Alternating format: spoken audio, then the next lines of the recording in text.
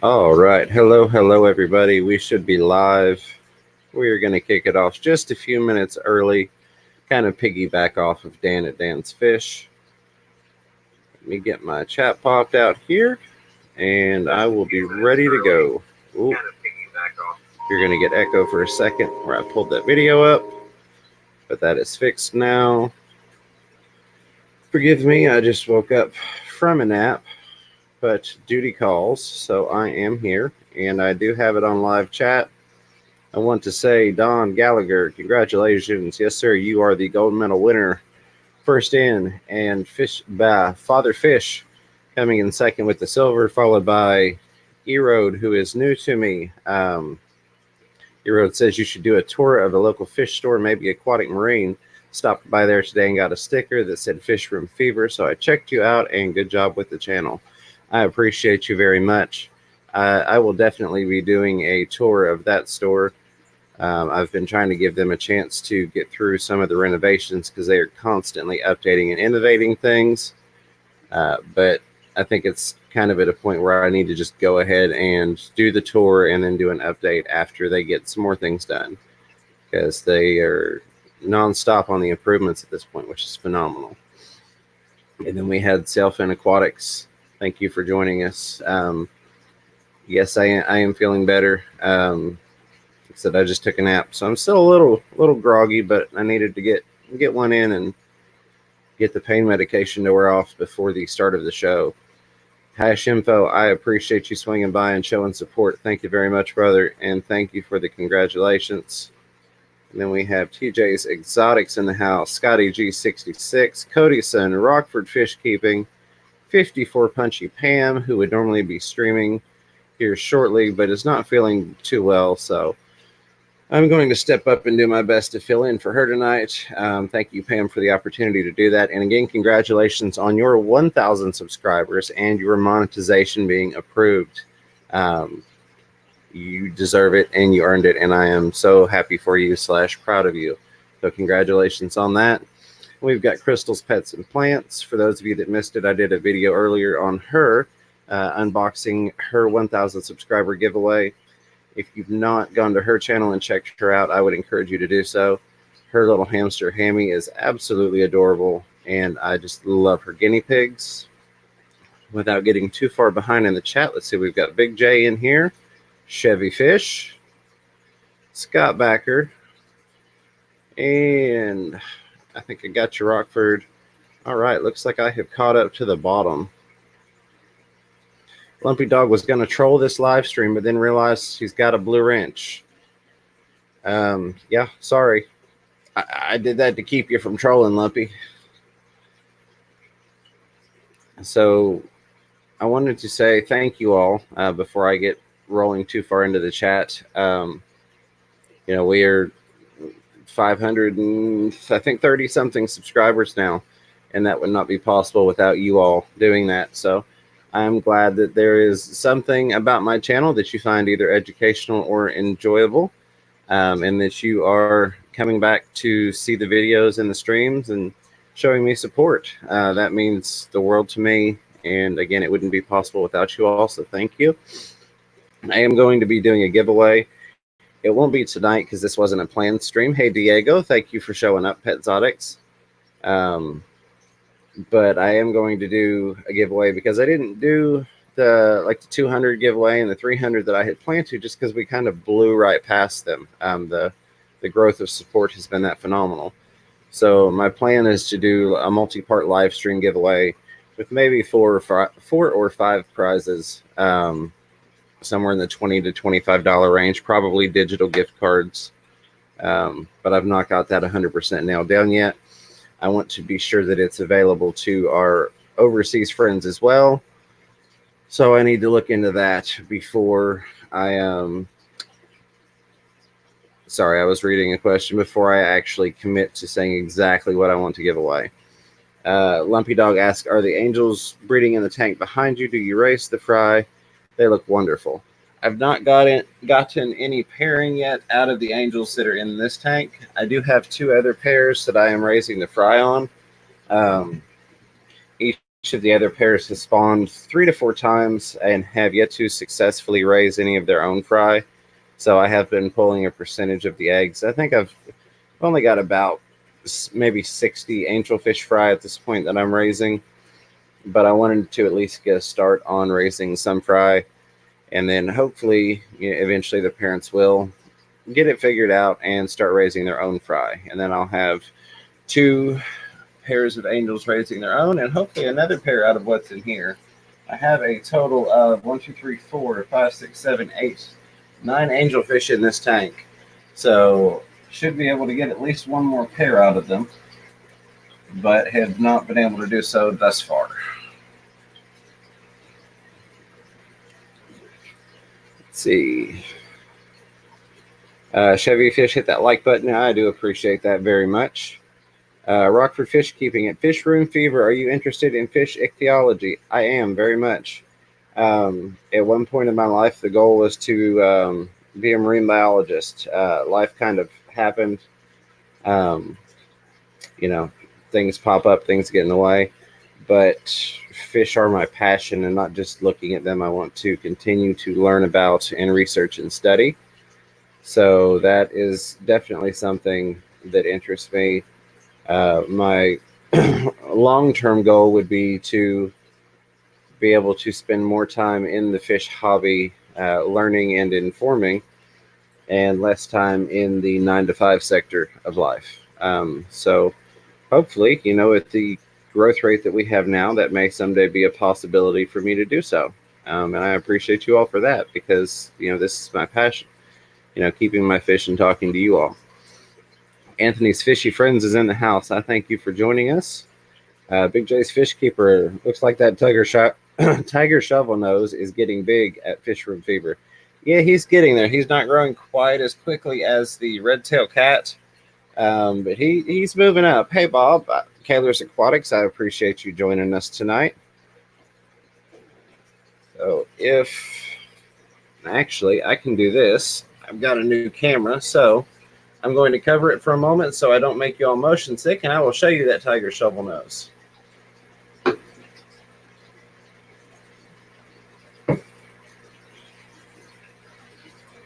So there he is, or she, in comparison to the angelfish. Just kind of hanging out. And then I'm going to slowly go over here so I don't get you all motion sick. And there is the red-tailed cat hanging out back in there. See if I've got just enough cord to... So there are those baby monsters, Big J. I know you love to see them just like I love to see your full-size versions. So I'm going to cover this back up so I can put you back onto the laptop without causing any motion sickness for anybody. Bear with me momentarily. And we should be back in business there. Minor adjustment will be good. Let's see, make sure HC Aqua is in the house. I appreciate you showing up. Make sure I didn't miss anything else. Again, Bob Kaler's Aquatics, thank you for being here, my friend. I appreciate you. And no, Lumpy Dog doesn't really care if there's a wrench or not. Lumpy Dog is going to do what Lumpy Dog does. Never a problem whatsoever. Don Gallagher says, I'm picking up 2 3-inch spotted Raphaels tomorrow. I will put them in my tank and never see them again. Yes, that can definitely happen. I've got a couple of fish that, bumblebee catfish that I purchased that I am starting to see now when I feed at night. But for the longest time, I did not see them. Rockford Fish Keeping is sending me a PDF and email, which is probably what just popped up. I don't know if that was something for the stream or not. All right, I did receive that, Rockford, and I will go through that at a later point unless there's something in there that you wanted me to discuss during the stream.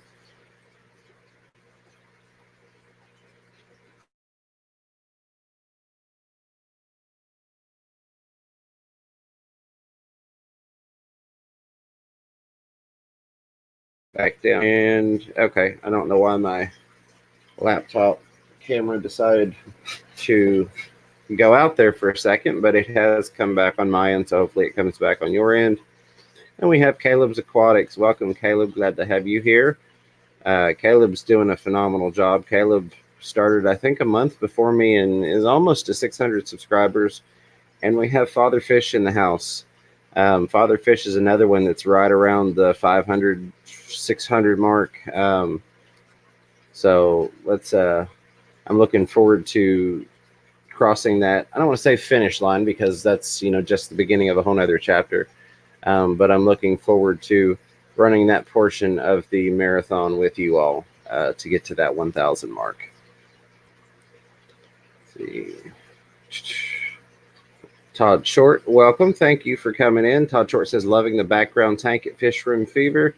Yes, it is one of the crowd favorites, if you will. So this is where I choose to stream. This is definitely not the most comfortable place to stream after my surgery, but it was better than you all simply sitting and staring at my bookshelf in my living room while I laid out on the couch. I'm going to adjust this camera real quick since I messed with it to show you the tank. Normally, I don't like to play with the camera during the stream, but it is what it is. I'm not sure why it's not sitting correctly. All right. A little bit better. I can actually read my screen now. So, Father Fish, thank you for being here. And not get too far behind chat here. A lot of hellos to everybody. That is phenomenal. Rockford Fish Keeping said, nope, not at this time. It's just a time I can't talk face to face. Gotcha. Oh, it jumped on me there. I see a lot of people I missed. Let me see if I can get back to where I was. All right, here we go. We have got Storm Riders Aquatics, Melvin. Welcome. Glad to have you here. I hope you were doing well and enjoying the relationship with the new girlfriend. I've seen you talk about that a lot. So congratulations on that, my friend. Recon 338 is in the house. Says congratulations on 500 to FRF and Caleb as well. Yes, absolutely. Alien World Aquatics at Fish Room Fever. Hey, man, glad you're doing better. Congrats on 500. Thank you, Alien World. Big J is celebrating Father Fish in the house. Absolutely. And Father Fish says we will all get there together. Yes, we will. See, Chevy Fish, got you, Caleb.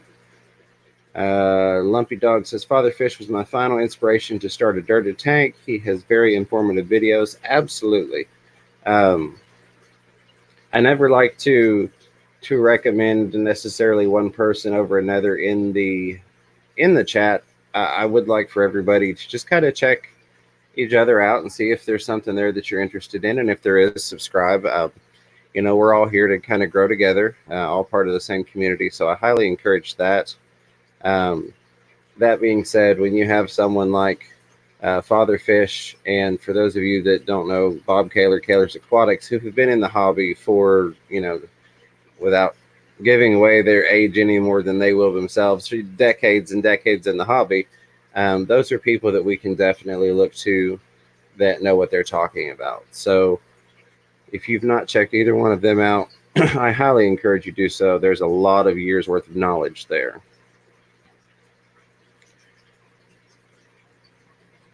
Rockford Fish Keeping says at Fish Room Fever, the only place we don't want you to stream from is the bathroom.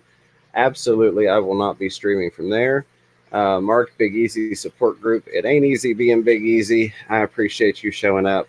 Tonight is going to transition over into more of one of your type of streams. I'm going to let people come up. I didn't have a whole lot of content planned for tonight because it was kind of a last minute thing. And then I was up on the phone till about 6:30 this morning with another member of the Fish Fam community and did not really get a lot of sleep. So I took a nap before this. So I'm not 100% in the mental set and prepped like I would normally be for my planned streams.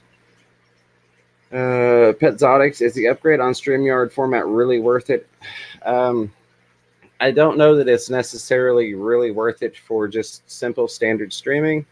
The main reason I did it, in all honesty, is because I'm interviewing two people from Seagrass Farms on a live stream tomorrow at 1 p.m. Eastern Time after Steenfod Aquatics noon stream. And I really didn't want to interview them with the StreamYard stamp on there, especially given that that is more than likely going to be shared out and potentially shown in a local business here. So I wanted that stream to be clean of any type of watermarks or anything. That being said, since I did pay for it, I am going to get the most out of it. I do have a little background set up, as well as being able to put my logo there instead of StreamYard, and a few other things. Nathan Alexander asks, what camera did you get? This is the Ausdom, ASUDOM. I can go get the box here in a second. It was on Amazon, regular price $69.99, and it was around $23 on sale. So I went ahead and got it. It does have a built-in microphone as well. However, I am not using it. I'm using this microphone here to my left. Chat is probably running away from me. I just saw a new subscriber. Nathan Alexander. Fatherfish said, thank you, Nathan Alexander, new subscriber just now. Recon 338 had a heater failure last night. Glad I caught it in time and got a new heater first thing this morning. Thermometers are a must if you use heaters. Absolutely, Recon. I agree 100%. I do have a couple of the digital heaters, or excuse me, digital thermometers with probes, but I really do like the standard just mercury heaters in the little glass tube that sit in there. Most of my tanks that have heaters have those somewhere on the front where I can easily take a look at it. And I did also purchase a temp gun with the laser reader. That way I can kind of walk through and do a quick readout on things that I don't already have a thermometer in. But I am certainly glad that you caught that in time and were able to avoid any issues or casualties. And good luck on the next heater you get in there. I know as somebody that does use some heaters, that is always in the back of our mind. A heater malfunction is one of those horrible things. You either can get way too cold or it can just outright overheat and cook the fish. So I'm glad that you caught it. Oh, and yes, Recon 338 says it was stuck in the on position. That is the worst. Oftentimes when they go out, our fish are normally fine because of the temperature in the room surrounding them. But when they get stuck in the on position and start cooking the fish, those are the absolute worst type of failures. That's where I've always seen the most issues from people posting a lot of deaths. Let's see, Nathan Alexander at Fatherfish, looking forward to watching videos. Yeah, Nathan, Fatherfish has got some really great stuff, as do a lot of people in here. Chewy is in the house. Hello, Chewy. Thank you for joining us. Fatherfish says, some of my best fish have been kept in the bathroom. Absolutely. I have a bathroom that is about 6 foot off in front of me, and that's where I primarily use the sink for my water changes and my Python setup so that I can run appropriate temperature water to whatever tanks I'm filling. And I have actually thought about putting a fish tank in there, since it is not really used as a bathroom and the shower has not been used in probably 6 or 8 months. The other option I thought of was potentially turning it into a small studio area, since there is a really nice fish mural painted all the way across one wall. So I might end up streaming from the bathroom down the road, Lumpy Dog, but it won't be in the manner in which you were discussing. Lumpy Dog says, how's the cichlid fry doing? We haven't seen them in a week or so. The convict cichlid fry are doing well. They are just eating and growing and moving right along as convict cichlid fry do. The jaguar cichlid fry are also doing well. They are, last I checked, at the wiggler stage. I don't have a flashlight with me. I may get one when I get up to show you all, because I could move the camera down there for you to see them. So I will see if I can grab my flashlight real quick when I grab the box for the camera. But I'm kind of in a position that is semi-comfortable at the moment with everything that's going on with surgery, so I'm trying not to get up at the moment and ruin that. Kaylor's Aquatic says, hey, Chewy, nice premiere this evening. Thanks for including my videos. Yes, if you haven't checked it out, and if somebody doesn't care to grab a link for me, Chewy dropped a premiere this evening, and it also featured some of Bob's work in it. That was a wonderful premiere, so I would encourage you to go take a look at that. Don Gallagher says, Recon, same here. I just had to go pick up a 300-watt heater about 2 hours ago. Yes, when my LFS was redoing some things a few weeks ago, they opted to change brands of heaters they carried and marked the Aqueons they had down to like $20 for the 200 or the 300-watt version. So I got several of those just for some tanks. It didn't necessarily... They were fine without heaters, but I wanted to add heaters, one of which was Mrs. Fever's African cichlid tank. So they're enjoying that now. Big J's Fish Keeper. Hey, some of you guys watched my video that was filmed in a bathroom. Yes, I did. I saw that. Big J's work. They actually have fish in the bathroom at work. I thought that was pretty cool. You know, I'm all for utilizing any available space. So I have nothing bad to say about that. A lot of hellos. Not Nola Jane is here. Not Nola, I did get the stickers sent out today, so you should see those in a couple of days. I don't remember who else I had on the list for today. You may have been the only American that I sent out today. Recon 338 says that Don Gallagher, heaters are a love-hate relationship. Yes, they most certainly are. Father Fish says probe heaters are dangerous. And Rockford Fish Keeping at Fisherman Fever, I have never had a heater fail, and all the time I kept fish, I must be special. Rockford, you were definitely special. You were special to me, my friend. No, I'm glad that you have not. I have had 2 instances of heater failure. Both times the heater stuck on, like 338 was referring to, and the water was just getting extremely hot. I did manage to catch it, but it's one of those things, if you're away or it happens at the wrong time, or it's a large heater and it heats up rather quickly, it can definitely cook your fish. Lumpy Dog says, I have a crazy habit of putting my hand on the front glass of each aquarium when I feed or do maintenance. I've caught failed heaters that way. Got lucky, both were cold, not hot. Absolutely, Lumpy Dog. I'm all about, you know, being aware of what your fish are doing, paying attention to your fish. And that's phenomenal that you're checking that when you're feeding.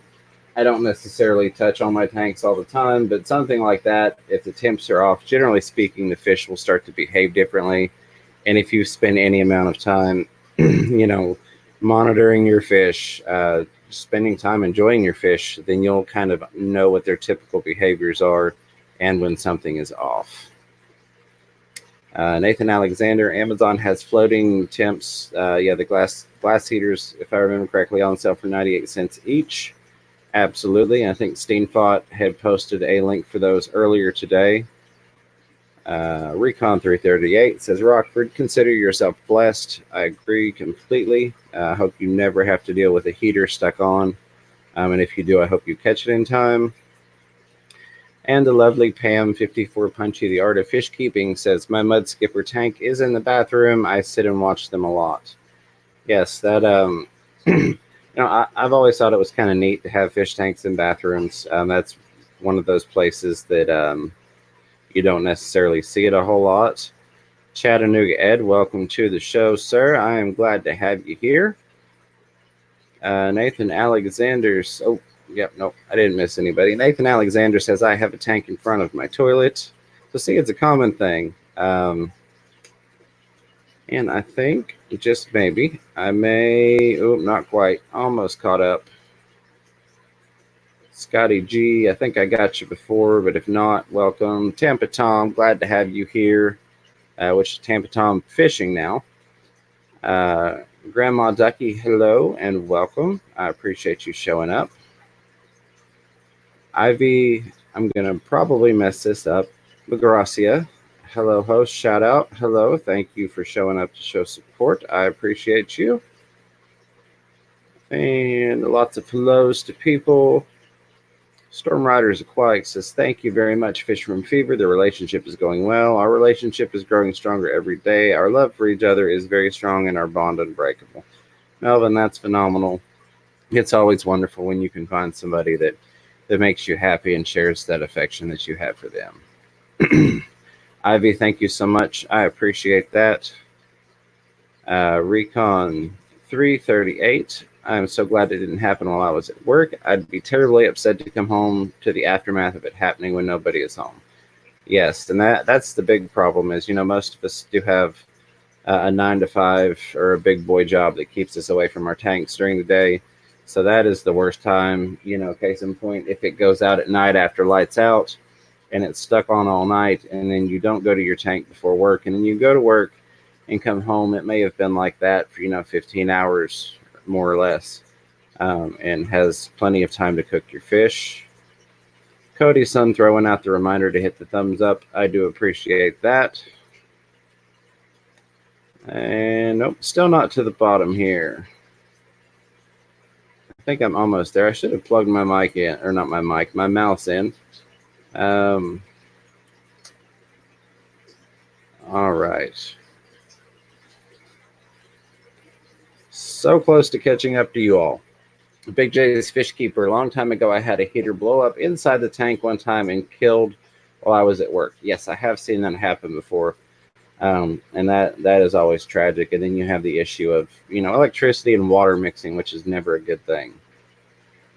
Father Fish says, I had a probe fall out of a 200-gallon tank with a 500-watt heater. It cooked a large colony of large waru. Very dangerous. Oh, I am sorry to hear about that, Father Fish. I've not actually had any waru, but that's something that I would... Actually, I think Miss Fever did have waru at one point. I don't know. She knows the cichlids on that end a lot better than I do. But that's definitely always a shame when we lose fish to something like that. But as I've said before, if you're in the hobby and you've never suffered a loss, you just haven't been around long enough. It's bound to happen to each and every one of us, or has already happened already. Don Gallagher says, yeah, mine was cold, like 69 degrees. Well, yeah, and see, that can definitely get dangerous for the fish as well, depending upon what you've got. And Ed, of course, with his wonderful cats, says, my cat has unplugged one of my heaters twice on one of my guppy tanks. Well, fortunately, with the guppies, at least they can handle a little bit of a chill. But, that's still not good, And I know your cats love to get into things and mess with stuff, Ed. So hopefully they'll maybe leave them plugged in for you going forward, my friend. Gamer Veteran, thank you. I appreciate your support and dropping that like. Big J's Fish Keeper, yep, the bottom busted out of the tank. Oh, yeah, that's not good. I've had some tank failures before for other reasons, and definitely not cool. Definitely not cool. Always fun to have to clean those up. I think, though, the worst I've ever had was a 120-gallon tank. Yeah, it was a 120. It was a 2 foot by 2 foot by 4 foot. And I don't remember what happened with that tank. Oh, I do remember now. I remember it was, normally I will rebuild a stand for a tank as soon as I get a tank if it had a stand with it. I did not in that case.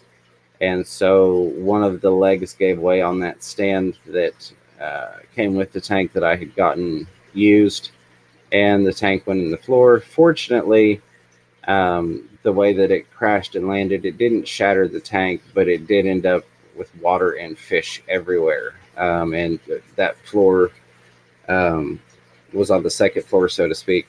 So the water went down into the air vents and into the ductwork and all of that fun stuff. Jeremy Morrell says, I don't have any space to put a tank in my bathroom. That's where I store all my Ajax. Yes, absolutely. Keep that Ajax handy for when that columnaris pops up. You can just take your fish in there and scrub them real good. Only joking. I do not recommend scrubbing your fish with Ajax.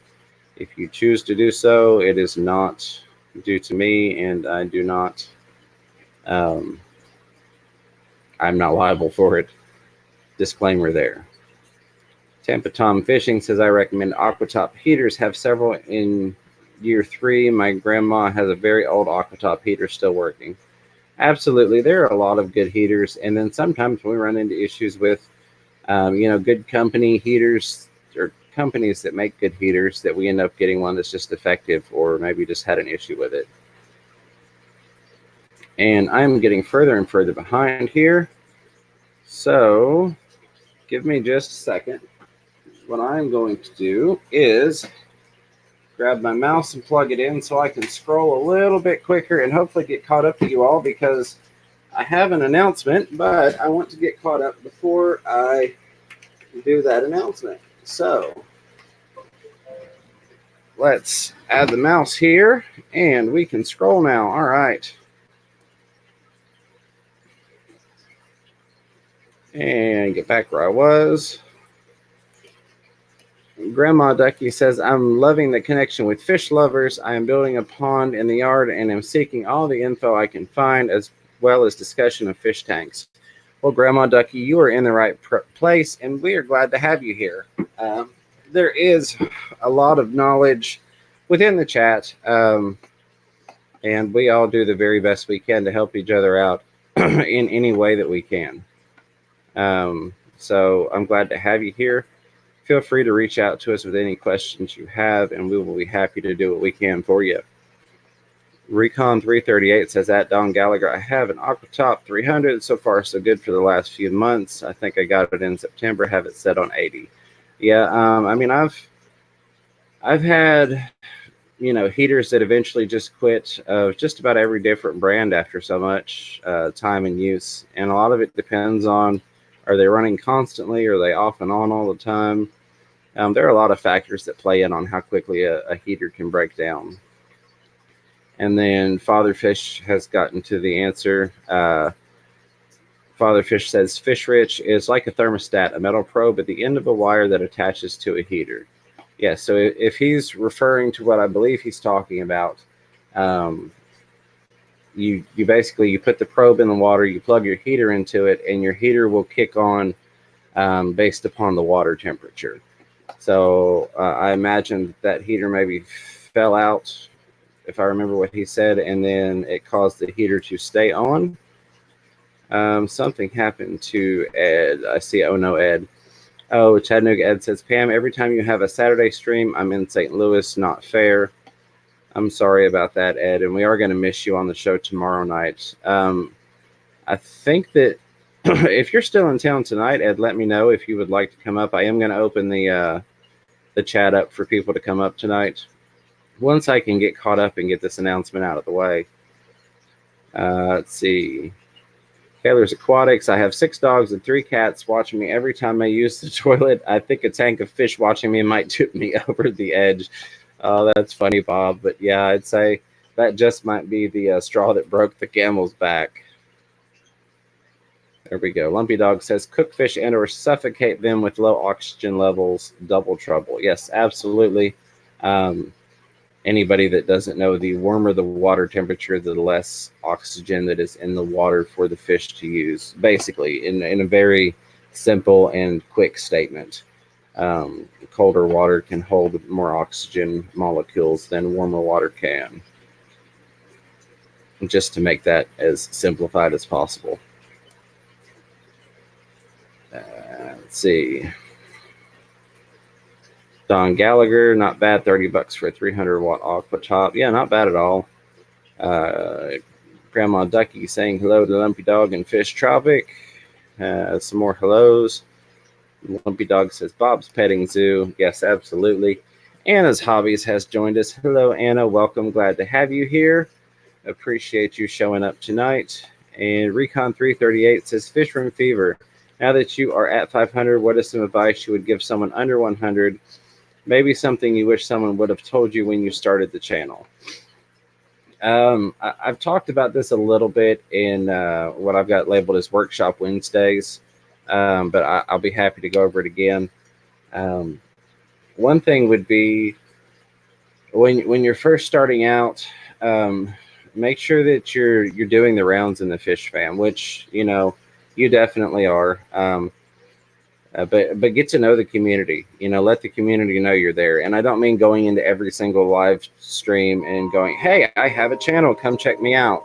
I mean being an active presence and trying to be helpful in the community. Um, Another thing that I would encourage is putting out some content. Which I know that sounds funny. You're going, "Well, of course," but there are a lot of people that are pursuing subscribers with no content, which is not a problem, and vice versa. There are people with no content that are gaining subscribers that weren't necessarily after it. But I would encourage you to go ahead and put some content out um, without going too far down the YouTube rabbit hole. One thing that I encourage all of you to do, if you have not already, is to check out your YouTube page from a laptop or desktop. If you have only viewed your YouTube page or YouTube channel from your phone, you will be amazed at the difference in how it looks on a laptop. Bear with me 1 second. The second part of that is to film a short video, just an intro to yourself and what you're doing with the channel. And then go in and set that as, forget the terminology at the moment, but basically your intro video. When a new person comes to my channel, my What is Fish Room Fever video automatically starts playing and is displayed on that page. If you've not selected a video to show on there, oftentimes a new person will visit your channel and the first thing that greets them is there's no content from this person. So you don't want people coming to your channel and the first thing they see is there's no video content. Even if you have videos, it will still show that. People that are more well versed in YouTube will know to go up and click over on the videos tab and it will show your videos. But if you're trying to grow your channel and you're under or around 100 and you have not A, looked at your page from the desktop or laptop, and B, set yourself up an intro video, those would be two big things I encourage you to do. And we can definitely talk a little bit more about that. I'm going to try and get caught up with the chat real quick. Kaler's Aquatics Chewy's premiere video.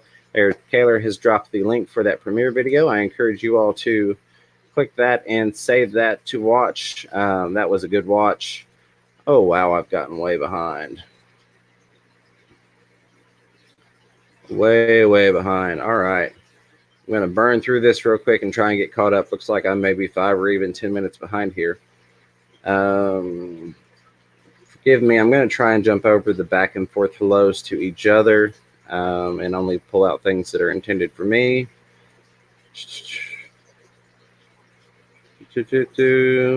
All right. Asian Traveler, hello and welcome. Glad to have you in here. Hash Info again. Hey, brother. I appreciate you showing up. Thank you for the support. Let's see. Tampa Tom says Aqua Clear 50 stopped working yesterday, maybe 2 years old. Yeah, they it seems like the newer ones don't really last as long as the older ones do, sadly. A little bit cheaper plastic and cheaper parts, but that's how it is with just about everything. Anamora, hello, welcome. Only 500, not 500K, but hey, I'm going to party like it's 500K because I appreciate each and every one of you all that has supported me. Might be getting close to the bottom here. Tampa Tom Fishing dropped a Flipple 3.0 in the tank a long time ago. Still working great. That is always phenomenal. Kaler's Aquatics talking to Grandma. Yes, so Grandma Ducky Kaler did address the fishermen. I love to do that stuff. I did not get to the past couple of years. Recon apparently has a second channel I did not know about. And it looks like Rockford is getting some phenomenal deals on Aquaneat heaters.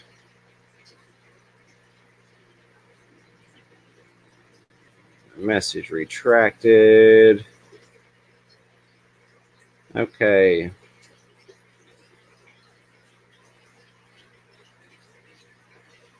Recon says, thanks so much for the advice. I definitely do my best to visit other people's channels, though there are so many good smaller channels, I'm sure I don't get to them all. And I have the same issue. You know, I work 6 to 7 days a week, plus trying to put out new content as well as help people out with content for things that they are working on. And Amber is in the chat. Hello, Big City Bettas. Hashtag Jamber. I didn't see Joseph, but if I missed you, Joseph, welcome. If not, you ought to be here. Amber's here. But Recon, I'm the same way. I have, it's hard to keep up with everybody. There are so many wonderful videos that sometimes you just can't get to all of them as much as you try. And I always feel bad when I miss out on them. So it looks like I have finally caught up. If I did miss somebody coming into the chat, I apologize. Say something to me. I will shout you out.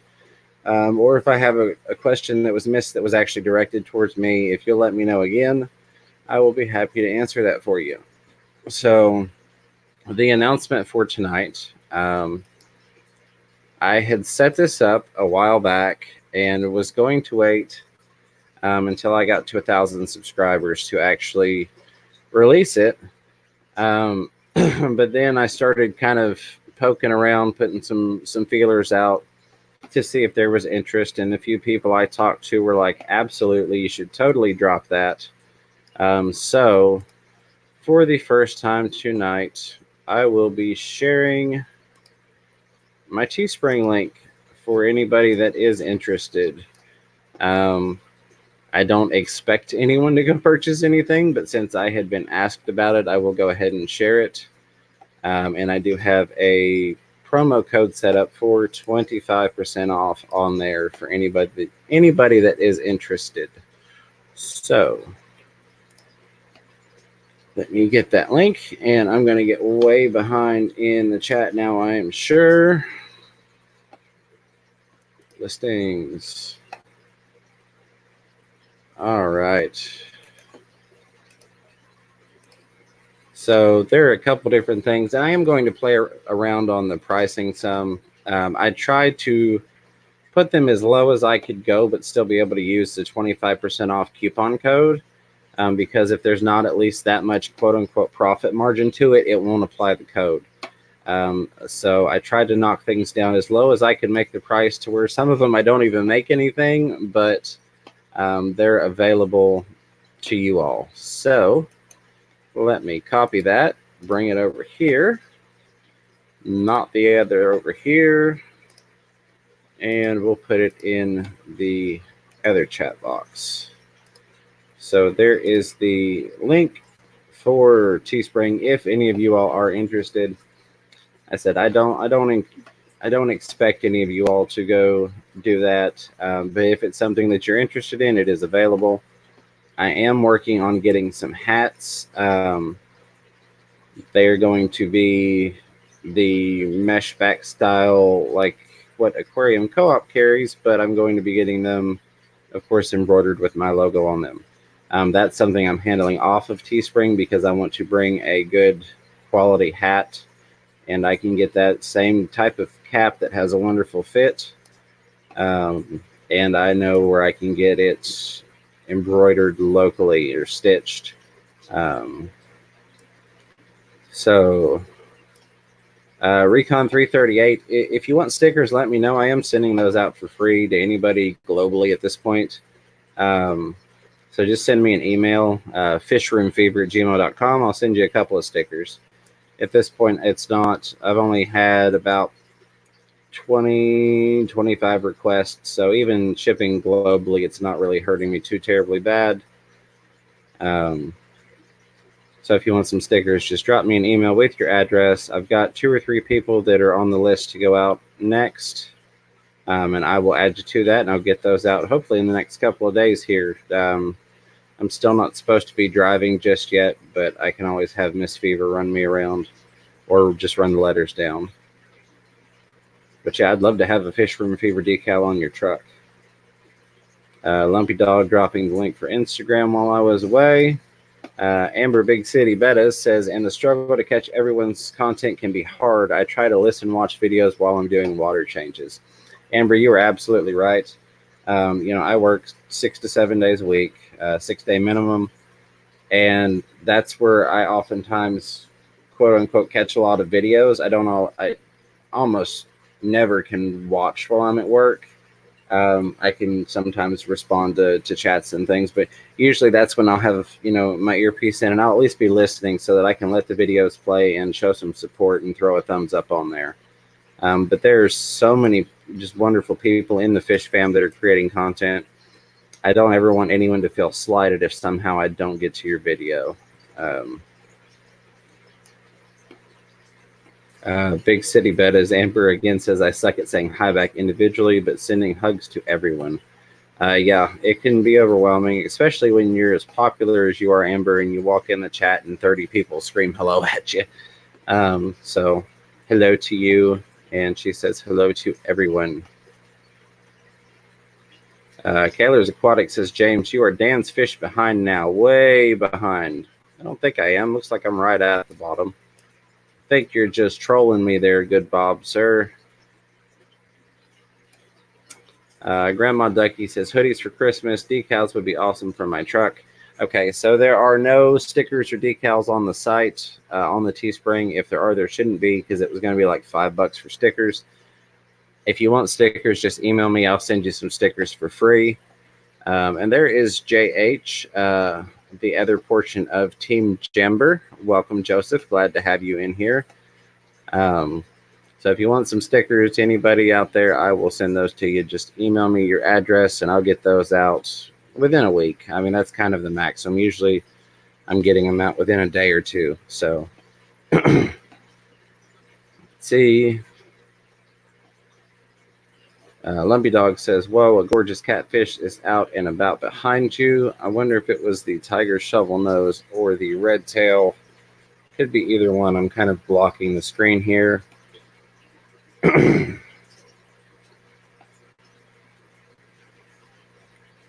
Yeah, I know. I kind of thought you might be there. I was trying to not be gone for too terribly long, Bob, at Kaylor's Aquatics. I appreciate you.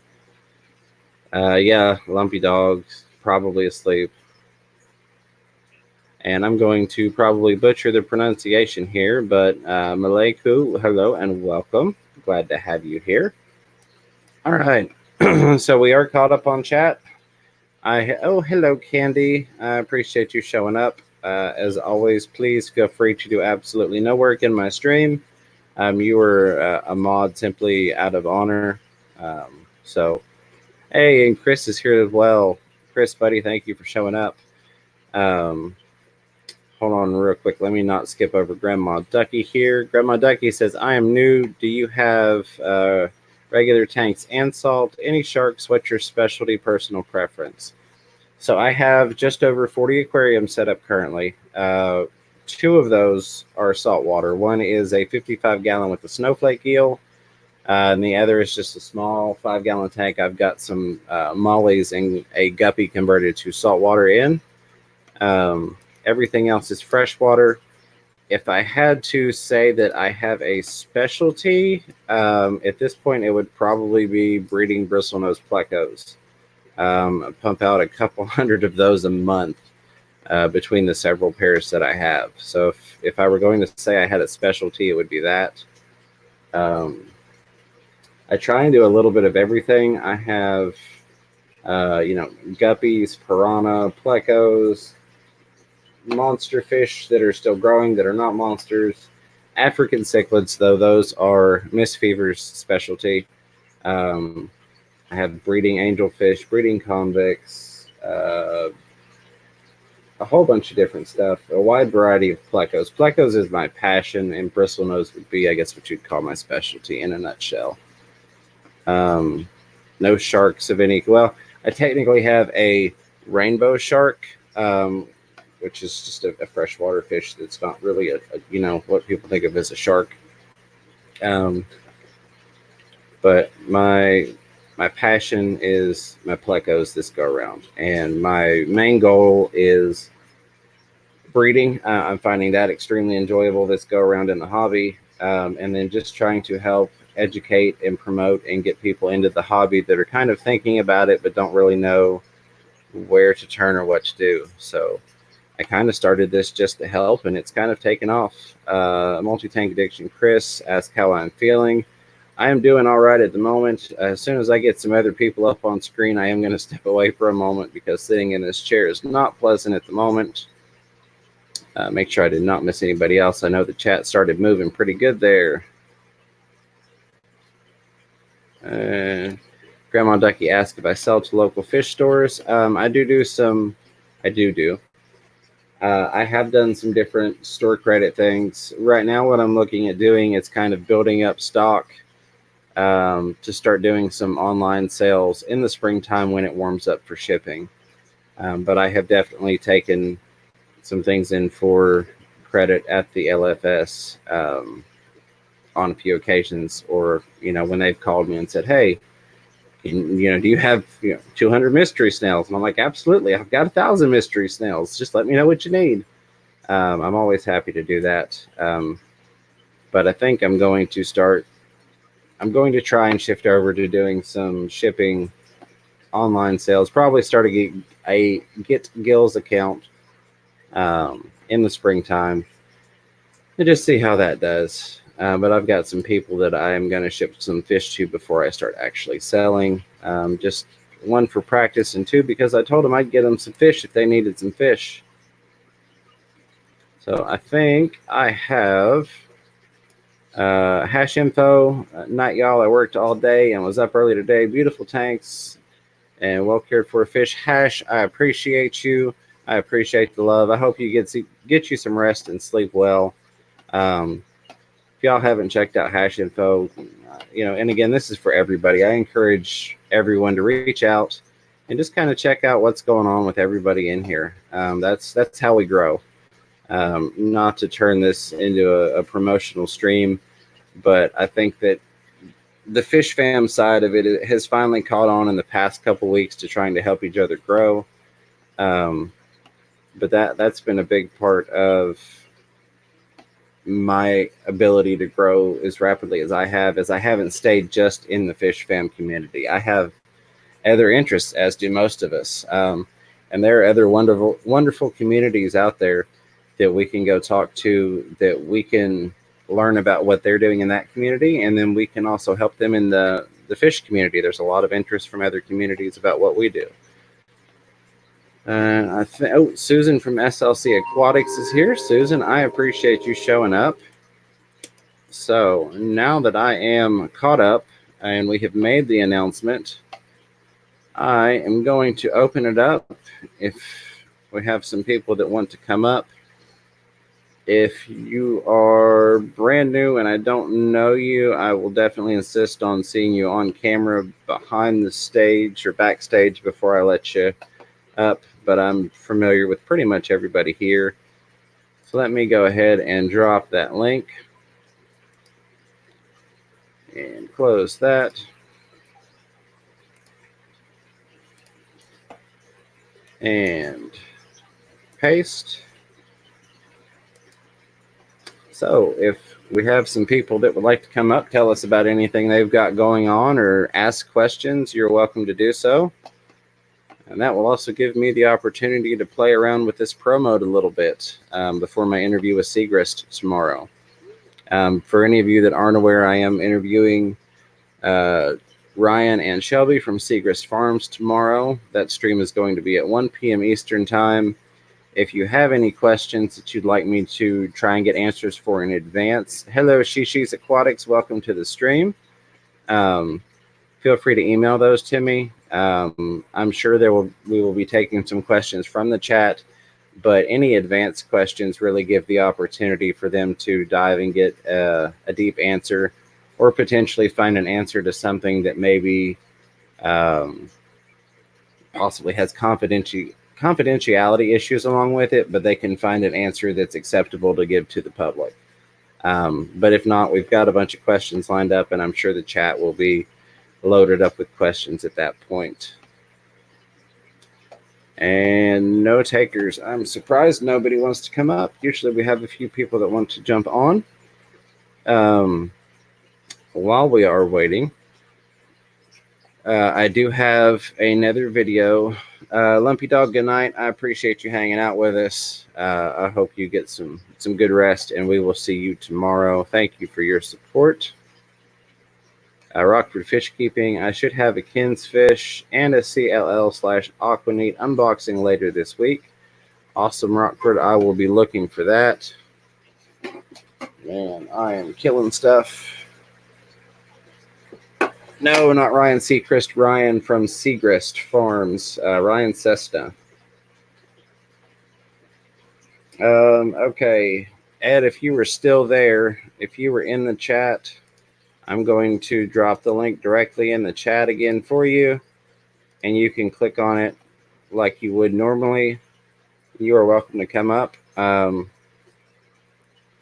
Amber, if you have any questions, I know you're one of those people. You give talks on fish and things. You're an extremely knowledgeable individual. So if you have anything that you would be interested in getting an answer to, not that you couldn't find out the answer on your own, but please feel free to shoot me a message or an email, and I will get that on the list of questions we've got set up for them. See if we can get Ed up on stream here. I know he is working on it. So while we're waiting, it looks like Bipolar Aquatics did have a video drop 45 minutes ago or so. I've not checked it out. I'm just now seeing the notification because I was getting set up to stream. But I encourage you to check it out. I always enjoy those videos. Let's see. Bob Kaler, 39 to 39. All right, let's get it to 50. That would be awesome.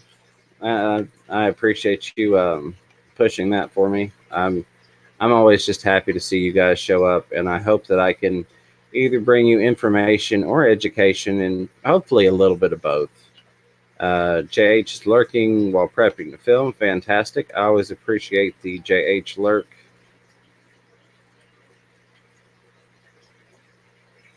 See, make sure I didn't miss anything. Kaler's Aquatic says, I need to do a video on my bettas so Amber can ID them for me. One is huge. Yes, definitely. I'm sure, one, we'd like to see your bettas, and two, I'm sure Amber can do some identification, although I have seen her request still photos before so that she can count spines on the fins or something. She's going to jump in and correct me here because I'm saying something wrong. But I know I've seen her request some still photographs so that she can do some counting of some sort on some part of the fish.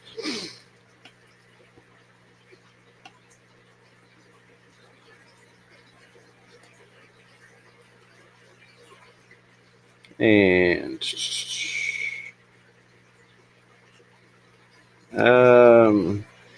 Susan, I appreciate that. I may do that, but I don't mind to ramble on for a minute. I will be okay. I did take some medicine right after I woke up, which is another reason my mouth's kind of dry and I'm kind of not quite as focused as I may normally be. But I am, the show must go on. So Pam mentioned that her spot was open and if I was interested. So I said, absolutely, of course, we'll do something a little different. Having a week off of work to heal up from surgery, I planned on doing a lot of streaming anyways. One, because I think it's great for the practice. Anybody that's just getting started on YouTube, or even if you've been around for a little while, I encourage you to try doing some live streams. Not only is that going to help with your watch hours, but it's also going to help you get a little bit more comfortable in talking to people. Multi-tank addiction is live? Is that correct, Chris? Or is that just showing a video?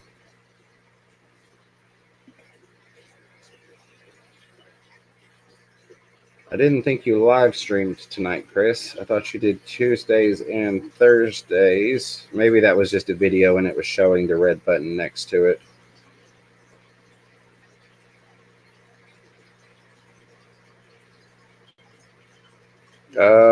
It says you're live, Chris. I did not know you were going on tonight. Barefoot Adventures, welcome. Glad to have you here. That's another cool channel outside the Fish Fam. Got some neat stuff going on. So check them out if you have not. Bipolar Aquatics is... there we go. Bipolar Aquatics. Hello, hello, and welcome. Amber, you are more than welcome for the kind words. Definitely an awesome fish nerd in my book.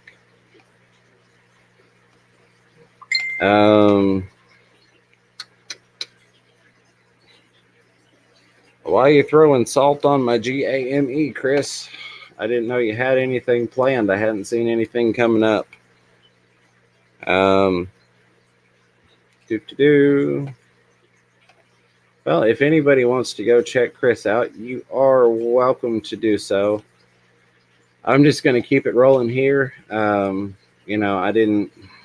Honestly, I kind of went slightly out of the way to get set up tonight, and I'm comfortably ready to go. So I'm just going to keep on rolling. But anybody that wants to go check Chris out at Multi-Tank Addiction, no hard feelings to you. I may even pop over there and watch a little bit if the stream dies off because everybody jumps over. But we're going to keep this thing rolling at least for a little while.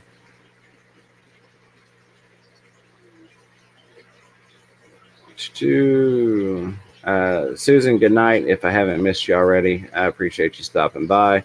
Dr. Black 66, good day. Glad to have you here. I appreciate you showing up.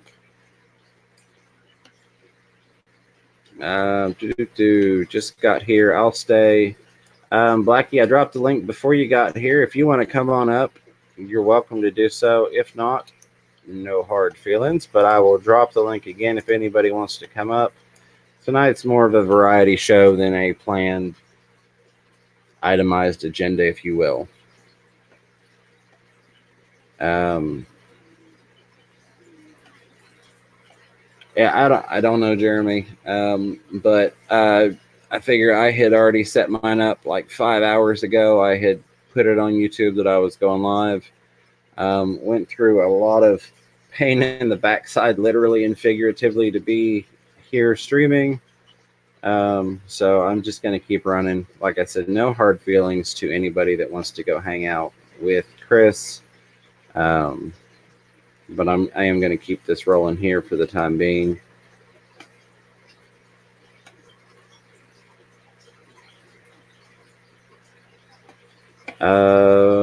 Chris said he didn't want to pull from this stream. Yeah, well, and like I said, I don't mind. It's no hard feelings. That's one thing that, hey, I see somebody in the background rolling one up. G'day. One sec, mute that. Bingo. Hi. How are you, Dr. Black? I'm fabulous, thanks. Right. How have you been? How's your evening? Doing well. Got a little nap earlier, so that helped things along. Pam said she wasn't feeling too hot. What's that taste like? Oh, it wasn't too bad. Aside from the 6-year-old climbing on top of me in my sleep, and I think trying to open up some wounds that are healing.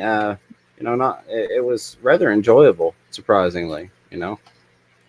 I'm going to adjust that down. Now that I've got you here, let's kick that out there and let's play around with some things here. Might as well take advantage of your features. Yes, absolutely. So let me see if I can't get rid of that. And there we go. So I think that'll work for tomorrow. That's a little bit better than the StreamYard branding for having on a major company. Looking a little bit more professional tomorrow. Hello, Nathan Alexander, and hello, Big J, and Recon commenting on my lack of jacket today. Yes. And Anna, how are you, love? And Amber, how you going? I have to say that was an awesome segment with you and Alien World Aquatics. If anybody in here missed that, I suggest you go back to Blackie's stream yesterday, and if nothing else, go check out that little segment. That was pretty cool the way you all set that up. I enjoyed that, and not just because I was mentioned in it. I thought it was a great little setup. You got to have fun, don't you? Oh yeah, absolutely. Occasionally. Absolutely. Yeah, no, it was a sort of off the cuff. I mean, not really off the cuff, I suppose, because it was pre-planned, but only pre-planned mere moments before I went live. Edley. All right. So that's not what I want to give the audience. Hello, Pam.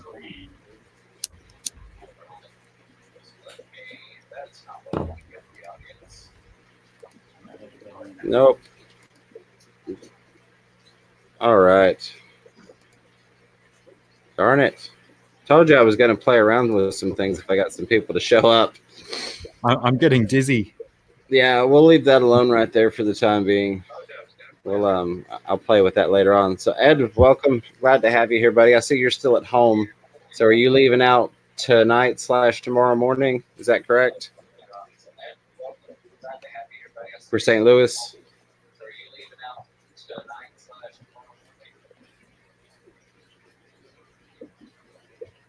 Can you hear me? Yeah, but I hear a whole bunch. I had to like redo everything. Like download it. Can you hear me? I've got you. Okay. Yeah, it may be maybe earbud time with three of us on here potentially. I know we've never had issues with two, but let me try mine.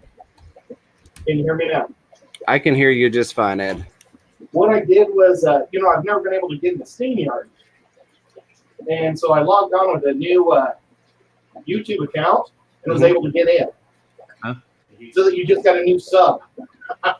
But so hey, I made it. But I muted YouTube, and I'm listening through Steam, so I can't see any of the scrolling.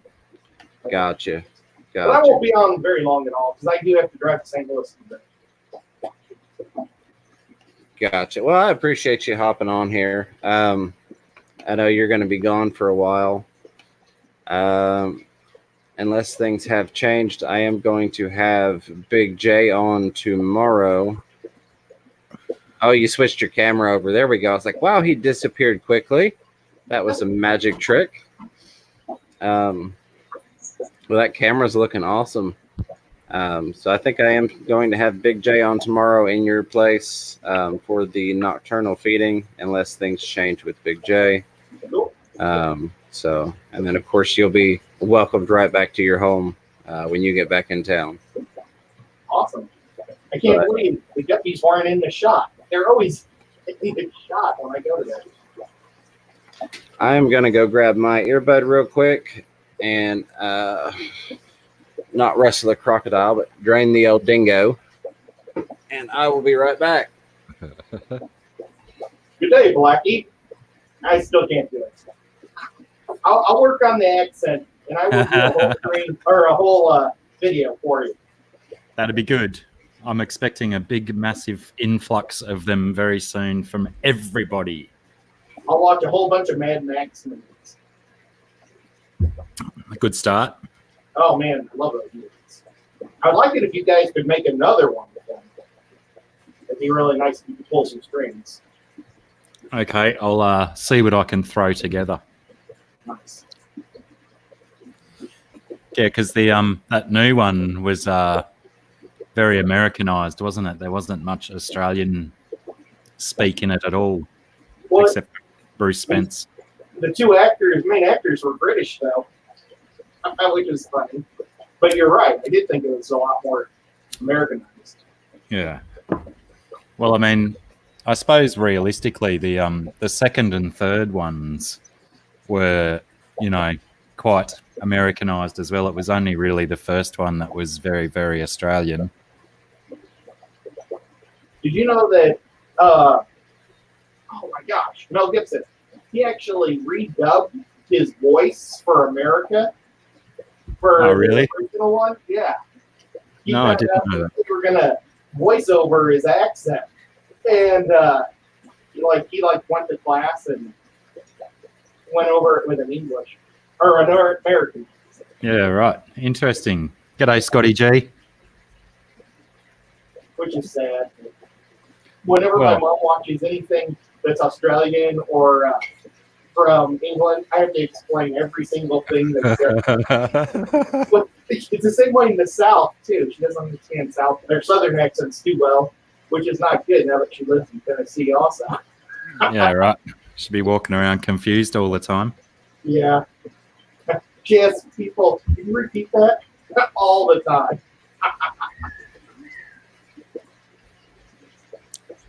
Wild. Yep. Did the big snake come back? No, not yet. He's probably enjoying many foods where he is now. It's the perfect environment for lots of rodents to live. So yeah, I suspect that 30 kilometers might be too much of a hike for him to return. It'll be interesting. I still hope it does. Just for the fun of it. No spoilers, Fish Tropic. Man, I wish I could see the chat. Hey, we can see James's tattoo there. He's got like a skull with a dagger going through its head. Almost looks military. Let's not tell Miss Fever that we're breaking the rules tonight. She won't watch the replay. So let me see if I can get my Bluetooth hooked up real quick. Before I do that, silly me, now that I'm a little bit more coherent, I did not drop the promo codes for Teespring. So I have two. One of those is 25% off, and that promo code is FRF25. The other, if it works out better for you to do it that way and saves you more money, is free shipping, and that one is FRF500 for 500 subscribers. So either one of those, I would almost guarantee you can't use them together, but there are the promo codes if you wanted to go pick up some merch. I'm going to get a few things ordered for myself, and Ed and I have been talking about some hats, which we're going to do separately from Teespring. But apologies to interrupt you, gentlemen. I'm going to get this Bluetooth hooked up, so hopefully I won't interfere with you all's audio. I wonder, do the promo codes for free shipping only work stateside? I would say they probably do.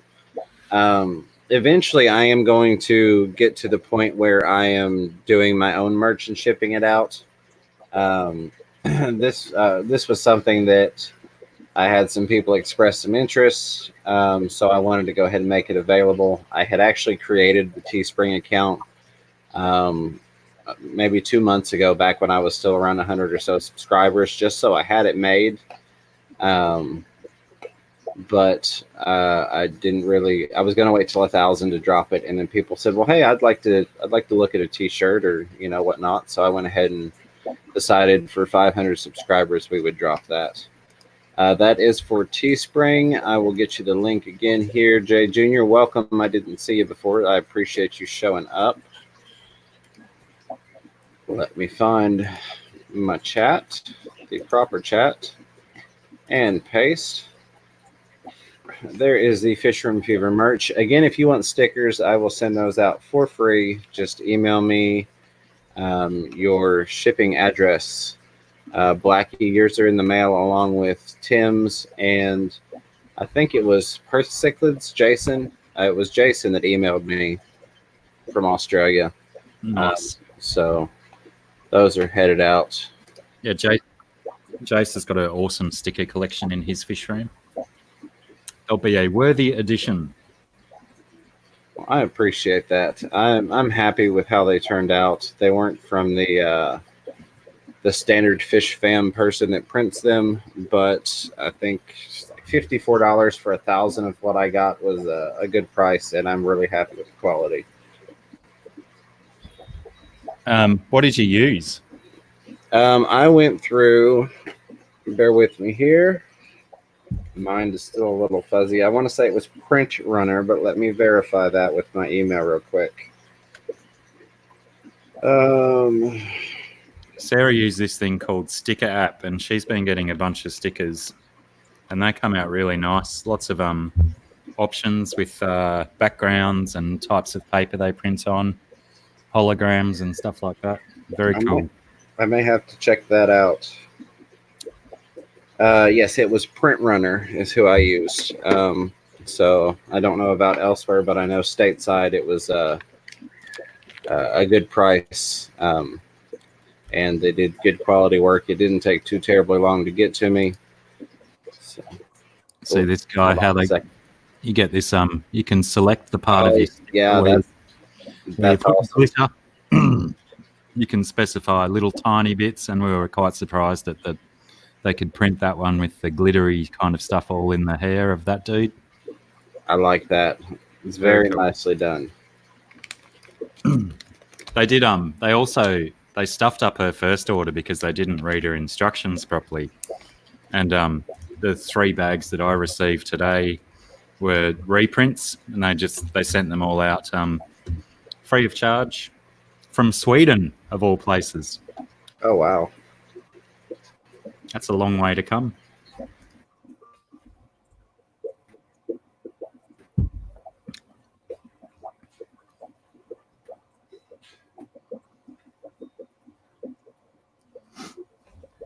Well, just as a comparison, Amber, it's about 32 degrees Celsius here.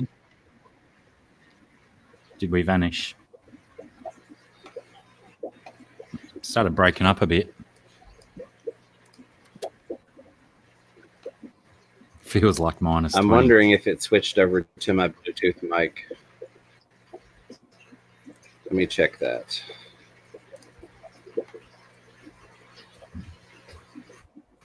Nope, it should still have me on my standard mic.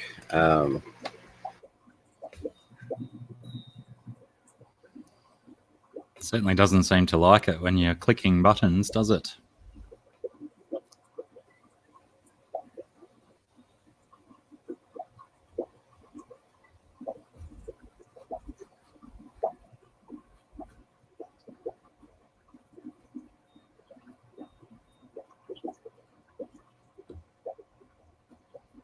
Hello, Ingratha.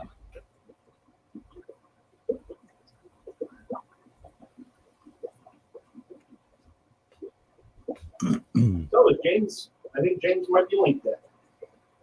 Or not linked dead, but something.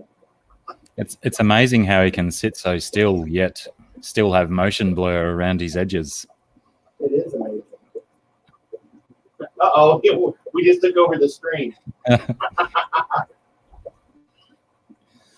I've been this whole time trying to figure out how I can read the chat and talk at the same time. I think I finally did it. Whew. Melvin, that does sound quite full on, but yeah, like the other kids are saying, you can easily block people from doing that sort of thing, and then you needn't have to worry about them. Rockford, how are you, mate?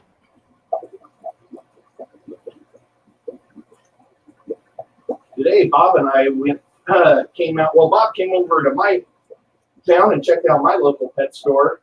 It's kind of neat. And he's gonna make a video. Well, he did make a video, I think. I can't wait till it pops. But it is a really strange pet store. When you first go in, you don't know if it's like a Night of a Thousand Corpses or a pet store from the 70s. It's pretty neat. I'm intrigued. Yeah, it's neat. Is it? Do you say that because of like the decor and whatnot that they have in the store? Yeah, and the smell and everything else. The smell. You have to dodge a couple of peacocks and turkeys to get into the place. It's pretty neat. It's a really old place. The turkey followed me all over. How very interesting. Yep. They've got Cayman alligators. The guy also, he isn't just a pet store, but he also makes zoo habitats. So he has like, it originally was just supposed to be a showroom for zoos. And then it turned into a pet store also. I found that out today. And that's why it's such bizarre stuff. Oh, Bob says the video's up. So as soon as this stream is over, go over there and check it out. Oh, he says there's already 44 likes. Oh, darn it. Maybe we should just end this short and go over and check it out. Isn't Bob, you're a mod. Post the link, mate. Yeah, oh yeah. I can't wait to see it. He was halfway through the place and he said, you know what, I just got to start videotaping this. And Rockford, when asking about the stickers, I think the normal Fish Fam sticker guy is Jadron Aquatics, isn't it? Yes, Blackie. Yeah, right. And welcome back, Jimbo.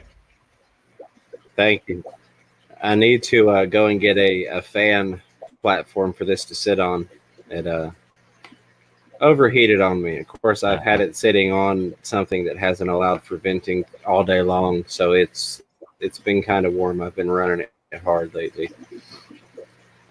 But I'll get my Bluetooth set back up so that I can hear you gentlemen, and I will be good to go again. My apologies. That is one thing I will give credit to StreamYard for, is that even if the host disappears and their computer crashes, thank goodness the show must go on, and it does with their technology.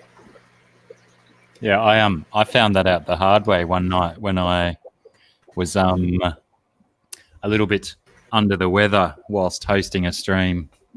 And I thought when I cracked the dirts and finally just closed my window, I thought, yeah, that'll get rid of the stream. Nah, it was still going.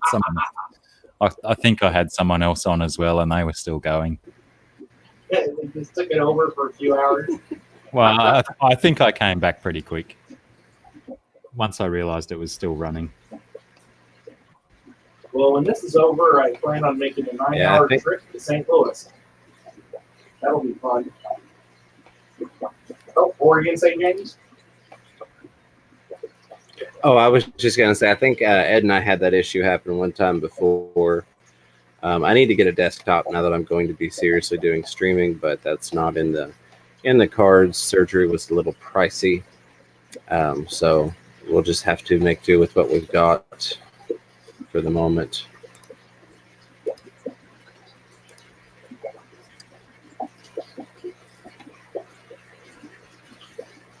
Come on.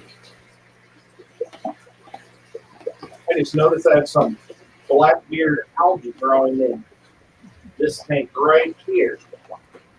I'm pointing to it right now. And right on, that's 15 gallons. So I'm hoping that my Siamese algae eaters aren't too big and they'll finish it off. I've got one Cory cat that'll eat blackbeard algae. I've got like a whole pack of them, 12 of them. And one of them will sit on it and munch on it. I wish you would train the other ones.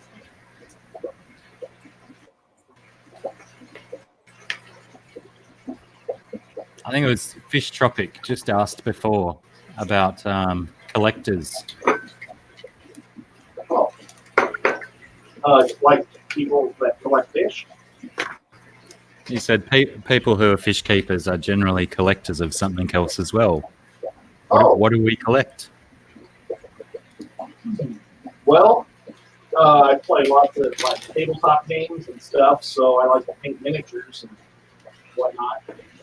And I don't ever sell them, so they just kind of go in a box and I've never seen them. So I kind of collect that, I guess.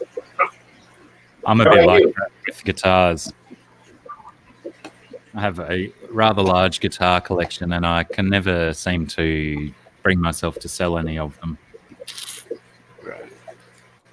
My collecting would be coins and precious metals, and then the typical American response firearms. You never have too many. Got to protect the fish. Indeed. All right, so my apologies for the firearms. I wish, or gold bars. I'd like to collect those too. Yeah, What? I'm also very interested in Fish Tropics' comment that it seems like I can fly helicopters. How does it seem like this? Just because of my headset? I wear my headphones like a pilot. that is an interesting observation. Well, most American TV shows have an Australian flying them around in a helicopter. Yeah. So that's fine. Very valid point.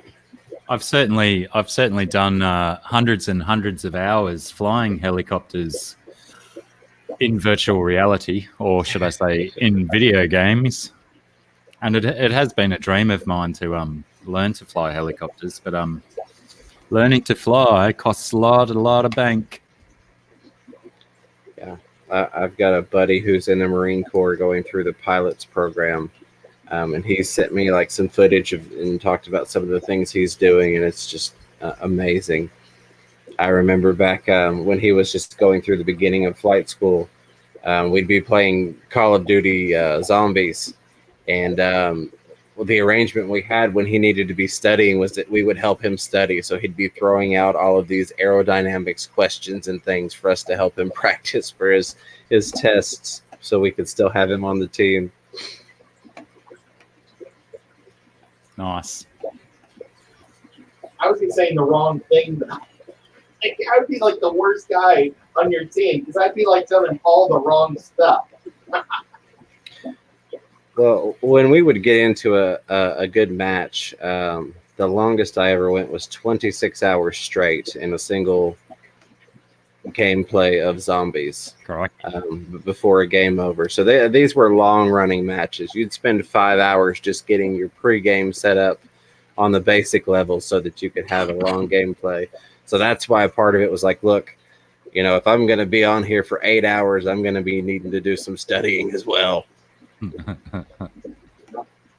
Hey, Hungry Master, welcome. Glad to have you. So, gentlemen, I appreciate you both coming on and helping keep things going while I was having my technical difficulties as well. Sorry, I just jumped back on and interrupted you talking.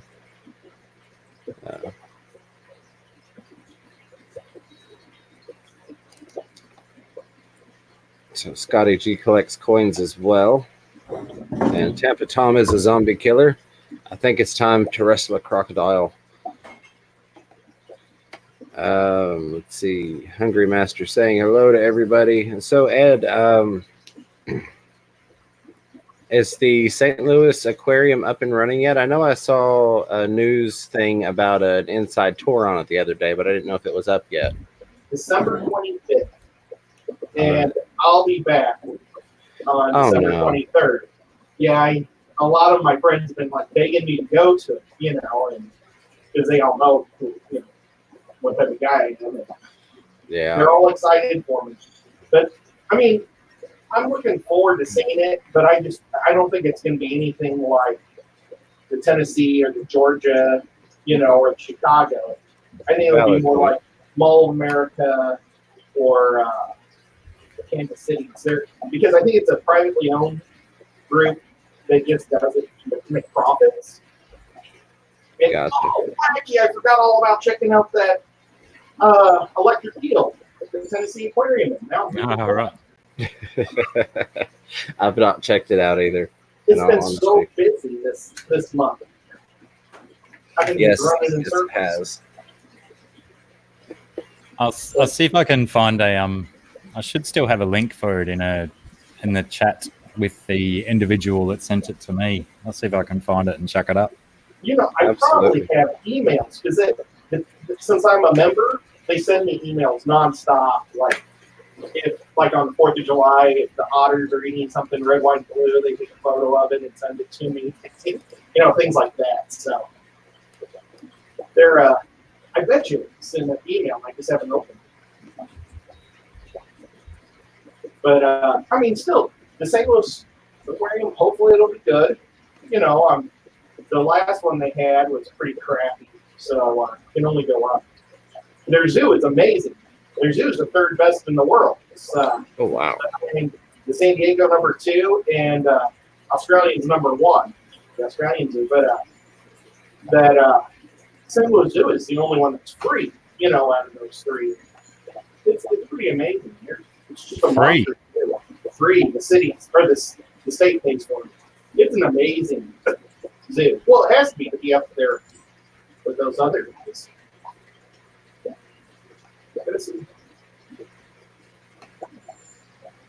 G'day, G-Snap and Hungry G-Snap. Master. Hello. Crikey. I've been to aquariums all across our country, and I really like the Tennessee. I think it's one of the best. I've not been, sadly. I've been to the Ripley's Aquarium, but I've not been to our actual Tennessee Aquarium. That may be something that I have to get with you and do at some point. Yeah. So I think that would be a blast. Now you see the Ripley's. That's another one that's a privately owned outfit. Yeah. And that's why I haven't gone to that, because I try to stay to the state brand or the federal brand type things. That they're generally just a little bigger. And you have more bang for your buck. There's so many things to do in Gatlinburg. Right. That's where it is, right? Gatlinburg is where the Ripley's is. Yes, sir. The link. Don't go on the earthquake ride in Gatlinburg. It's a waste of money. Okay.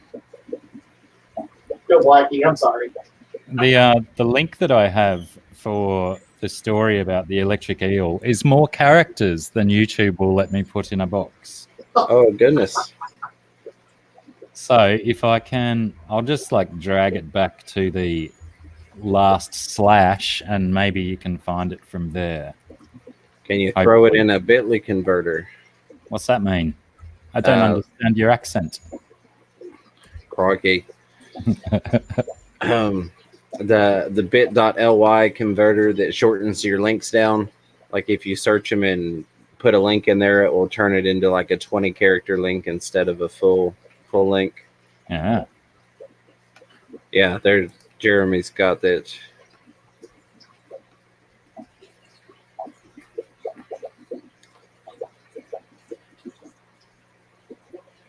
Quite a few people in the chat. I appreciate you all showing up and hanging out tonight. And Pam, I appreciate you giving me the opportunity to fill in for you. I'll try to do my best to live up to your high standards. I've already got my bra off for the day, so we won't have that portion of the show. But nonetheless, we'll still try and keep it entertaining. Yeah.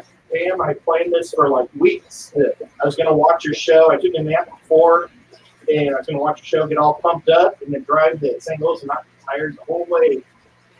That's right. You mentioned that. Doggone it. Now you guys are going to be excited. Hey, Pam, did you open your box, or have you got your box?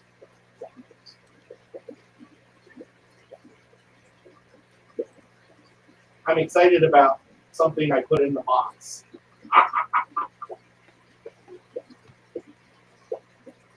There is the email, Jay Jr. Also, it should be in the description for the video. Should be my email address. I've not added the Teespring link yet because I hadn't rolled it out at the time of putting this video or the stream up, but I will add that as well. And all of my other contact platforms, including a cell phone number that Blackie keeps sending these obscene photographs to. Only kidding. He's not done that yet. Also, don't follow that link that I just tried to shorten for the eel story. It does not work. Gotcha. And Bitly wants me to sign up and stuff to try and... Oh, no. Negative. But, So, a quick Google search of electric eel and Christmas tree and Tennessee. That should do it. I may check that here in a minute, see if I can find a shorter link from the U.S. side, since a lot of times it has a different link across the globe. But a funny story, Multi-Tank Addiction Chris, I had ordered some art for him back on Black Friday. Received part of it last Wednesday, but my mailer tube with my large 4 arowana drawing never showed up. Well, I had some stickers to mail out today anyway, so I went down there and I'm talking to the lady and I'm saying, hey, I'm missing a tube. It's 1.5 to 2 foot long. It didn't show up. And she's like, well, it's not here. You're going to have to talk to the people in Atlanta that handle that type of stuff. And I'm like, well, can you just look for it? You know, maybe there's a tube. There was an issue with the label. My previous packaging, yeah, or the other package, it was kind of damaged. Maybe there was a problem with the tube and it's sitting back there somewhere. She said, no, it's not here. We wouldn't have it. It's in Atlanta. Fortunately, a gentleman walked out to open up at the other counter, overheard the conversation and said, is it a mailer tube? And I said, yes, it is. Walked right over, grabbed it, said, there's no name or lot number on it. And I said, and I gave him the address, which you would see on the envelope I send out the stickers. I have not gotten a P.O. box yet. It's 7204, but that encompasses about 200 houses for that particular number. And he said, well, how do I know it's yours? And I said, well, one, you can open it up and I'll tell you exactly what the contents are before you do so. But for two, it's got FRF written on the side of the tube in Sharpie. And that would be Fish Room Fever, which is my YouTube, and showed him. And he was like, oh, okay. But I just love the fact that the woman was just so certain it wasn't there, wasn't going to look for it. And then the other guy walks out and he's like, it's right here. I've got it for you. So. Humans, eh? Yes, absolutely. Fish Tropic. What is everyone's favorite size fish tank? I'll let you gentlemen go first if you would like. It's by 2 by 2. I can't measure my fish tanks in gallons. I go on dimensions. I like 6 by 2 by 2s and 3 by 2 by 2s and 4 by 2 by 2s. You like those made up liter things, whatever those are. We only use those for soda. Yeah. And you spell it wrong. Yeah. Ed, what about you, sir? Well, probably right now is 20 longs, just because they're great for breeding shrimp and guppies. So, I mean, that's the most useful tank I've got. You know, I love tall tanks. I don't know, I'm a tall guy. I don't like to bend over, and so I like height tanks for me, personally. But otherwise, the 20 longs, which is as short as they get, is the most useful. And I probably have about 20 of those. I agree. I think my second favorite is the 20 longs, but my number one at this point that I've fallen in love with would have to be the 40 breeders. The footprint on those and what I can do with them gives me a little bit more stocking option. I'm seeing some really good stuff in the chat. Fish Tropic said Bob likes 180s. JH said 33 longs. I've always wanted one of those, but I've not been able to get my hands on one thus far. 10 gallons and 55s for Griffin's Fish Room. Recon 338s is honestly my favorite tank size would have to be a 20 long. So there you go. Doesn't take up a ton of space and still lots of options. Yeah, I use the 20 longs in my hallway, as Ed has seen. And it still leaves you plenty of room to walk down the hallway, but I was able to put, 9 or 12 fish tanks out there in the hall using 20 longs. And then I saw something about a bow front. Sandy said a 50 lowboy. I've not gotten to try that one, but it's if I could have any tank right now, I'd take it. Well, any tank, I'd take something huge. But in my price range right now, I'd like to get an 80 lowboy. And I'd like to try to do frags. So, absolutely. I am do my first saltwater. That's what I'm looking for right now is a local. And JH has the winning answer right there. My favorite tank size is free. Yes, sir. I have a 45 as well as several 10 gallons and 29 gallons that were free. And those would definitely be my favorite sizes as well. As long as they don't leak. But I suppose if they're free, then it only costs you what it costs you to fix them to silicone. Yeah. I did have a couple of those leak, but it wasn't too bad to seal them. It was definitely worth it. Sorry, go ahead, Blackie. I was just going to ask what the dimensions are on a 40 breeder because I hear them spoken about so much, but I'm not quite sure what their size. A 2 foot long tank. It is a 3 foot tank. Give me a second. I can give you the the exact dimensions. And while we're waiting, I will say hi to Sandy Doherty and Griffin. I didn't see them sneak in. And because I am a caring American, I'm going to give you the. Well, I was going to try and give you the metric dimensions, but it doesn't want to give me metric dimensions. That's all right. I can multiply by 2.454. Right. So the 40 breeder is 36 and 3/16 inches by 18 and a quarter inches by 16 and 15/16 inches. That is 90 centimeters by 33-ish centimeters. No, maybe 36, 38 centimeters. And what was your last number? Sorry, I was scrolling through for an actual metric. All right. Pam put it up. 16 inches is Yes. 36-ish centimeters. Something like that. So All right, good. Thank you. Now I know. Now I've got it locked in. I really enjoy them, and I've got a couple of racks that I've built where they're double stacked and plumbed all together on a sump, and I absolutely love it. Once I get moved down the road and get an actual fish building set up, I'm going to do a lot more 40 breeders. That's going to give me the ability to do a lot more things with like pleco breeding colonies that I couldn't do in a 20. As much as I love my 20s, like you said, for shrimp, they're perfect. I wouldn't want anything else for my shrimp colonies, Ed. One sec. Back in a sec. Absolutely. And Pam 54 Punchy says the thing about 40 breeders that is nice too is that they actually hold 44.9 gallons. Oh, I missed it. There we go. That I was not aware of, so thank you for that information. There's good old Sharpies with the conversion. A 40 breeder is 200 liters. Was going to harass you and say you spelled liters wrong. That's a letry, but I know that's the proper liter spelling. Look, Sharpie, when I get back from St. Louis, I'm going to paint this guy. I've never painted a miniature, though, that had a clear base to it, so that's going to be interesting. I just saw Sharpies, and I wanted to show off my computer. So it turns out I already have 2 40 breeders. How about that? Oh, very nice.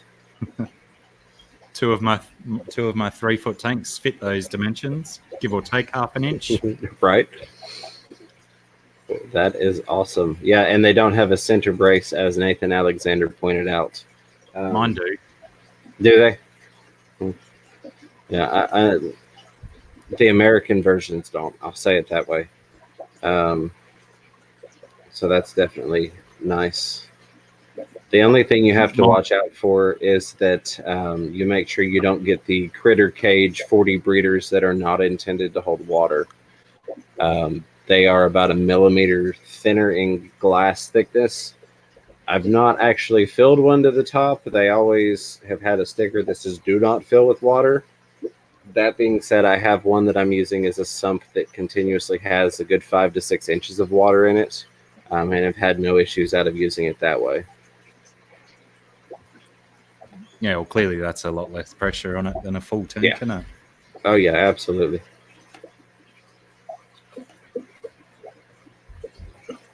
Good night, Amber. We appreciate you hanging out / taking a nap with us. I hope you have a wonderful night. Classic Amber. Yeah, I hate that when you're sleeping and you're holding the phone up and the next thing you know is smacking you in the face. Especially because mine has, well, it's not on it now, but mine has a massive battery pack attached to it, which at least quadruples the weight of it. So it's nice and heavy. It's like a little brick. You mean quadruples its arousing ability, arousing you from sleep? It does, yes, absolutely.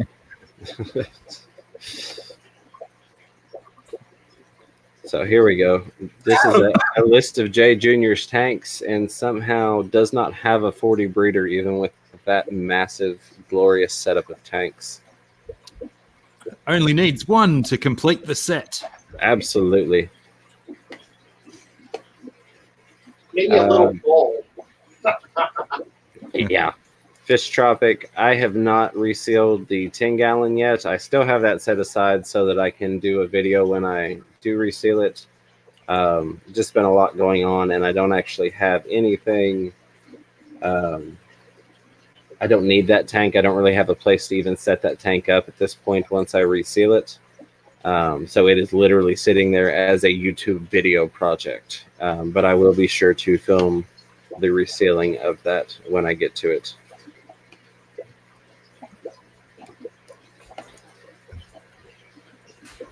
So, yeah, I think I'm enjoying this the little upgraded version. It's nothing super fancy. It's not like what you can get into on OBS, but I do like not having the StreamYard logo and the little being able to do a background. It's those little things that make a difference. But yeah, But still, not $25 a month worth of difference. no, it's really not. Like I said, were it not for the fact that I'm interviewing a well-known / the largest importer in the U.S., I wouldn't have messed with it. But that was something that I wanted to add that little touch of professionalism, if you will. Sure. I don't want to be promoting that specific video, going, "Hey, check out this, this interview," and they're going, "Hey, you cheap bastard, you've got a StreamYard's logo stuck on the top of it." So I just went with the 1 month for now. So Sharpie, did you have a spider on your face? find the chat Oh, wait, again. did I just read that right? Somebody has a spider on their face. Yeah, Sharpie had a spider on his face. Oh no. According to Noah he- James. Because he punched himself in his sleep, Oh, I got you. broke his God. nose and knocked himself out. Don't know his own strength. Jeremy, I believe from what I saw, you can add up to a 30-second clip that I assume would play on a loop. I hadn't gotten that far with it just yet. I actually had 3-4 videos working on today, one of which is not going up because the Dan's Fish shipment did not work out. So no hard feelings there, but I don't see a reason to post a video of dead fish arriving. There's nothing positive out of that, and I have no animosity towards Dan, so that one is scrapped. But I did have I released the video for the Crystals Pets and Plants where I won her 1,000 subscriber giveaway, and I did film and get the editing done for my aquarium co-op shopping spree courtesy of Mike at the Fish Tank Barn with the $50 gift card I won from him. So I'll upload that tomorrow, but I've just not gotten around to doing some other things. Oh, and I I'd wanted say, to go ahead, Black. A super idea with the bow fronts to install them backwards so that you can see properly in them. Because I'm not a big fan of the bow fronts either, but hadn't even ever considered to put them in backwards. Honestly, I had not either, and I have one sitting empty in the living room that I dislike so much I gave it away to my mother. So I had not thought of that, but that was a space option. I could either set up my 16 10-gallon tanks in that 4-foot area, or I could have one 72-gallon tank in that 4-foot area. So I went with 16 10-gallon tanks. Whose Why not? idea was that? That's clever. That is clever.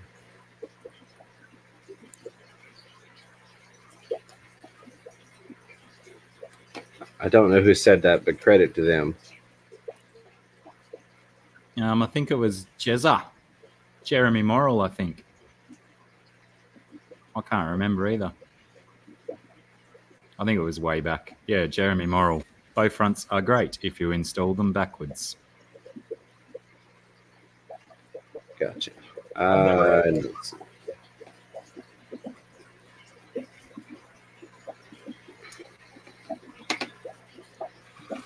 Oh, goodness. Let's see. You are absolutely right. I don't know that I have come across a 40 that actually had a canopy and whatnot. However, I never want a canopy and the full setup for what I'm doing, so I've not honestly looked that hard for it.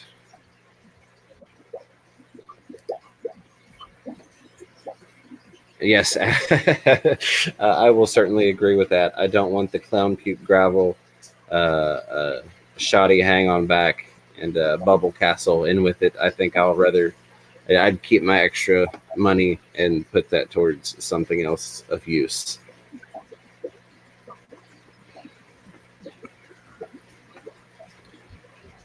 So, have you gentlemen got your Christmas shopping done and over with?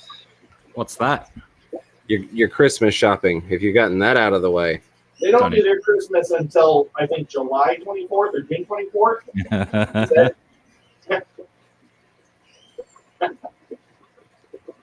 I guess it would be cute.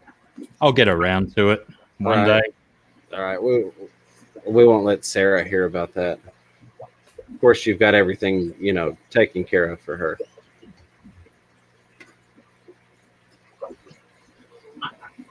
Maybe. I've got all mine done. That's what I'm going to St. Louis for is early Christmas with my brother and his side of the family. His wife doesn't allow him to come here. Well, I do wish you safe travels, and I hope you have a good time. We will miss you while you're out of town. Yeah, it's a drag. Whenever I go up there, it's just nonstop, and I don't get to get on YouTube at all. So. Somebody mentioned they do have clown puke gravel. Nothing against you using the clown puke gravel. I just won't spend my money on it. I mean, I can go and spend $5 on a big bag of pea gravel. You get a lot more for the same price. So that's where I tend to lean toward. I've got a whole bunch of free kind of different gravel. That's in this one tank here, I think, with the guppies. So what I put in all my guppy tanks, I got all this black gravel that had like some orange and red in it. I used to go whenever somebody posts on Craigslist the tank really cheap or free, I would get it, or people would take them to the factory and I'd take it. So that's how I got so many tanks originally. Here, I'll see if we can see it. Hello, Priscilla. Welcome. Glad to have you here. Hope things have not been too rough in the fish store for you. I actually like that. I like the little specks of color in with the black.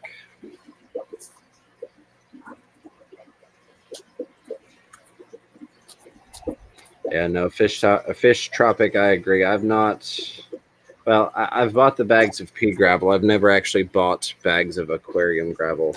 And I have tried the sand, and I've also tried the dirted tanks. I want to do that again in a tank that I'm not going to play with constantly.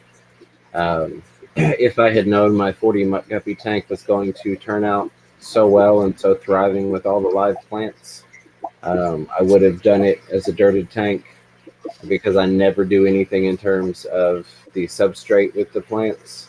So when that eventually moves to a new home, to the new fish building, I will probably set that back up as dirted. I'm sorry to hear that, Priscilla. Let me see if we can do this real quick. Nope. There we go. Get a better shot of that. Oh, I saw a guppy. Let me do this. There we go. So what guppies do you have in that one, Ed?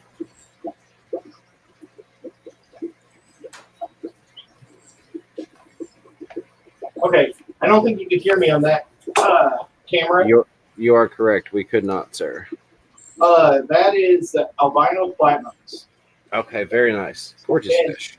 Normally, I keep one 4-foot or 3-foot light on 220s, and so normally it's like in the middle, and they're always down right where the camera is. But since I moved the light right over them, they're all at the top waiting to be fed, so they're not in the shot. You know how it is. Yes. I look forward to seeing that, Jason. That will be very cool. I said my experiences were bad both times. In the sand tank, it had some larger cichlids that kept stirring it all up into the water column. So that kind of turned me off to doing the sand.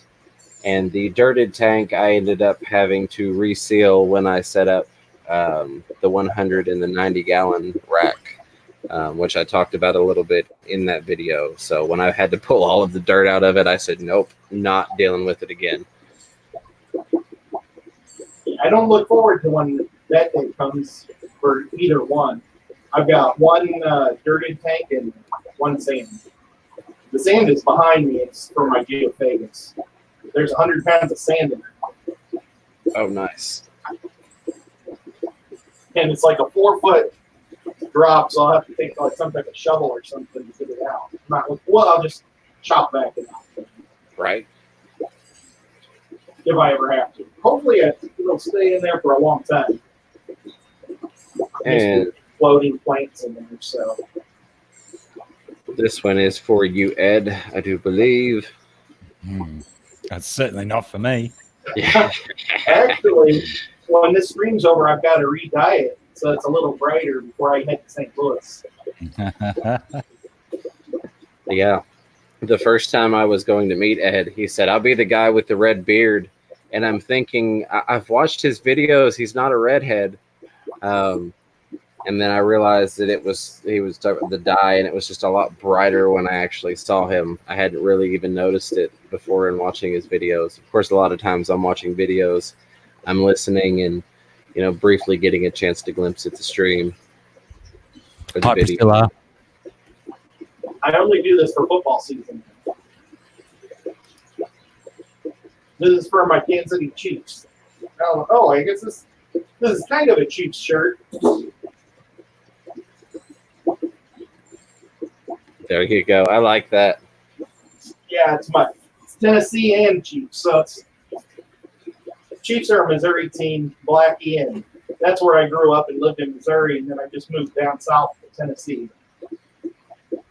So kind of my way of being so proud of my team.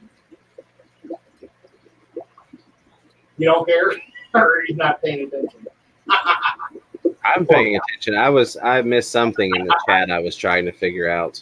Oh, I like that shirt. I think it's awesome. It's a very specialty shirt. It seems like it might have been a little tricky to find that. Or did you have it custom done? it was a Christmas present. Gotcha.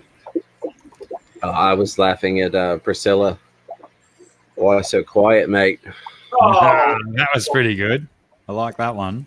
That was a good reread. I'd like to hear Priscilla do it that well. I've been plenty loud, Priscilla. I was just letting these gentlemen have a conversation for a minute and stuff.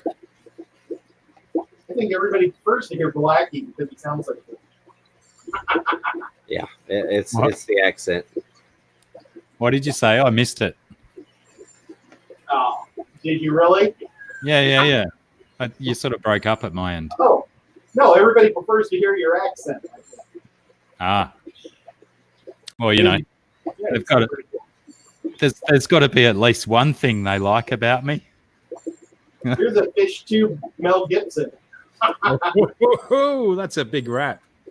the younger Mel Gibson. He's looking a little beat up Oh, you're a now. couple of years older than me. All right, so we have, let's see, looks like 30 people on, so we probably have 50 different opinions for this question. But anybody got any tips for dealing with bristlenose pleco eggs? Would either of you gentlemen like to address? They go pretty good on toast with lots of butter. Vegemite, mate. Yeah, you know, it's a nice little flavor to go with the Vegemite. When you've Vegemite. There we go. surplus, only when you've got a surplus of them. See, that's what I have to get the inflections correct. It's not Vegemite, it's Vegemite. Vegemite. Vegemite. Vegemite. There we go. We got Ed going. Ed, I don't know if you've got I've never had them, but I would probably just let the dad take care of them.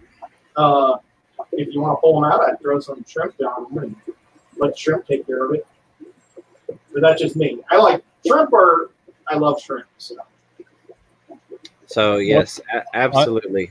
In dealing with, I'm assuming you mean maintaining and raising, not dealing with as in you want rid of them. So yes, number one would be to just let the dad raise them. Once they get to the point that they're about to come off of the egg sac or finish the egg sac, that's usually when I'll pull the cave out, because dad will still have them huddled away in there. If there are any predators that are going to come after them. If there are no predators in the tank, then I just let them run the cycle in the tank until it's time to pull them and sell them or move them. If you have some that are abandoned, or for whatever reason you're needing to try and get the eggs hatched without dad's help, flow is my biggest recommendation. I don't use any, I've not ever used methylene blue with bristlenose eggs. But usually I will either put them in my Marina hang-on box or in a net hang-on inside of the tank, and either have the flow from the filter hitting them, or my favorite thing to do is in the Marina box have an air stone that's constantly churning water right above them. And like Ed mentioned, I have used cherry shrimp several times in there to help. They'll kind of constantly be picking at the eggs, and they'll eat at fungus and whatnot, but have not eaten the eggs. I've never had an issue where the cherry shrimp ate the eggs. So that's my 2 cents after about 700 bristlenose fry. Why wasn't too bad? Oh, well, thank you, sir.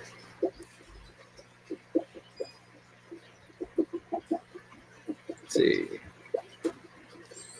Yes, in the springtime, I should have a rather large surplus of bristlenose plecos to start shipping out.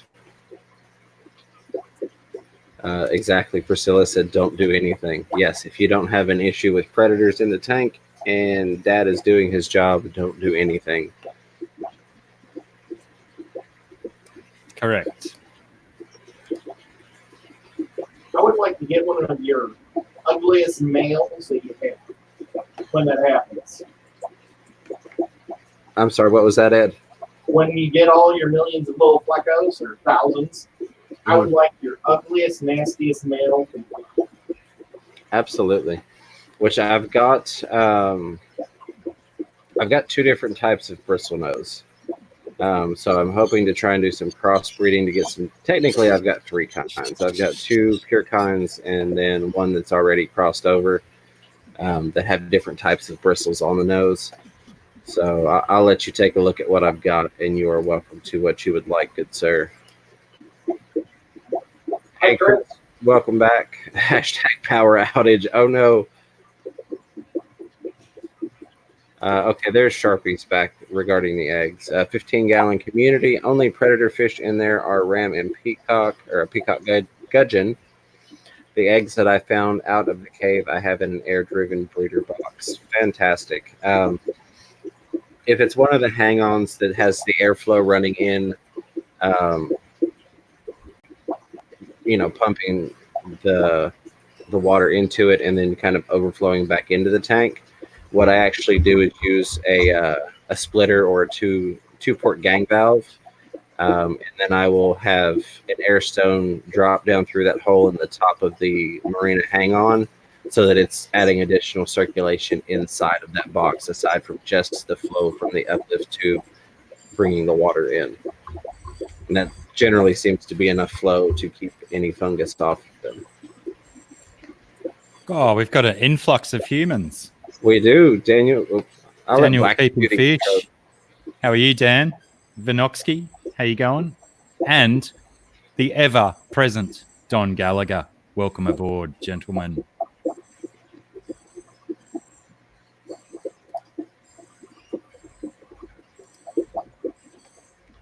So, yes, Priscilla, if it ain't broken, don't fix it. Absolutely.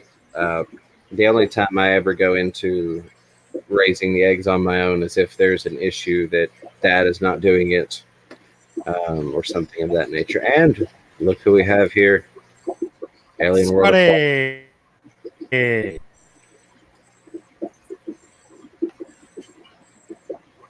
I really liked your guys' stream last night. How you guys did the little news reporting and all. Yes. That's pretty cool. Hey, Melvin. Classic. Oh, well, Chris, I appreciate that. Like I said, I didn't want to step on your toes. Anybody was welcome to leave and go view you. I just had, it had been too much of a pain in the butt to set up everything in here after being laid out on the couch for days that I wasn't going to just jump off at that point. So I appreciate you coming back over with your group of people to show support. That means a lot to me, sir.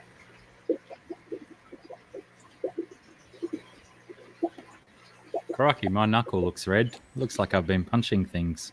It does. And going at it with the koalas again. Priscilla was asking what was on the news last night. Oh, maybe you'll have to watch Priscilla. Definitely worth rewatching. It is, absolutely. Somebody want to grab Blackie's link for that video and throw it up for me? That's who we don't have in the chat is the Zen Ginger. I've not seen her speak if she's in here. Normally there would have been 400 links flying through. Yep, maybe she's taking the night off, and maybe this is when she sleeps. That's good. Now, I doubt she's sleeping. She's probably lost on Amazon. With Christmas around the corner and everything else, yeah.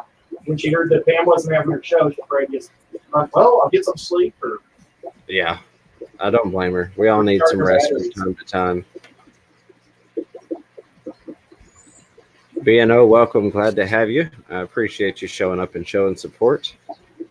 Pam, the link for Blackie's stream yesterday, for people that missed it, they can go and check out that wonderful newscast featuring Alien World Aquatics. I thank you, ma'am. I'm afraid if I click any more windows, I'm going to overheat my laptop once again. It's going to need an ice pack. I've got one. It's actually sitting on top of some frozen green beans. It is. I will show you. Hold on. And I have there's my messy desk. Somewhere over there is my backup ice pack. Let me not give you motion sickness here. Fantastic. Yes, as soon as it died, I felt it and I was like, oh, it's hot. Let me go grab something out of the freezer. We will make it work. Necessity is the mother of invention. Absolutely. Point in proof. Hello, B&O. How are you?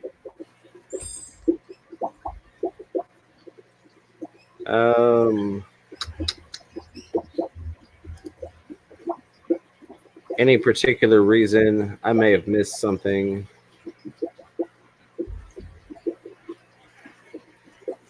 Probably something else being discussed. Pam, thank you. There is the link for Dr. Black's stream with the special news bulletin from Alien World Aquatics. Thanks, Pam. I believe the question to John was about his interesting dreams.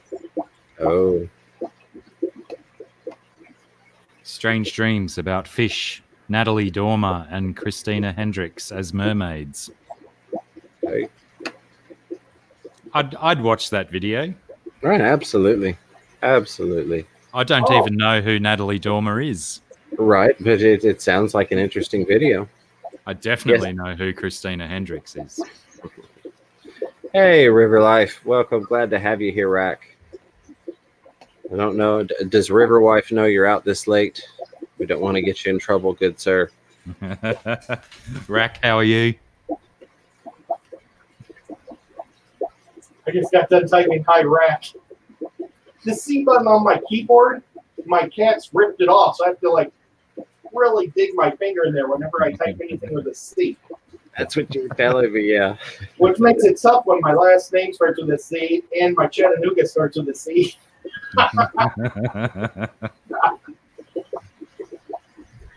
Well, We appreciate River Wife sharing you with the community. Always a pleasure to have you around, good sir. I'm just going to vanish momentarily while I go and wrestle a crocodile. Absolutely, Dr. Black.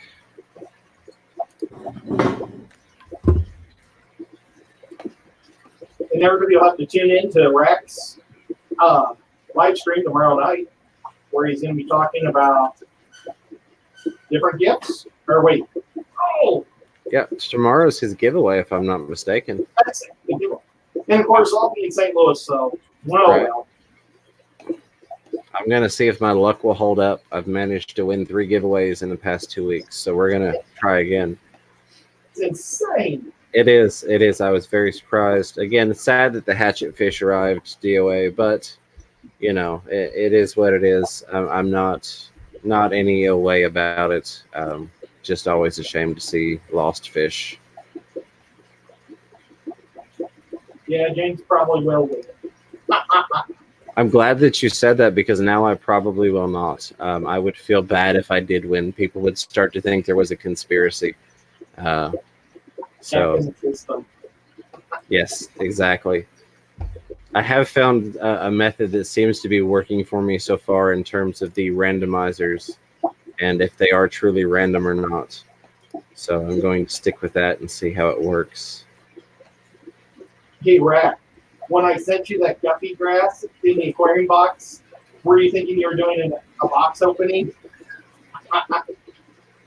That made me laugh so hard. He did like a super fast motion of opening. I was like, oh my gosh, I bet he videotaped this as a box opening, and it was my goofy guppy grass. It made me laugh so hard. Yes, thank you, Donji. I appreciate that. You know, such is life. No hard feelings towards him, but that's why you're not going to see a video. I don't see a reason to post a video that is going to have nothing positive to bring to, you know, to the community or to Dan, just simply to post a video. At the same time, I'm all about full disclosure. So if you ask me, I'm going to tell you what happened. But What did I miss? Oh, Don was saying sorry that the hatchet fish that I won arrived dead. I was just saying it happens. But I have had several people ask where the video is because they want to see them, and I had talked about what I was going to do with them. Yeah, Bob, I did. He's kind of the same thoughts as mine. He said we'll probably never know what happened. But yeah, I opened the box and they were all already done for. I did give them a courtesy float, as I call it, to see if maybe they were just, you know, a little cold. Opened the bags, put them into some water, but they were all beyond any possibility of saving. They were completely dead when I opened the box. But I still, nonetheless, I always want to try and see if I can save something. I did have a pleco, a large common pleco one time that I found on the floor outside of the tank that was just dry as could be to the touch. But I threw it back in the tank for its courtesy float, and that sucker was alive, and he lived on for several more years after that. So that's always kind of been, if I find something, I throw it back in some water to give it a fair shot. Yeah, there's a few that will go after being out of the water for a little while, plecos especially. Yeah. So why not? Why not give it a go? Yeah, I think Dan just had a tough time with the Black Friday and then the postage mess up. So I think that. Right. Well, and they got here rather quick. He shipped them Monday, and they arrived this morning around 10 o'clock. They were on my porch for maybe a minute.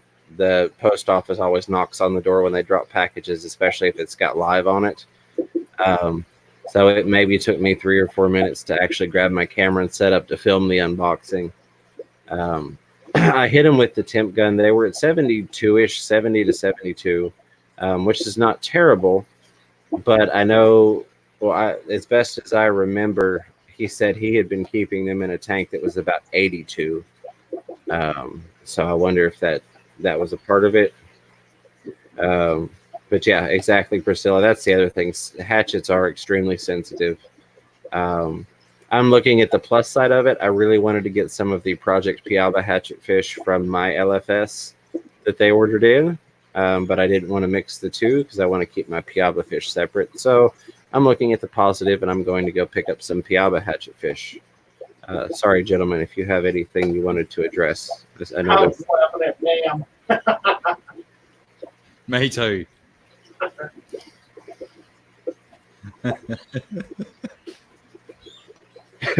So did you fish him out?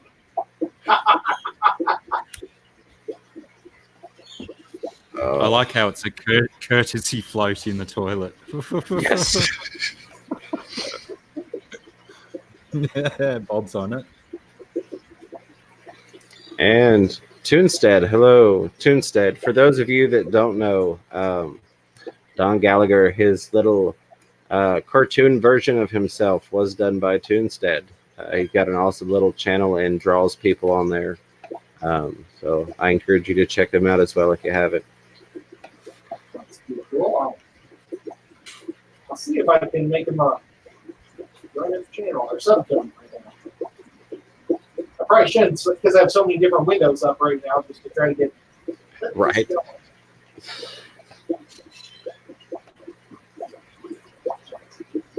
Let's see where we're sitting. Oh wow, 37 watching, 54 likes. I appreciate you all. Something I wanted to bring up, and well, Rack's in here, so this is fitting also. Just some basic information that's been brought to my attention. I still 100% am behind Project Piaba, but I do feel a need to inform people that they are not a worldwide recognized charity. So if you are dealing with donations in countries outside the US, say Australia and Canada, they may not be recognized as a charity in your neck of the woods. So please look into those things for yourself. But they are a recognized 501c here in America. We did have a community member that ran into some problems trying to help, and that kind of backfired on them. So I was asked to bring some clarity to that situation. So that's what I'm doing. You can always super chat Rack, and you might just donate the money towards the cause. Exactly. You know, Absolutely. Poor guy with my. Right. Yeah. No. There was there is a member of our fish fam here. 501c3. Yes, I believe that's correct, Bob Kaler. But he was trying to organize some things with some major players from another industry, and those people have really, really good lawyers because they were really big names in that industry. And they got to digging around, and they said, "Well, this isn't recognized in Canada. What are you doing?" So, just to try and help that situation out, I wanted to throw that out there for clarity, for clarification purposes. Still a phenomenal cause. Just with anything that we discuss on YouTube, being that it is a global platform, you always want to look into things at your end with your local laws and organizations and things. And that's my legal brief and disclaimer for the day. Think global, act local. Yes. Well put, Dr. Black. And hi, Dana. I wonder what Tampa Thompson. I'm always, whenever you see somebody's message disappear, I always wish I knew it. You know, I'm never quick enough to see it. Gotcha.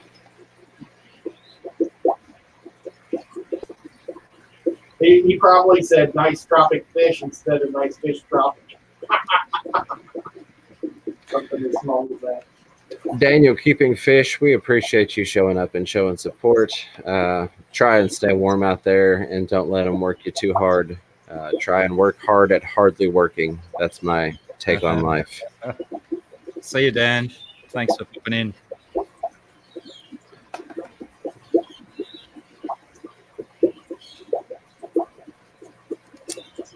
a backwards dose on one of my tanks. I'm not in the loop on that conversation. Not that I'm ever in the loop on the conversation. I just kind of wander around and people listen to me blabber on. But that's half of the fun of these live streams is getting to talk to people in the chat. So, I want explanation on backwards dose as well. I want to know what that is. yeah, are we dumping the meds over our shoulder into the tank? Is that Or potentially a medication that's required in a particular order and you go in reverse order instead? right? While we're waiting on our clarification, somebody earlier in the stream, and I don't remember who, my apologies, asked what webcam I had gotten. That is it right there. Like $23 on Amazon. Normally $69. So figured I'd give it a shot. Seems to work well and have a decent quality to it. Better than mine. Yeah, it goes up to 1080p, but StreamYard will only let me run it as high as 720, which is fine. It seems to be working okay. Yeah, mine only does 720, but it's built in. Oh, my built-in is horrible. My built-in is like 1.3 megapixel, whatever that amounts to. 6. I've got a question. Yes, sir. Has anybody here ever had shark tooth clams? They were at my local store today, and they were only like $8 a piece, and they're huge. I mean, they look like megalodon teeth. They're gigantic. Now, what were they? They're called shark tooth clams. Bob saw them. Huh. Today. I have not. That sounds really awesome. Yeah, they were actually open this time. Last time I came, they were shut. But I think next time I go in there, like when I come back from my trip, I'm gonna maybe buy it. Don't know why, but they're neat. Recon 338, good night to you. We appreciate you hanging out and being a part of the chat, showing your support. See you, Recon. Yes, absolutely. Get some rest so you can drag yourself to work tomorrow. We enjoyed having you here, and thank you again for your support. Yeah, Alien World. I'll show you what they look like. Give me 1 second.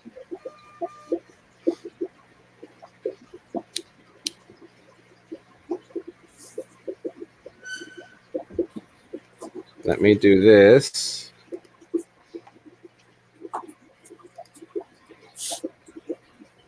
And we'll clear that off of there.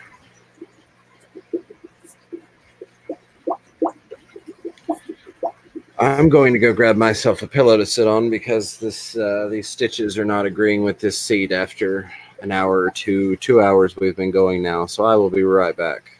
Oh, Whoa, there he is. am I still here?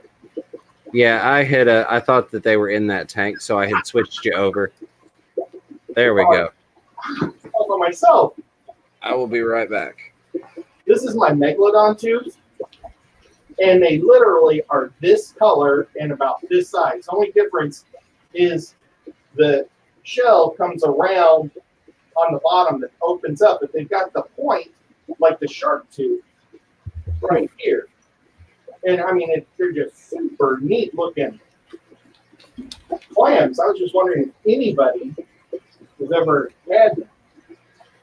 And I mean, they're this color even. They're like the grayish black. Let's see. I'll try to read and see if anybody's seen them or heard of them. Oh, thanks, River Life. Ow, my ears rack. You're shouting at me. Ouch. It's good to see you too. That came from Carolina. You can dig them off the shore. Every time there's a hurricane, go after the hurricane, and they wash up on the sides of the river. Lots The teeth? of The teeth or the clams? the megalodon teeth.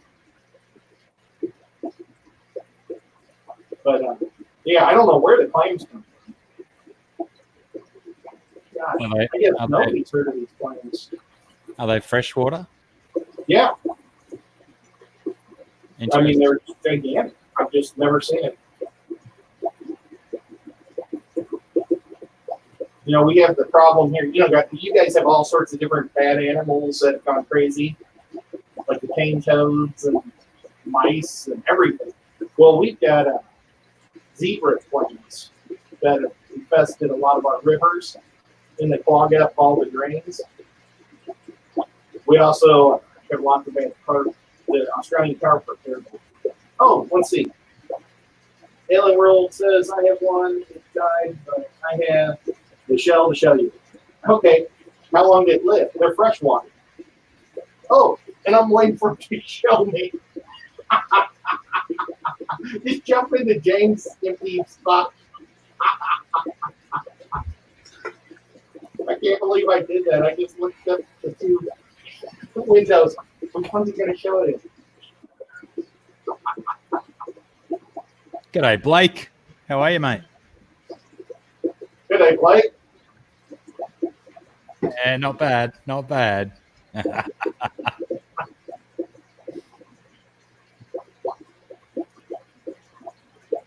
The zebra clams, they're like all over the Great Lakes. They were from cargo ships dumping the zebra clams in. But what I want isn't a zebra clam, it's a shark tooth clam. But the zebra clams have been a problem for years. Chris, Multi-Tank Addiction, have a wonderful night. No Appreciate you joining spoilers, us. Chris. No spoilers, Chris. And congratulations, Blake's Aquatics. You ledge. Yeah, ledge. You ledge. Crikey. You guys are all going to forget how to speak American soon. Oh, drain the old dingo, puff on a durry. Puff on a dory. I mean, it's good that you're trying, though. Yeah. See, I don't want to sound like Steve Irwin because every kid did all his stuff. When I was a kid, we all talked like him. Hey, Bubbles Butterfly. I don't want to like being insulting by trying to talk like him. Well, that was actually the thought I had, was kind of a parody tribute to Steve Irwin with my accent challenge. Crikey, this angelfish here could kill me in 5 seconds. Like the South Park one. I'm going to stick my thumb up its arse.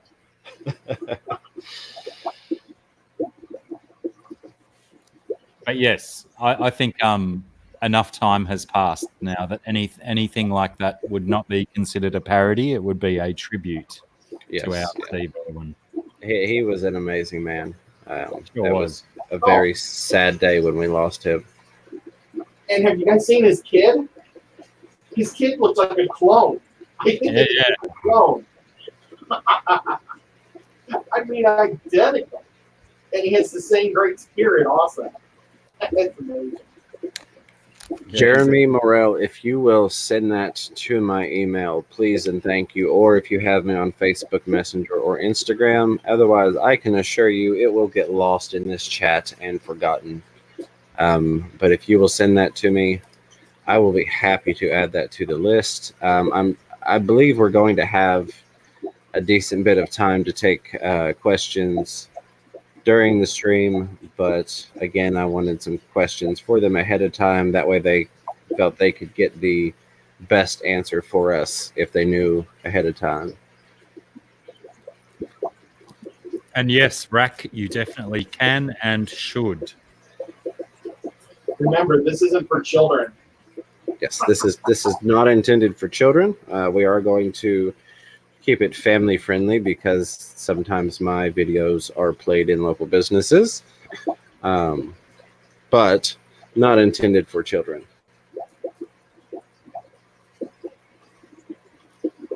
We like to play it at the local pool hall. They make fun of us. I'm just messing. Priscilla, there's an app for that.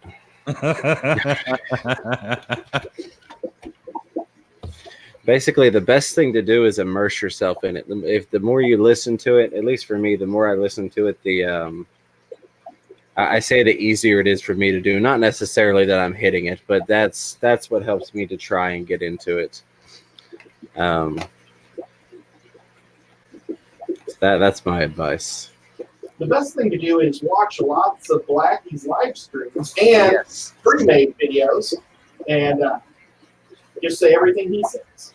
Or I've got an old VHS tape of Crocodile Dundee I could make.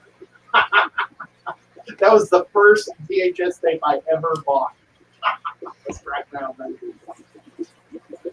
What was your VHS tape? The one I Crocodile put out. Dundee. Ah, yeah, right. I've still got that on VHS somewhere in a cupboard. I got it in a box and I'm about to throw away because I got no VHS anymore. I can't They believe don't I like brought it it. all the way from St. Louis to Tennessee. Got 2 big boxes of these things that I can hardly lift. I'm like, why? Oh, hello, Chantel's vlog. Help you get a fish. What Here you do you are. have anything in mind? Do you have anything that you would like to do specifically, or are you open to the 4,000 suggestions you are about to have unleashed upon you? There you Bubbles go. wants my cigarette, but I don't think she's taking it off me. Just reach out and grab it already. That's not a knife. This is a knife. I tried. Rack, I'm going to let you read my whole shirt.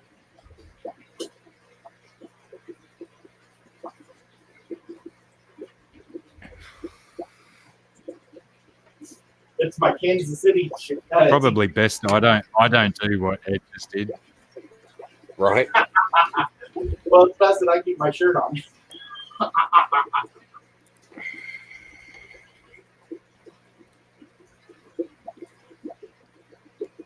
Yeah, people don't need to see below here. We already saw that in a video, if I remember correctly. Yeah, but There was a now, swimming pool involved. now if they want to see it, they have to go and find it, don't they? The intrigue Absolutely. is below here. Kind of like, I wonder how many people actually know there's footage of me inside of a fish tank doing my Australian accent. You know, I was only at about 70 subscribers at that point. And then you skyrocketed Yeah. or sky-roboted. Hey, Hey, see what I did hey. there? Have we heard how he's doing yet, or is there any word? I've No. not. I've been trying. I'm doing my best. Sharpie's on it. Sharpie's got it. And yeah, Priscilla, it is family friendly. That's why the moobs are staying down here. But you know, Sharpie's given a fairly accurate representation of them in his. Yes. There we go. Yeah, there they are. They look exactly like mine, just not as much hair on them. Right. And Bob Kaler has posted a link for the clams, Ed's clams. You're awesome, Bob. Bob is a I don't know phenomenal. if you guys can hear me. I just went to a different website. I'm going to make this a favorite and come back.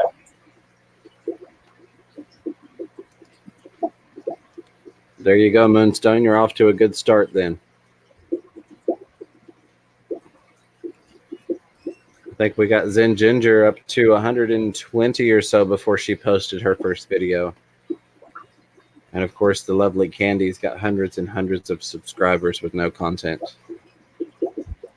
That should be a contest in itself. Yes. Most subscribers with no content. I saw a channel the other day had, I think 1.2 or maybe 1.02, a little over 1,000 subscribers with no content. Wow. Candy'd have to be pretty close to that, wouldn't she? I know she's probably getting there. Last time I looked, it's been a while ago, and she was at 600, I want to say. Wouldn't it be classic if she got like to over the 1,000 subscribers. Oh no, that's right, because you need the hours as well, don't you? You Before do, get yeah. that monetized email. Well, see, and that's when she should get with Corey and let Corey put some videos on her channel so she could actually get the hours without ever being on video, Yeah, monetized without ever being on there. and get some, payback for the hard yards. Candy has 669 subscribers. There we go. I was in her first 100. Cool. It's good to aim for the stars, Scotty. Yes, Scott, absolutely. Oh, by the way, I want to say you pushed me over the edge, Alien World. No, I had this created for some time now, and given your drive and motivation, I decided for my 500 subscriber celebration that I would finally go ahead and release the link for the people crazy enough to want to wear my logo. So there that is. And if you use promo code FRF25, you get 25% off your order, or you have the option of FRF500 in honor of 500 subscribers for free shipping, whichever works better for you. Now, do those last forever? I do not have a end date on them at this point. The prices are a little higher than I wanted to set them, only because in order to use the promo code, it had to have enough profit margin for that profit to come off of it. So there are literally a couple items that I think I make like 5 cents off of once you use the promo code, which is fine with me because it was more about making the merchandise available to people. And yes, Riverwife was number 500 of my subscribers. So a big shout out to Riverwife. I got that message shortly after I saw that I had moved up, and Rack was like, "That was Riverwife," and I was like, "Tell her a big thank you for me." Yes, Pam, I'm waiting for your calendar to show up. I think that's the only thing from the Fish Fam that I am waiting for at this point. And I'm excited because then I can get those framed, showcase those in the video. That was in reference to, hey, it's not going to let me click on that and highlight it. There we go.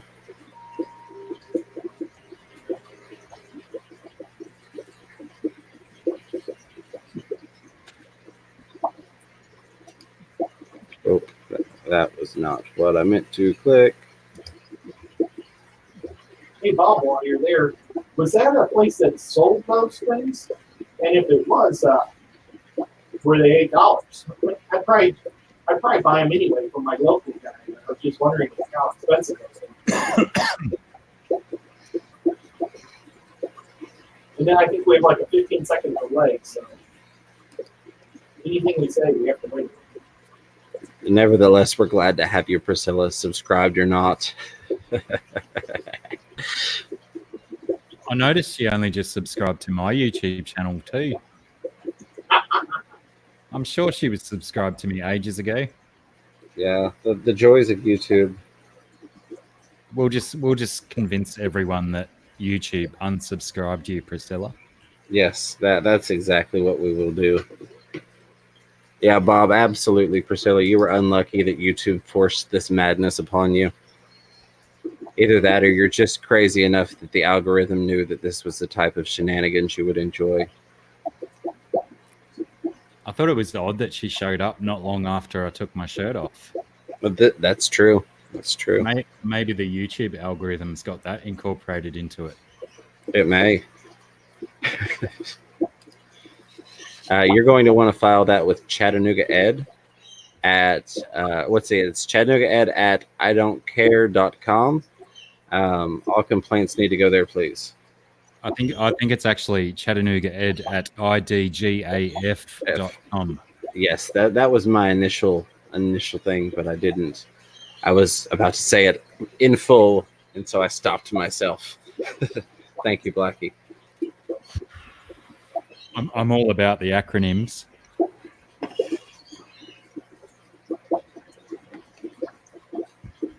And yes, you can send me whatever you want. I don't care.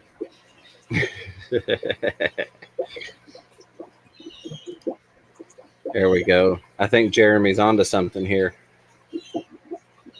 If only you could see below the line right now. As much movement as the North Atlantic tide.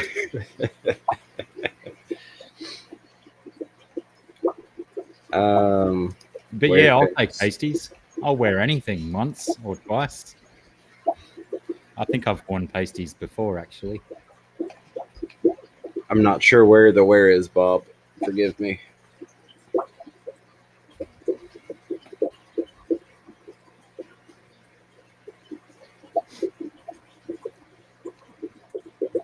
Well, they're two different things here, G-Snap. They are those things that you mentioned, and that they are the things that Jeremy Morrill are talking about as well.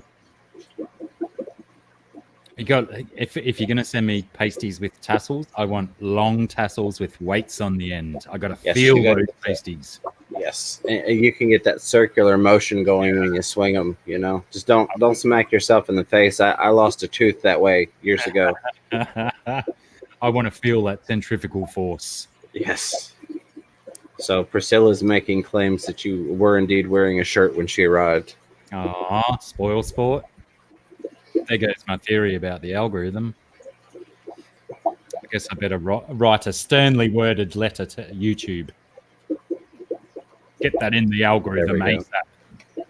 ASAP. Apparently, Sharpies has been doing a little bit of product testing for us. That's good information right there. It depends on what the attachment method is, I guess, whether they're clipped on or stuck on. True.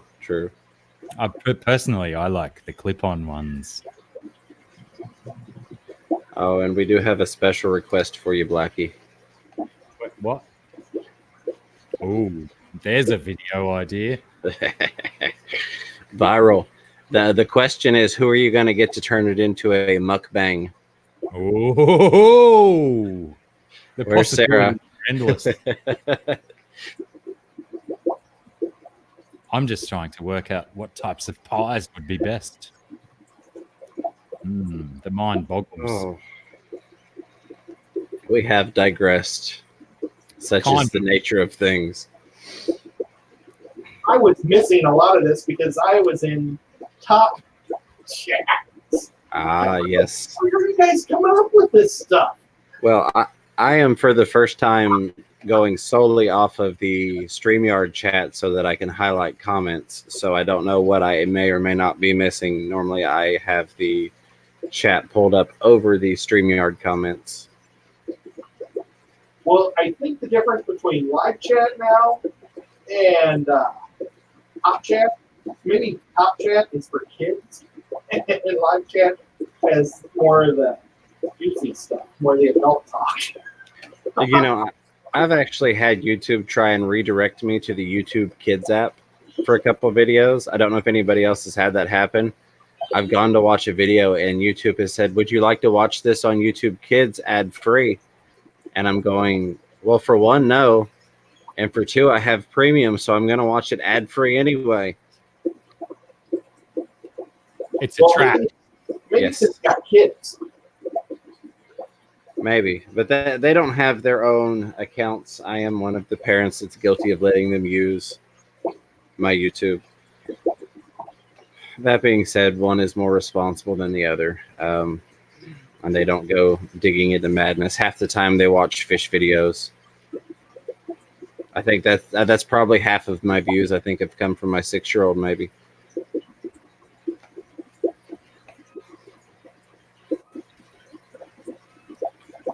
I believe Jeremy Morrill wanted me to do an American accent too, somewhere way back in the chat as I was scrolling. But you know, where from? You want Boston? I can do Boston if you want. That's probably all I got with Boston, though. or like I can do California, if you like more of a West Coast kind of accent. That was like a Boston person who'd moved to California, wasn't it? But I think that might be all I've got. Hey, I'll give you credit for those. Very well done, sir. Now the Aussie, you guys have two different is it dialect? Is that how you would say it? Two different Yes. from one side to the other? Yeah, most definitely. There's lots of different dialects here. Not as many as like the one I find most fantastic is the UK, because it's such a small landmass, but there's so many different dialects across the UK. Yeah. I mean, it's understandable with the States because it's such, it's about the same size as Australia and a hell of a lot more people. But there's so many different accents in the States across a massive landmass. But the UK, tiny, it's smaller than the state I live in. And there's so many different accents. But here there is definitely noticeable different pronunciations and certain things that are said different ways, depending on where you are in the country. But don't ask me to do any other Australian accents. I just know mine. Right. That's I can remember being in on holiday in Fiji, going back about 20 years, and I was sitting at this bar and started talking to this girl next to me, and I thought she was American, and she was from Western Australia. And she said, when I said, "Oh, wow, you're from Western Australia," I honestly thought you're American with your accent. And she said, "I honestly thought you were American with your accent." Isn't that funny? Isn't that funny? River Life has absolutely nailed the Boston accent right there. Park car in the yard, you bastard. Or is it bastard? Bastard.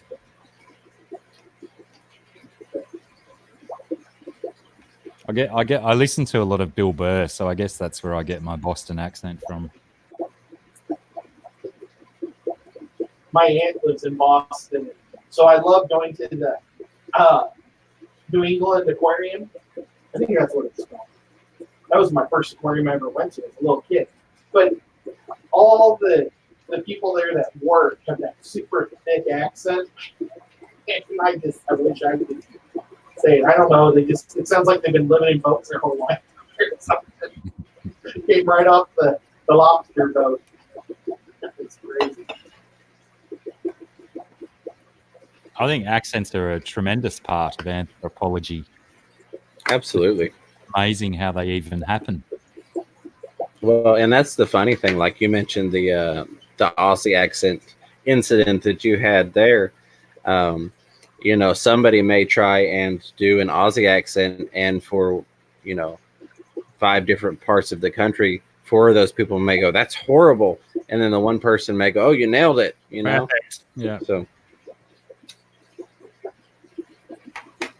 So Blackie, does my accent sound just like James? Wow, that looked like the Matrix. No. That's sorry. I had a bug trying to make a home in my nose. It looked just like the Matrix. It did. It very much did.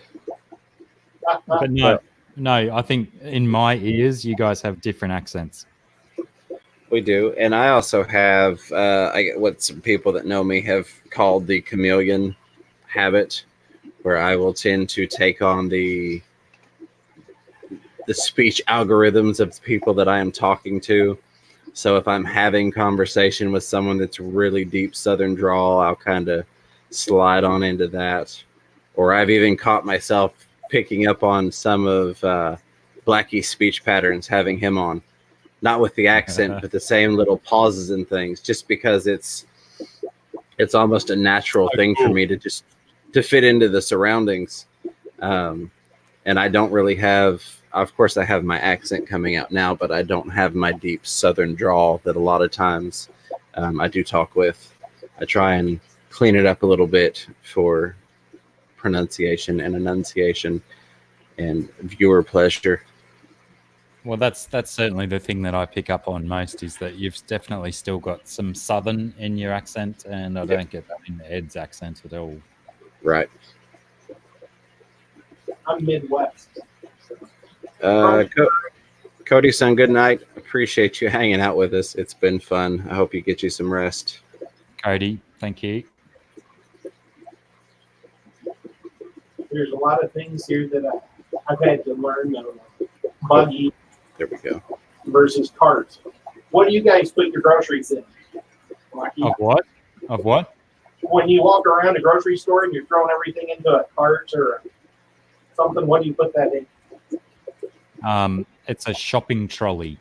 Trolley. I was going to say trolley or carriage was going to be my other guess. They call them buggies. They And are when I- buggies. Yes. Would you like my cart? Old ladies will just look at me like I'm strange. Well, it's kind of like asking for the elevator versus the lift. Where's the elevator? I don't know what you're talking about. Where's the elevator? I don't know what you mean. Can you tell me where the lift is? Oh, yeah, it's down the end. Take a left. Oh, I Is that thought you like- said you were going to bed, Cody, son. Well, good night anyways, in case you drift off. I think it's Bubbles Butterfly that's leaving.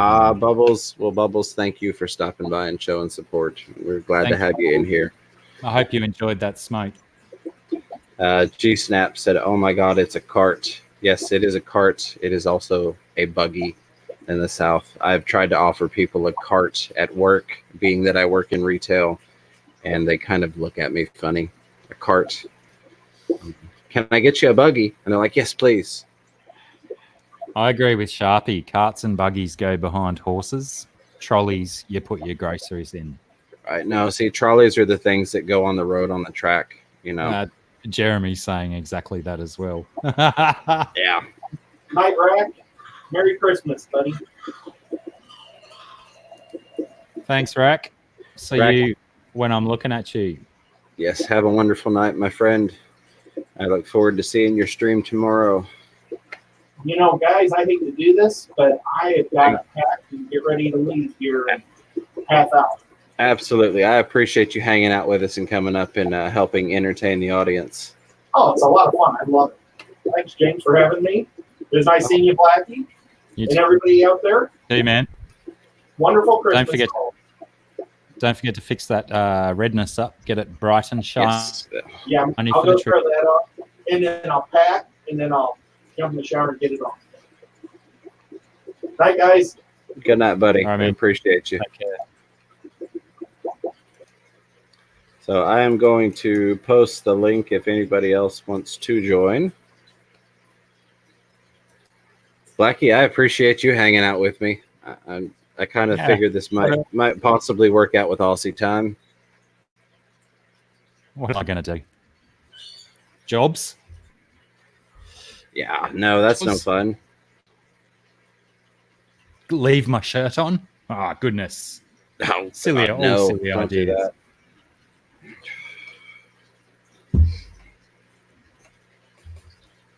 Who else is going to come up? I'm going to need someone else to come up so I can go and wrestle a crocodile.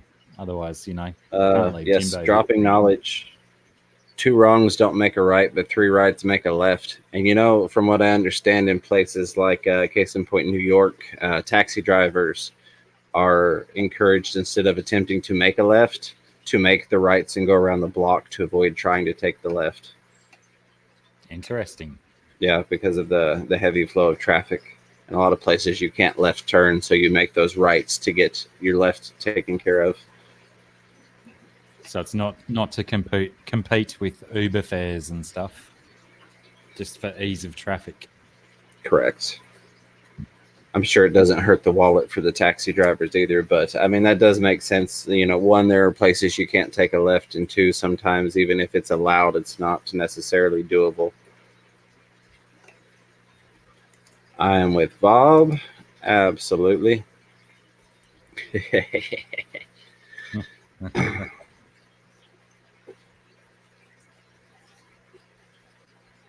All right. Fish Tropic trying to get us back onto Fish Talk for some reason. I don't even keep aquarium fish. No. The last disease I treated would be ick. Me and too. Yeah, I treated that with ICX and Stress Guard from CChem. I used no chemicals except for NaCl, good old salt. Salt, yes. Salt and temperature.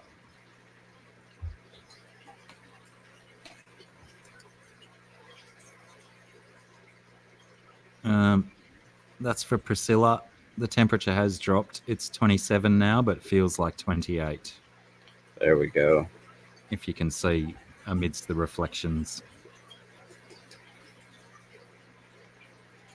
It's almost getting cool enough to put a shirt. Mm.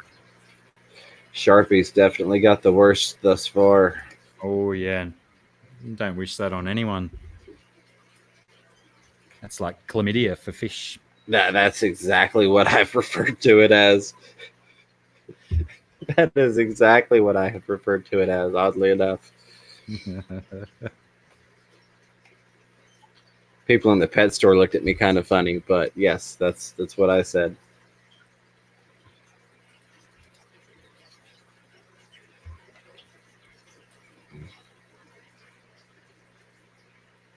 No, Priscilla, I'm not going to do what you tell me to do.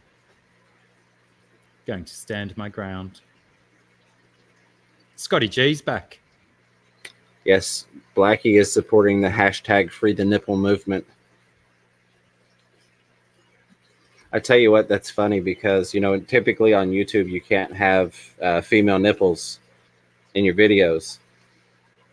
But because it is legally allowable in Texas for a woman to walk around topless, YouTube can't do anything about the woman walking around on her YouTube video completely topless. If it's filmed in Texas. Yeah. So I found that, yes, yeah, I solely watched it for educational and legal information purposes. Can you send me a link for education? Absolutely. I won't drop that one in the chat, but yeah, I think you should educate yourself. The Free the Nipple movement. Yes, Ed, if you're listening, drive safely tonight. If you need somebody to talk to keep you awake, I think Blackie's going to send his phone number. I'll send you the number to ring for my automated message service. Oh, that's no good, Jeremy. One thing I've used, now this doesn't work with all fish, but I have done this with guppies and mollies for bad fungus issues, is I've actually converted them over to marine because a lot of the funguses and bacteria that can survive in fresh water don't survive the transition into marine salinity levels. And they can survive it for a short while, so, you know, why not have a crack at it?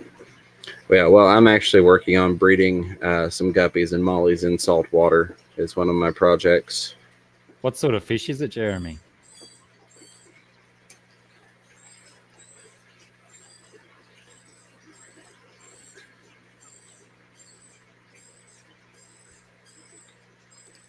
Yes, I agree. Velvet is nasty as well.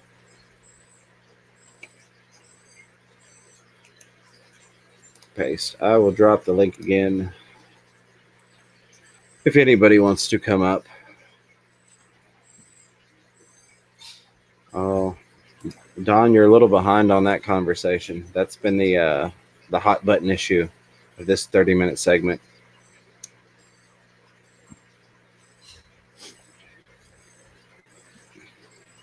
We took a vote only a few minutes ago, and only one person voted for me to put my shirt back on. Everyone else agreed that I should leave it off. Absolutely. So, you know.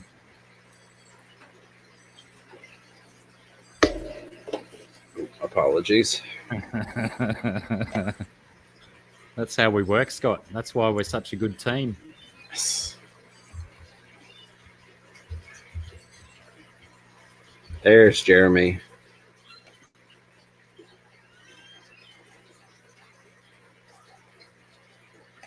Hey, look who we have joining the show. Welcome, welcome, Brother Rack, River Life. Rack!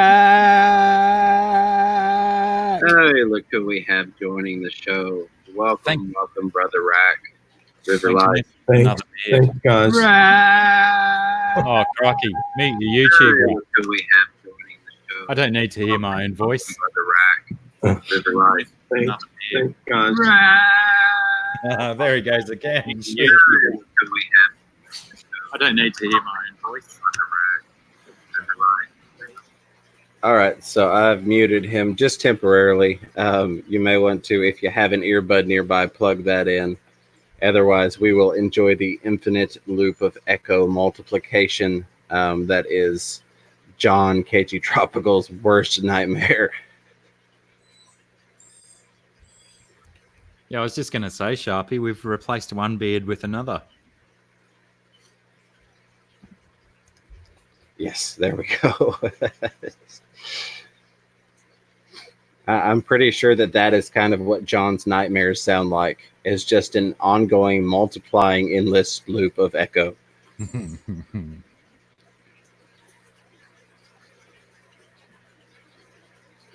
Oh, by the way, just kidding. I think that's is that number one for you? That may be number one. It's a little late in. I have muffled a couple earlier in the stream, but I figured they're more of a trademark in my own streams than someone else's streams. Potentially, I didn't want to transgress the trademark of my own stuff. Okay. All right. I've unmuted Rack. Let's see if maybe his volume is down and this will possibly work. All right. I don't Sounds hear an good so echo far. coming through. But can he hear us still is the question. I don't know.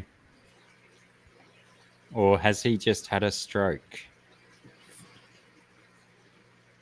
Potentially, I'm going to go with stroke. Yes, there's a fascination with inanimate objects.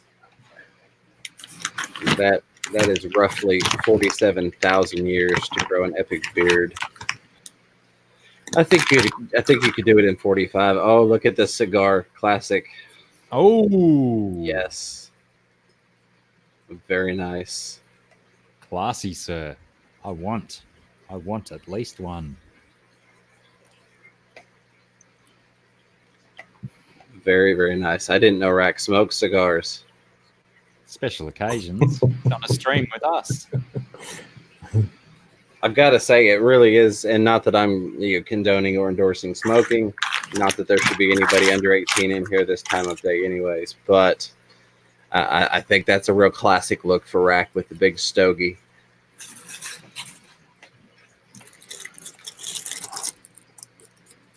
Oh, look what he has found.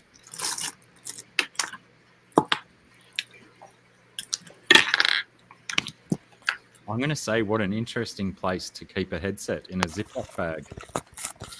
But I probably All right, potentially. I hear you guys. Can you hear me? Yes, sir, Rack. We've got you, brother. All right. I can't. Yes, Moonstone. I believe he did just throw back a shot and hang a cigar. Yeah, I've got to say it's a suiting look for you. It's very distinguished. It was water. Oh, I wish it were a shot. It was. you know what I say? You can wish in one hand and spit in the other hand and see which hand fills up first. Blackie's got it. Absolutely. Who's drumming on the practice pad? I wish Can I you could still hear me? bug roll. I can still hear you, Rack. Okay, yeah, there we go. All right. What All did right. the shot say, Moonstone? I'm assuming this is some kind of joke. This is or riddle. thanks, James, for opening this link. Thanks. I'm Well, on thank the you. road and getting a live stream opportunity is kind of nice because tomorrow I'm going to be trying this for my live stream. I hope it works. I don't know. Okay. Well, I mean, so far so good. I will say the mic that you're using is picking up phenomenally well. The plastic on the bag was coming through rather loud, so it should definitely work for you. There is a Buzz roll. Yeah, there is kind of a purring or a buzz type of sound coming through. My this particular earbud is of such poor quality. Oh, I think it just disappeared. Beautiful. Perfect. Now, Rack, say something so we know we've still got audio from you.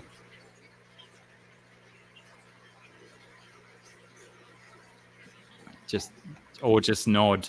Or just nod. Say cigar rack. Oh no, he's gone. We've lost him. Negative. Dang it. And Rack, did you send Priscilla that email? All right, cigar. Oh, There we go. So yeah, there is a slight sputter coming cigar. through, but it is functional. So Yeah, when I get audio from you guys,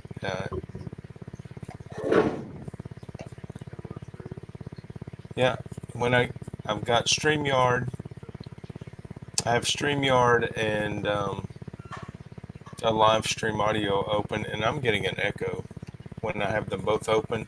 And you say you can't hear if I don't have them both open. huh, very interesting. I wonder why it's doing that.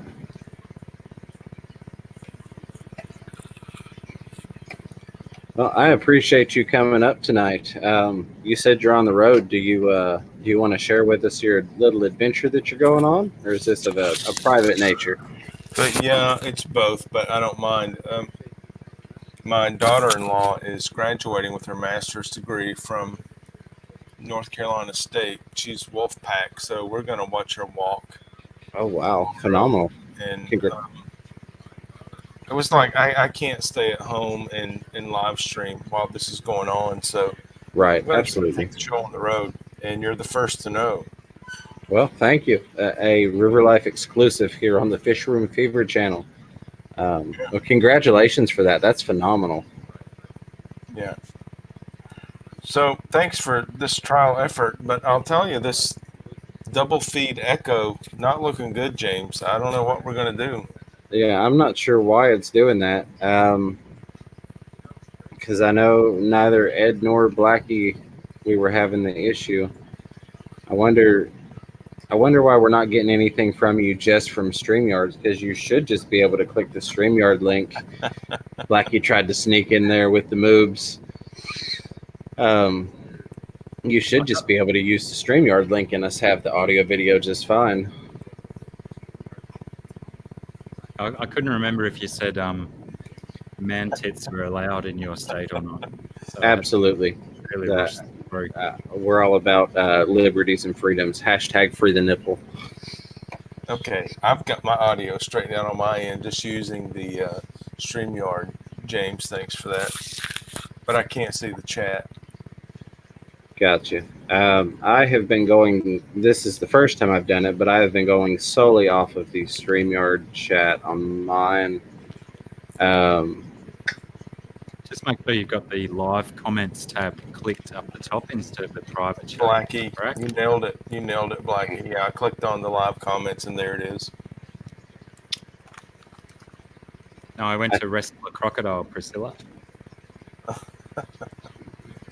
Priscilla, I owe you an email. I haven't forgotten. Nice I'm try. just behind. I will be right back. It sounds like my children may be awake, and it is 2 o'clock in the morning on a school night. Those damn meddling kids. Riverwife got me this cigar. It's a classic. Tatawa Reserva. It And looks like a fancy label. it is, and I'm going. It's going to be in the humidor for years before I smoke it. I'm just teasing it right now. What's a humidor? It's a box that you store cigars in at a particular humidity. What do you call it over there, Blackie? I believe it's called a humidor. Ah, I knew I'd heard the word, but I just couldn't recall the definition. Thanks to multiple glasses of this. cheers. This cigar would be delicious right now, but after 4 years in the Humi, it's going to be exquisite. 4 years. That's what you call a long-term plan. Exactly. So you keep the. I don't smoke a lot of cigars, but when I do, I replace every one I smoke with 2 new ones. So That's a good theory. I like that. after about 5 years, you've got some nice mellow stock, and my son enjoys smoking cigars with me, so it's a beautiful family time. And all these people that say you shouldn't inhale, I'm not a fan of that. I think you should inhale your cigar smoke. Well, it's not necessary, Blackie. It's certainly preference, but there's so much tobacco and nicotine, and get it through it's your absorbed gums. without inhaling it. So your body gets the Yeah. nicotine without your lungs suffering. Yeah, good point. Suffering. I like that word. All right. I am back. Everybody Apologies. okay, James?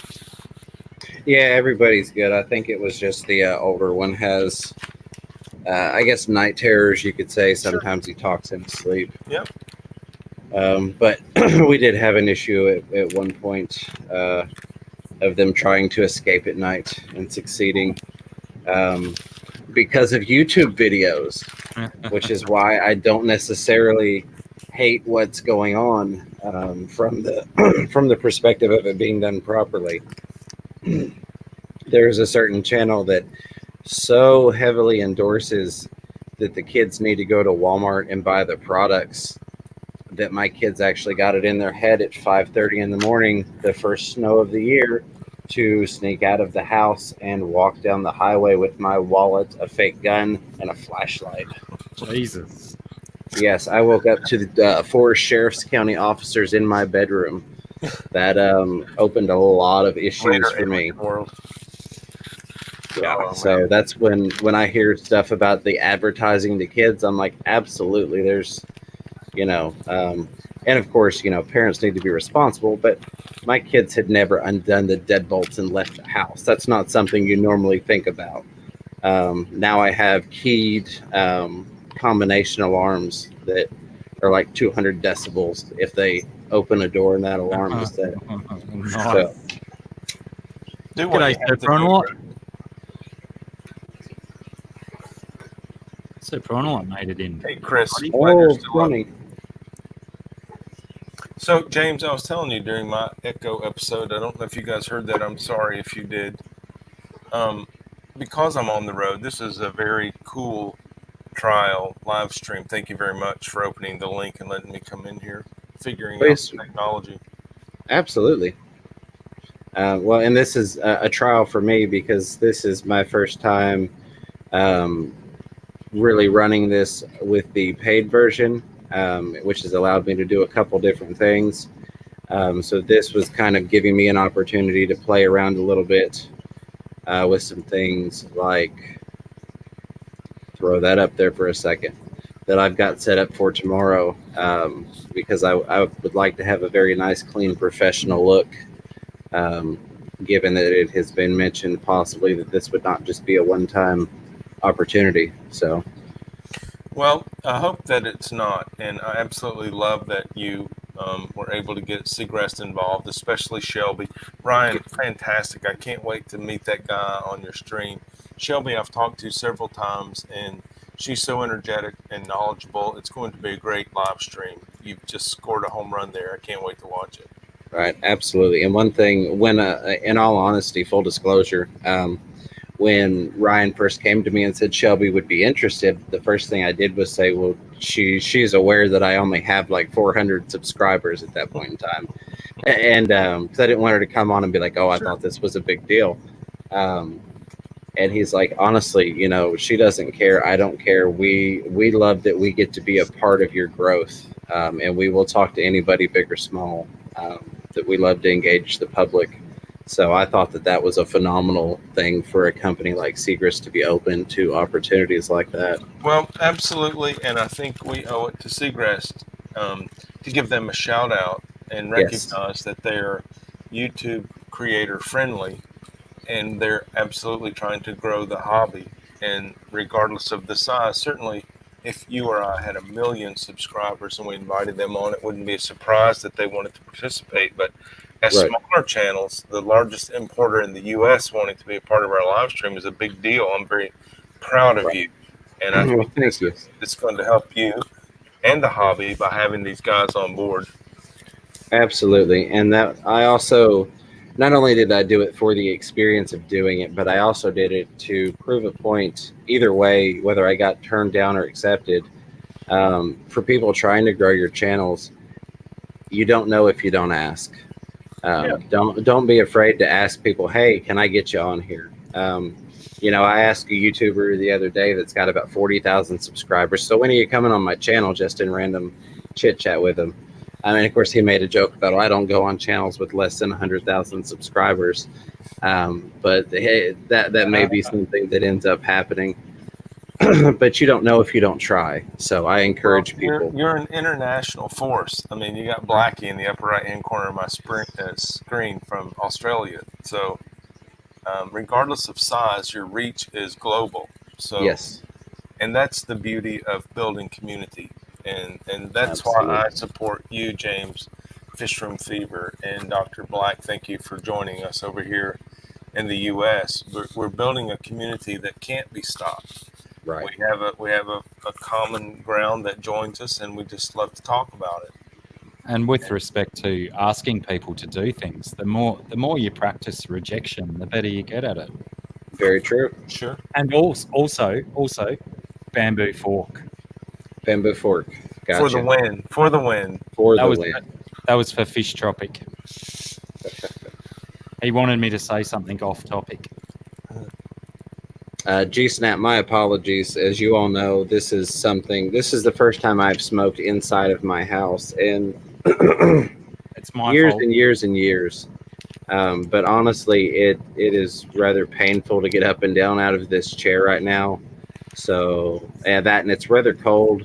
Without going into details, us gentlemen all know what happens when we go out in the cold. And given that that's the affected surgical area, it's like, no.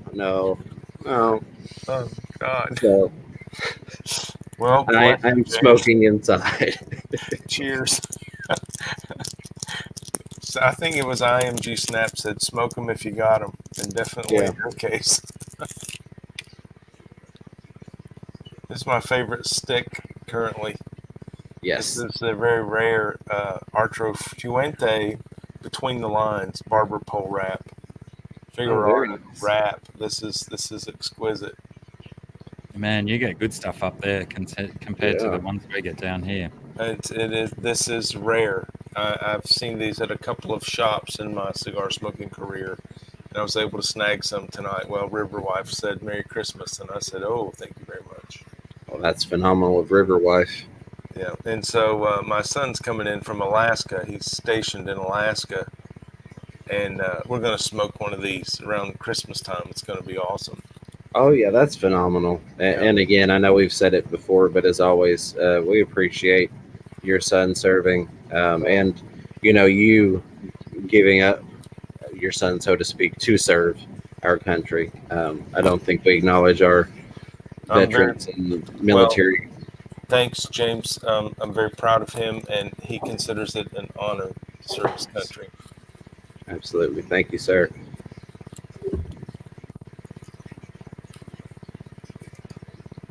Yes, that ain't no Swisher. Absolutely, Rack has got the premium cigars there. No, this is, not, hey, listen, I smoked worse than Swisher, don't get me wrong.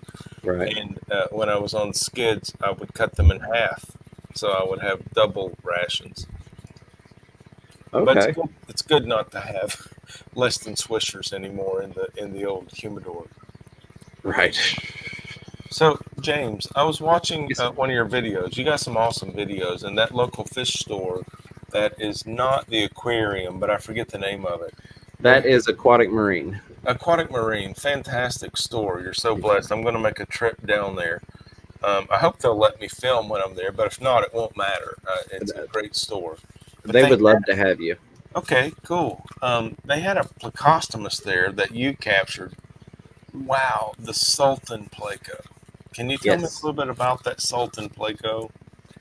I don't have. quite the knowledge with him that I do a lot of others. Currently, he is residing in with my snowball plecos. He had been living for about a month in with the snowball plecos at the shop without any aggression issues. And then I also quarantined him in a 10-gallon with the one snowball pleco that I bought at the same time. But they do like to be a little bit warmer. Currently, that tank rests typically about 80 degrees. So I've not. Fish Tropics at Dr. Black just gained 20 subs. Phenomenal. Way to go, Dr. Black. Congrats. It's not. I don't think he's being honest. It's not one that I have researched nearly as much as like my bristlenose and snowballs and things I'm breeding. I have done enough basic knowledge checkups and things to know what it needs and how to feed it and how to care for it. I do know that it will not get massive like, say, your common Plecostomus. And like I said, just from simply observing it, I've learned that it does fine in with the snowball plecos. And it is doing extremely well. I may actually be able to get some footage of that because he is out of his cave at the moment. He is enjoying one of the terracotta watering spikes. So I'm going to cover this for a second to avoid motion sickness and see if I can get a shot. I'm going to have to unplug my headpiece. While you're readjusting there, let me ask Blackie, what cleanup crew do you use over there in Australia? Are Corridorus popular and Plecostomus as well, or some other bottom fish? Corridors are certainly popular in Australia, but mine are just bristlenose and plecos. Well, mostly bristlenose. I only have a large Gibby Steps in the 5-foot tank behind me. But you know, once a Gibby Steps gets, I mean, he's a good 10 inches long. So Okay. yeah, he's not much of an algae eater anymore. He just eats whatever he can get into his mouth. But yeah, mostly bristlenose me. But All corridor. right, I have audio back now. Apologies for that. I didn't quite have the reach on that camera cord that I thought I did. But hopefully you got to see a brief glimpse of him before he shot back into the cave there. I am working on a pleco specific video of all my plecos. And one thing, oh goodness, Be your first million view video. that I've actually started doing is I'm printing out a basic care sheet because I have so many different fish in so many different tanks. So I want to start printing out care sheets and putting them in the like the three ring see-through pages that you would get. And then whatever I have in a tank, I have care sheets hung up for all of those fish. That's So awesome. maybe if I'm out of town or somebody else, you know, is taking care of them, they can look at that and have basic information on that fish. You're a fish nerd. Oop. Hold on Fish just a Tropic second. says that autos are cool, and I have to agree. I think autos are my number one algae removal fish of all the algae eaters. In my 10-gallon planted tank, 2 walls became algae ridden because the lights to grow the plants also grow algae. I put one skinny little auto in there, boom, it was like a magic eraser. All the glass walls are clean of algae now. Do they do Blackbeard as well? They don't, do they? I don't think so, Blackie. Whenever I get Blackbeard, I just either decide to keep it and grow it because it's cool, or I drain the tank and spray it with some hydrogen peroxide. Yeah, it's Absolutely. Yeah, one of the only manual ones, isn't it? You've really got to manually get on top of it, or it just takes over. yeah. But it is pretty when it does take over. It can be very pretty. Oh yeah. Yeah, if I've got it on live plants, I try to get rid of it. But if it's on driftwood, it's pretty cool. Absolutely. Man, I've had like rocks and ceramic decorations out of the tank for over a year because I pull them out if they've got Blackbeard on them, put them back in the tank, and within a week that Blackbeard's coming back to life. That stuff is indestructible unless you hit it with the peroxide. Well, you know, have you seen Rachel O'Leary's video where she, for years, cultured this Blackbeard algae, and then she added pothos to the tank, and the pothos reduced the nitrates to such a level that it killed the blackbeard algae unintentionally. Oh, nice. So it outcompeted even the Blackbeard. That's awesome. Clean the water up so the blackbeard algae didn't have a nutrient system. I do have I've got 2 tanks at the moment where blackbeard is not a mega problem, but it is an issue, and both of those tanks do have pothos and philodendrons and stuff growing out of them, but potentially I need to add some more. What do you guys think would work in a goldfish bowl? You know, I don't know. I'm on Instagram giving some sneak peeks about my 75-gallon goldfish tank that I'm setting up. What kind of bottom fish would you introduce to a goldfish tank? Oh, you'd have to stick with your Otto, wouldn't you? Yeah, you're definitely going to need something that can handle the colder temperatures. Not necessarily going to be a cold water tank. I've got a heater for it, James. Okay. You know, I am a huge Pleco fan. Yeah. So I would love to have maybe a gold nugget Pleco or I a was gonna say sunshine gold Pleco nugget. or Okay, a vampire. So as long as the temperature is raised, those are okay with the goldfish. I don't see why not. Again, you know, every fish has its own temperament, but that's nothing that you aren't already aware of yourself. What about So the you high gold- banded shark? A high fin banded shark.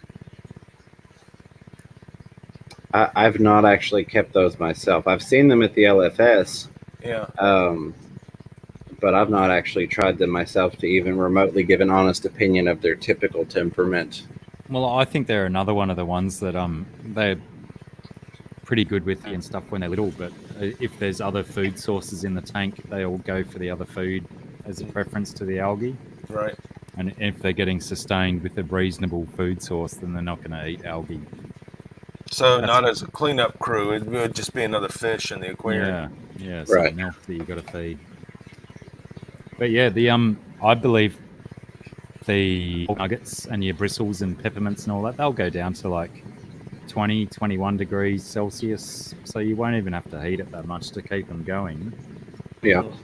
And potentially too, at a lower temperature, they need such a high protein diet, so they might be more tending towards more of a vegetable diet as opposed to a So protein that would be diet perfect. in the lower temps.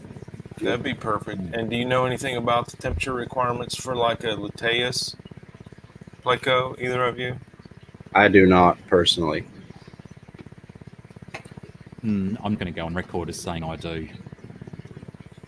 And plus, I only talk in Celsius, so it might be all Greek to you, Mob, anyway. That's an easy conversion. That's a Google Yeah. search, right? Right. It is Greek, but I got a computer. Yeah, I'll look it up. Yeah, I'm thinking, but yeah, so okay. It's going to be some Pleco. I'll just figure out which one based on temperature. Of course, I'm biased to Plecos, but you know, I always think they're a wonderful addition. Whether you have a small group of various Plecos or you opt for one decent mid-size show Pleco, if you will. Well, we got some chatters over here, James, and Yep. 54 Punchy, Pam says the goldfish won't be as robust in the water temps, and that is number one consideration because it's a goldfish tank. We're not going to set the water parameter so that Pleco is happy in a goldfish tank. Right. And then someone else says Corys would be great. So we may be researching colder water Corys as well. I think the best thing if you are mixing goldfish and plecos is to find the middle ground, because like Yeah. Pam says, goldfish won't last as long in warmer waters, but your plecos, their lifespan isn't really impacted if they're running at sort of the lower end of the spectrum of their temperature tolerance. Good point. Well, Good point. we have a lot of people that are absolutely against the goldfish and Pleco, which is part of my enjoyment in the hobby, is doing things that people say not to do. Yeah. Case in point, I have a cichlid tank that is Central South American cichlids and African cichlids. and people lose their mind. They're like, you cannot have a Viejas and spill them in with all those African cichlids. And then you just point at it and go, "Oh, can't I?" And that's not to completely dismiss what you all are saying, Fish Tropic and Priscilla. I'm just saying I like to try and challenge the system and see what I can do that does work. That's not a danger to the fish. Exactly. Not abusing the fish, but pushing the envelope at the same time. Right. I agree that we need to have, as a community and as businesses, have a standard of, hey, these are the things you probably shouldn't do. And then as you move into maybe the intermediate to advanced, especially advanced aquarist phase, you can kind of push those boundaries. Well, so now we got Jeremy Morell over here chatting in with the dojo loaches. They like cold water too. Yes, and I think They fish. eat that much algae. Not going to be much of a cleanup crew, but I don't know. They're bottom guys, so they'll help break everything down a little bit, I guess, but not so much on the algae. Yeah. Rockford's back. Yes, welcome back, Rockford. Bob Kaler, of course, always with a good point. Goldfish are opportunists and will swallow anything they can get in their mouth. Now, Bob's right about that. No Yeah, question about it. and that typically goes for most fish. I would say if they can fit it in their mouth, a lot of times it will go in their mouth sooner or later. How about Bob Kaler, by the way? Super mod. Oh Awesome yeah, guy, and approaching 1,000 subs. I hope you don't mind me mentioning on your stream, James. yeah, That you're good. let's check each other out here over here in the chat, and certainly if you're looking to pick up some new subscriptions, check out Kaler Aquatics. Why limit it to super mod? He is simply a super Bob. He is. Super Bob, agreed. Yeah, well, I don't want to jeopardize any fish, and also in my goldfish tank, it's going to be quasi planted. I'm having some. If you follow me on Instagram, this is not a surprise, but if you wait until Tuesday to see the tank, it's going to be a surprise. I'm using Asian dinnerware to use as planters, and we're having plants, and I'm anchoring them in. I mean, with Navy strength anchors, so Wow. they can tug and tug and tug, but they're going to have to actually break the leaf or stem to get any plant out of the planter. Gotcha. Eagerly anticipate that video. Well, I hope your expectations are exceeded, Blackie. Well, you've lifted them right up now. I don't think I've got much further up to I've sold the sizzle. I hope you enjoy the burger. Well, we've got a lot of chatter, if you will, about the goldfish pleco combination over here. We have stirred the pot, sir.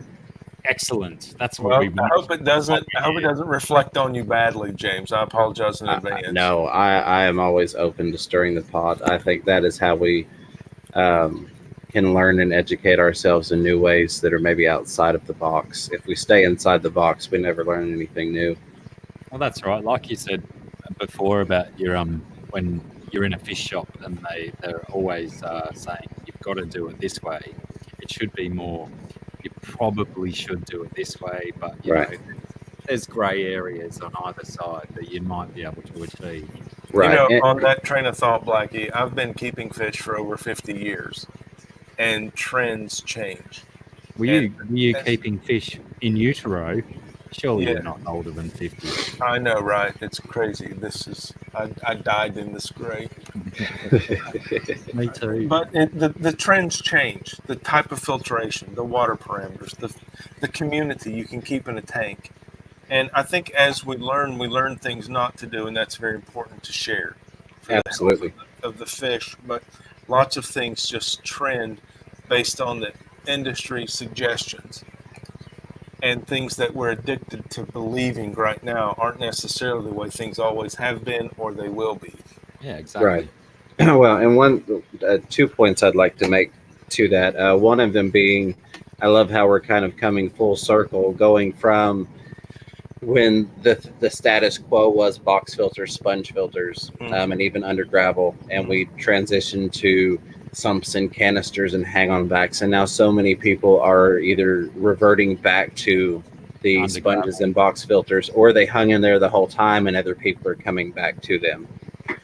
The other thing, touching more towards what Dr. Black mentioned, one of the reasons I love having this tank behind me is because it is such a mix of things that should never be recommended to a novice. I would never say to somebody new to the hobby, go get some angels, gouramis, a red-tailed cat, a tiger shovel-nosed cat, Senegal bichers, and throw them all in the same tank. That being said, I know my fish. I watch my fish. I know their temperaments. I know when they can go together, and I know when the time comes to pull that red-tailed cat out of there and move him up into the next growth stage.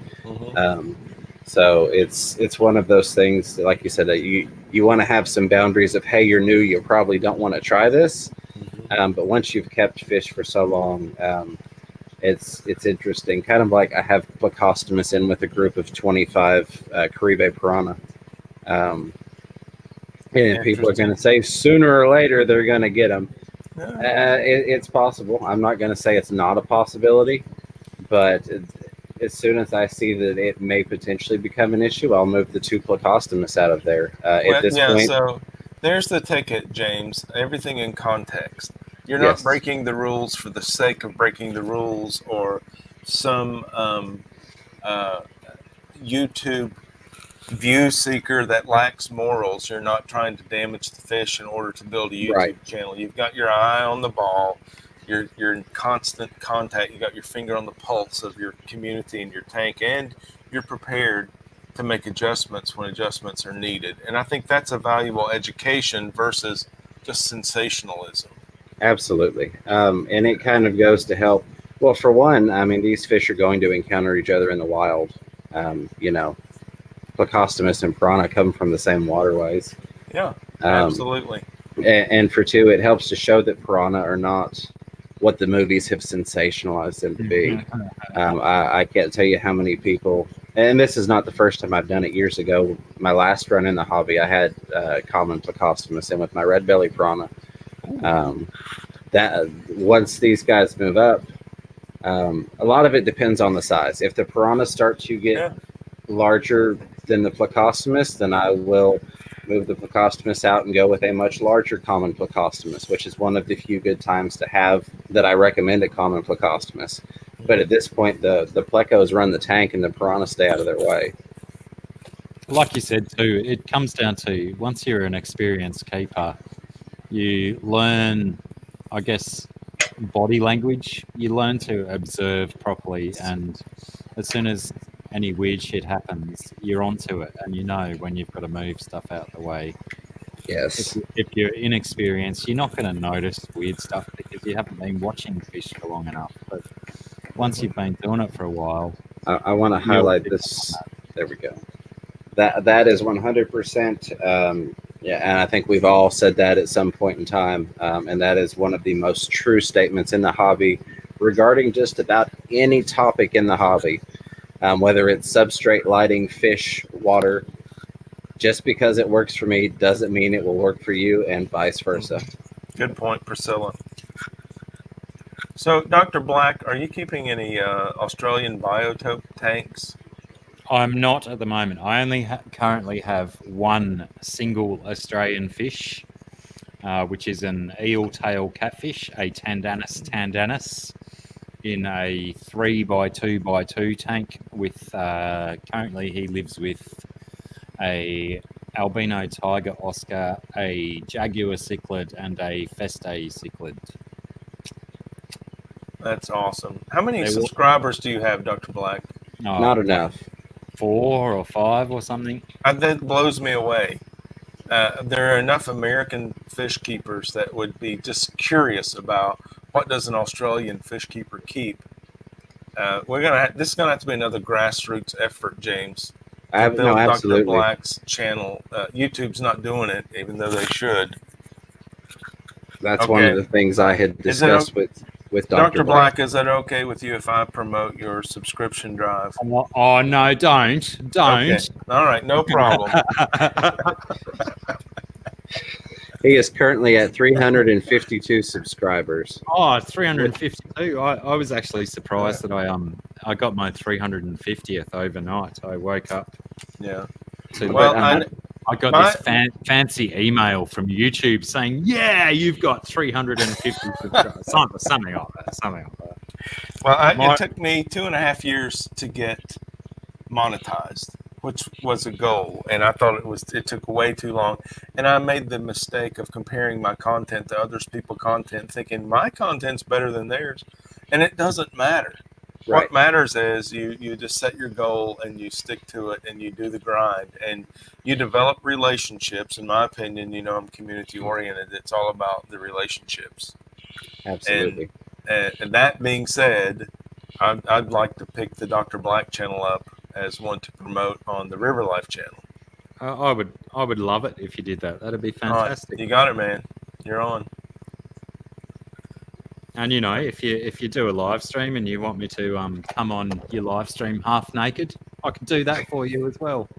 The only restriction I have is my ability to manipulate the technology. I know it surprises you, but I'm an old guy. I thought you were going to say your ability to manipulate my nipples. One step at a time, Blackie. Right, I got to figure out Slow the down. technology. Yeah. So once I figure out how to host a guest, you're definitely on the list, and I'm going to hold you to that. Thank you very much. Righto, but on saying that, Thirsty Rabbit, a very good friend of mine and very That's what I was. Yeah. close neighbour. He's when you're talking about the Australian native fish and stuff, he certainly has a few more than I do in his collection. And if you haven't checked out Thirsty Rabbit Tanks to You channel, by all means check out some of his tank. He's got so many more tanks than I do. And yeah, quite a few natives. I'd say that's phenomenal. And he's one of my personal favourites is he's got a 6 foot by 2 foot by 2 foot tank. Nice. With one single barramundi in it. It's probably, well, it was about 2.5 inches when he put it in the tank, but I'm guessing now it's getting on to about 4 inches. One fish in a 6 foot tank that's going to be a monster. Careful how you say the word monster. You're right. But yeah, there's an Australian monster waiting to happen in that tank, and I can't wait. Yeah, that was kind of funny. I just happened to be sitting there half conscious in front of the camera and was like, okay, sure, we can do that. But yes, Rabbit does have some phenomenal fish. And Priscilla, yes. I've not gotten the opportunity to meet Rack in real life, unfortunately, but I hope that we can amend that in the near future. Yeah, soon. We need to have a meetup in East Tennessee. There's too many of us, too much interest not to do that. And I did want to tell you in full, when you mentioned Aquatic Marine, I have spoken to them about you, and Bob has been in there before along with Chattanooga Ed, and they are more than happy to have people film. Cool. And they are super welcoming. I actually had some people at the beginning of the chat that came in that had never heard of me, but my LFS is handing out my stickers, to people that are on YouTube watching. And so he said, hey, I got your sticker from Aquatic Marine. I wanted to check your channel out. Awesome videos. Perfect. So, well, I think you're an awesome ambassador, James. Your positivity is what's needed. And there's shade everywhere, and you don't have to look far. Right. But when you make an effort to say, I'm going to be positive, I'm going to give good information. If someone doesn't like it, that's unfortunate, but I'm just here to build collaboration, community, and raise awareness for the hobby. I think you're doing it. And when you have an outside agency like your local fish store that says, hey, you know what, we like YouTube because of your interaction with them, then that's a step in the right direction. You should be recognized. Absolutely. I think your rapid growth, Chimbo, is testament to itself. That if you were shit at what you were doing, you wouldn't have raced to 500 subscribers so quick. Right. So, yeah. Thank you. Big bucket of kudos in the post to you, my friend. I appreciate it. I'll have a PO box for you to send those to in the future. Let's see. There was something I wanted. Oh, I just realised. Likewise, Sorry, multi-tank I said addiction. shit in the last sentence. Sorry. Oh, and that one. Goodness me. You're all right, Dr. Black. You're okay. A lot of the streams like Right, this Priscilla? won't get put up, but things like my Seagrass tomorrow, that's I'll one try of the not to swear in that one. yeah. Well, that's one of the things that the local fish store would be playing. Rack, I may have mentioned it to you. The Aquatic Marine, they've gotten some TVs to put up in store so that they can run videos of kind of their type of tank builds and their fish and stuff like that, and had approached me and asked A, if it would be okay to run some of my videos and playlists in the store, and B, who else I could recommend to them that would be family friendly, content that they could run in their store. So something like this, I wouldn't put on the list. Right, But, right, yeah, right. it's- Everything has its place and in Right. context. But what you're doing there, I think, is the next step. It's a grassroots relationship that hasn't existed in the past, and you're cultivating it, and you're making a difference not only for yourself. I tell you, I think, James, you've got some River Life stickers. Yes, sir. I've I got carry those in my pocket. It's part of my everyday carry. And if you're providing me service, yeah, I see it there. You're displaying proudly there. I give you a sticker and ask you to tune into YouTube. I do some aquarium fish keeping videos. And so regardless of what YouTube does, or if I meet any international superstars like Dr. Black, I'm handing out stickers to grocery baggers and restaurant servers right. and local pet store. When I went to PetSmart and purchased the Black Friday super deal, the 75 gallon, total impulse, had no need, no desire, no idea. It's how much? So I bought the whole ensemble for cheap. And as I was checking out, I noticed that 2 of the 3 registers had River Life stickers on the register. Nice. Yeah, right. The employees had picked these up out in the community and said, "Hey, this guy does fish keeping. He's our guy. We're going to put his stickers up." And the management hadn't removed them. So this isn't an agreement I have with Big Box. It's just that local grassroots effort. Right. We Are Fish Fam that's catching hold all over. Yes, absolutely. And that's why I ordered 1,000 stickers when I did mine, so that I could do that Good same move. thing. And I've even got, I can't do it right now, but coming up, after the year and being in retail, this is a horrible time, holiday season.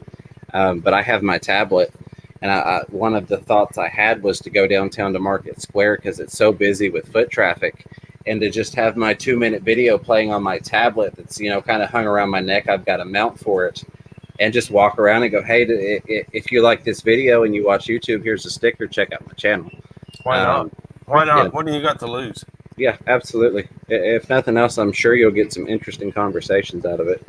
And so I've also thought about purchasing a vending area at one of the aquarium conventions and just giving away stickers and inviting people to sign up and telling them, here's the value exchange. I talk about fish species accounts. I talk about aquascaping, setting up aquariums, how you enjoy a community, a social environment. Look at the chat. We're a social group. I mean, Yes. regardless of what our platform is, we're a social group. And asking people for a subscription, whatever that costs them, setting up a YouTube account, hitting the button, in exchange for a social outlet that's people friendly, community friendly, no bullying. And of course, you keep asking- missed the premier reason, introducing them to a shirtless Dr. Black. Absolutely. And then you got Blackie in Australia not wearing a shirt on a live stream. Guaranteed. It can Yes. happen anytime. We So- have an actual question. What do they have to lose versus what do they have to gain? And Right. so it's All up to gain. us. It's up to us to do that for ourselves. It is 100%. And so many people, and I don't want to bypass this question, but so many people want to sit back and blame the algorithm. YouTube's not doing this for me. YouTube's Exactly. not helping me out. Organic exposure is the biggest thing you can do for yourself. Period. That's why I literally have everything from TikTok to .com. I found a Yep. name that was available on everything that I liked, and If I made you- an account and I put If it you out there. win the YouTube lottery, good for you. If you don't, Yeah. work for a living. Plus, what Yep. if you want to spend all of your time blaming YouTube for what it's not doing for you? Clearly, you're not doing enough for yourself. Right. Just do the shit for yourself instead of blaming the bloody algorithm. Yeah, Right. and enjoy what you're doing instead of Yeah. expecting some windfall. Yes. Yes. So G-Snap wanted to know at Dr. Black, question for you. Do you have to toss ice in your tanks when it gets so dang hot there? How do you keep them cool? I'll just turn my heaters off and hope for the best. Cross my fingers. Most of my tanks are in a kind of semi-outdoor environment and under a tin roof, might I add. So they certainly do get quite warm in the summertime. But yeah, I have not touched wood. Hang on, I have no wood close to me. I have not had to cool any tanks as yet. I have not lost any fish due to extreme heat, and my temperatures certainly have rised above 40 degrees Celsius in the last 2 or 3 years. So fingers crossed they just survive with the constant movement of water keeping it cool and not getting too warm. Absolutely. Nathan, I want to encourage you. When the time comes and you're ready for it, if that's something that you want to do, go for it. My biggest piece of advice would be don't worry about what other people think. With the disclaimer on that being, I always try to bring either education or entertainment, hopefully both. But I don't, if people don't like it, they don't like it. But I still want it to be something that people can enjoy and possibly learn from. So when you go to get started with that, you let the community know. We'd be happy to help you out. I've got some tips, not to put myself up on a pedestal, but I've got some videos and tips and things. And I'm working on some other things because I think the Fish Fam has kind of missed out on the YouTube side of things in terms of how things work. I think that they're starting to get better at it this past month or so. But like a lot of people have never even looked at their channel from a laptop or desktop. And a lot of people don't realize that when new people are going to view their channel, the first thing they're seeing is this channel has no content, even though you have videos, because you haven't uploaded a channel clip. You haven't set an intro. So there are a lot of things like that that I would be happy to help people with. That's a good offer, James. I hope everyone takes you up on that. And look out, Aquamate's in the chat. When did he sneak in? Yes, I popped it up on the screen a moment ago, but I didn't want to interrupt. Welcome, Aquamate. Glad to have you. Hey, Aquaman. Possibly Australia's finest YouTuber. Welcome Or fish aboard. tuber, I should say. There's other Australian YouTubers that are fantastic, but Aquamate's potentially Australia's best fish tuber. James, I'm gonna have to duck out of here. Thanks. Absolutely, for Rack. Jump on here for a minute, Dr. Black. It's a privilege to be on screen with you, brother. It's nice Aw. to talk to you. And ditto definitely to you, sir. Well, I'm going to be promoting Dr. Black's channel. Let's get him some subscribers over there in Australia. James, we're going to get you to 1,000 before you know it. Not that you need any help. You're on a Well, rocket ship moonshot. Way to go. I appreciate you very much. But I'm going to sign off. Thanks, everybody, for allowing me to share some time with you. I appreciate you very much. Rack, Thanks, thank you. Appreciate your time. Have a great night. Okay, good night, guys. See you soon. All right. Let's see. Those DEA helicopters have gone away. There we go. So we have somewhat neglected the chat, but I think that you all had some important talking points to discuss. Not that the chat was any less important, but as we all know from being members in the chat is that we can kind of hold our own while the hosts go nuts on whatever they're discussing. So a lot of medication conversation has been going on. And Tell you what I will do is I will throw the... You good, Blackie? Oh, new headphones, or reasonably new headphones. They're just so tight on my massive head. I will throw the link out. If anybody else would like to step up, you are welcome to do so. Get up here, Scotty G. Aquamate, one of you two.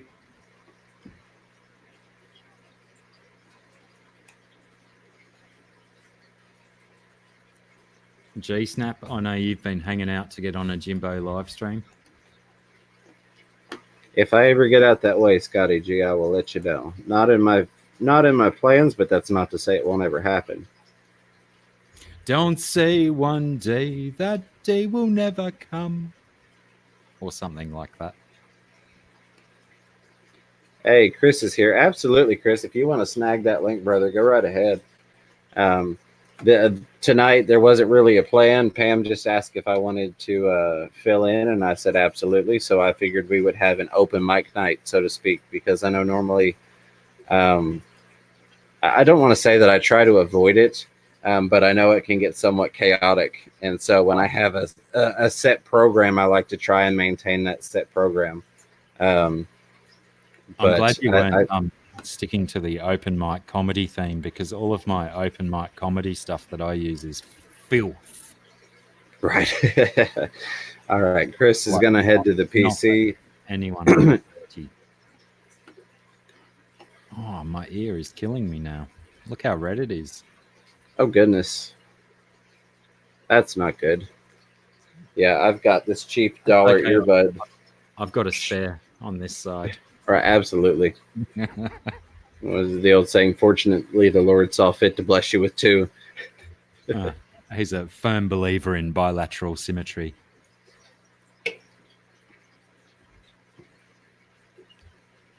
Rejoice Screen says hi to the host.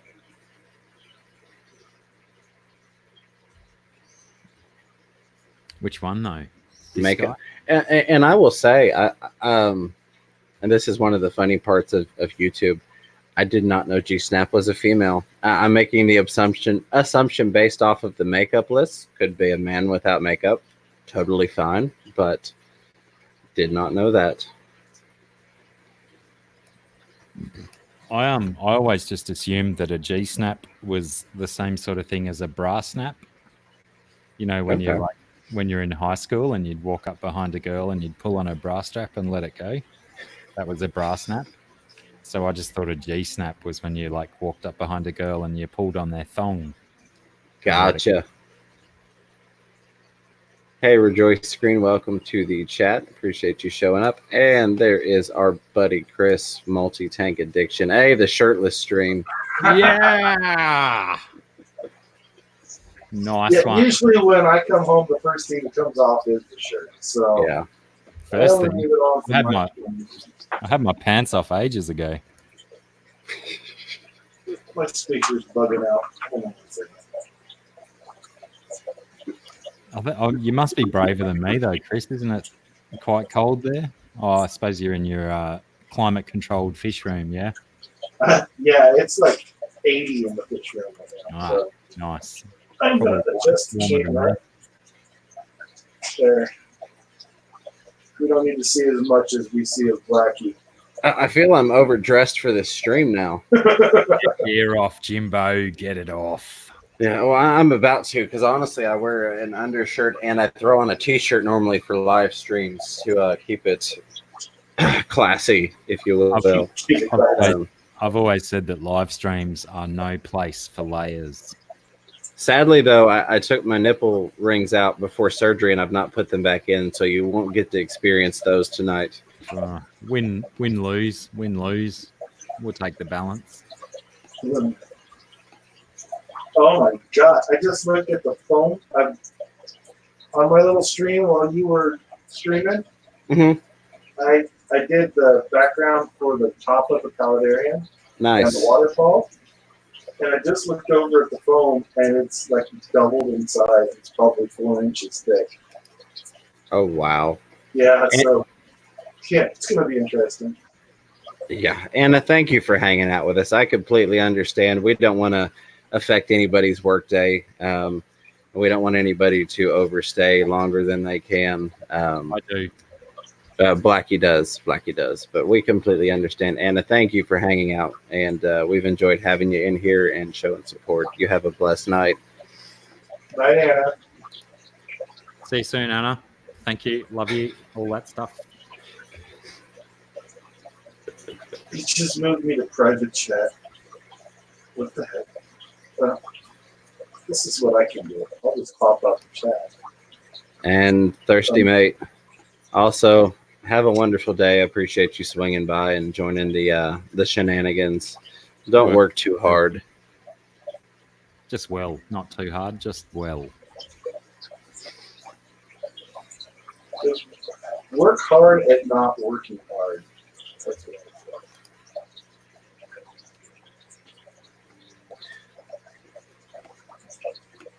Yeah, that's what people at work constantly are like. You're working hard, and I look at them and go, "I'm working hard at hardly working." Yeah, there you go. That's the key in my book. That's a big one down here too. Yeah, I do want to give a quick shout out to excuse me, Jason Fish Tropic, who is handling the med questions in the chat and has been adamantly helping to resolve that situation over the past 30 minutes. Thank you for the side support there in the chat as we blabber on live on the stream. Who better to leave it to than Fish Tropic? He's a Priscilla's going for the shirtless thing too now. He's like, I'm trying to fit in. Right? Does that mean you're coming up, Priscilla? Gentlemen, I will be right back. I've got to get off of this chair for just a moment and resituate. Resituate. Nice. I like it. Yes, resituate. Situate. Yes, resituate. Crikey. I will be right back. So yeah, I got the phone on the back, and I got a 3D background on what would normally be the back, but it's going to be the side of this soon-to-be waterfall. I cannot wait. I can't wait till you see it, Black, because I think you'll like this setup once it's all done. What do you mean with the foam on the back? Is that to insulate it? So what I did is behind the I would background. like to show you, but my camera's going to give you I the can wait for the video.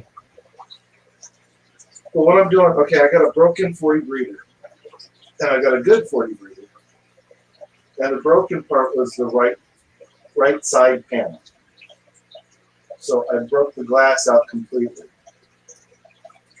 And what I'm going to do is I'm setting up the good 40 breeder on the bottom. I'm going to stand the broken one up on that broken side. So it'll be a 3-foot tall waterfall down into a 40 breeder. Gotcha. And I'm going to put my breeding pair of Rachioseverum then. So hopefully they'll continue to breed in that, and it'll be a nice, cool thing. My first time at doing a paludarium, so we shall see. Yeah, that sounds like a cool idea, man. I mean, it's probably more sensible to have a play around with a broken tank as it is before you have a go at fixing it. See what you can do with it as is. Yeah, I completely broke out that side panel, ripped the glass out, pulled all the silicone off of it. Oh, you did it deliberately so you could do this with it. Yeah, it's like I went to go pick it up to move the tank, and I grabbed it by the side glass instead of by the bottom, and the right side went pop. Ah, I was right. like, oh, crap.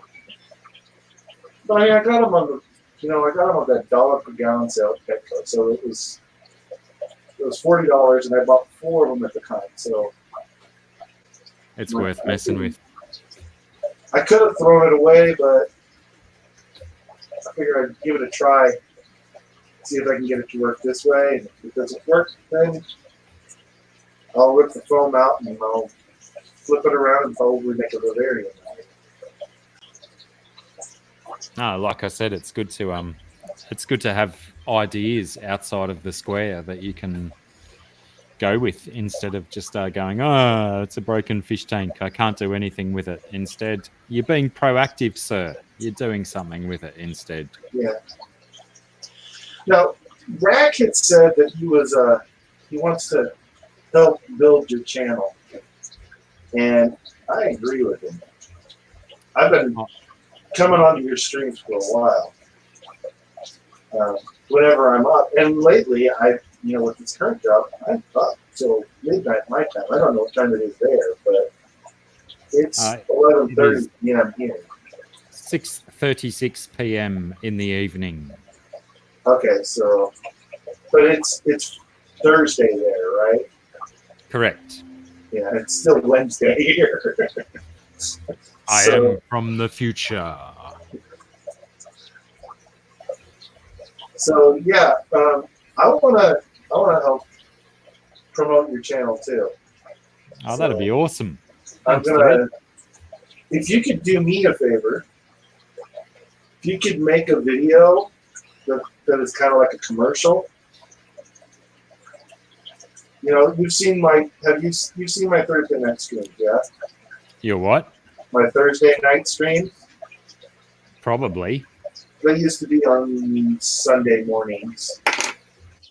I do commercials in between my segments. I made all the commercials that I have right now. But I would like it if I could get you and James to make commercials, like a minute-long commercial to promote your channel. And I'll play it during my live stream every Thursday night in between my segments. I mean, I do one right now for Scott and Liz, King and Queen Cichlids.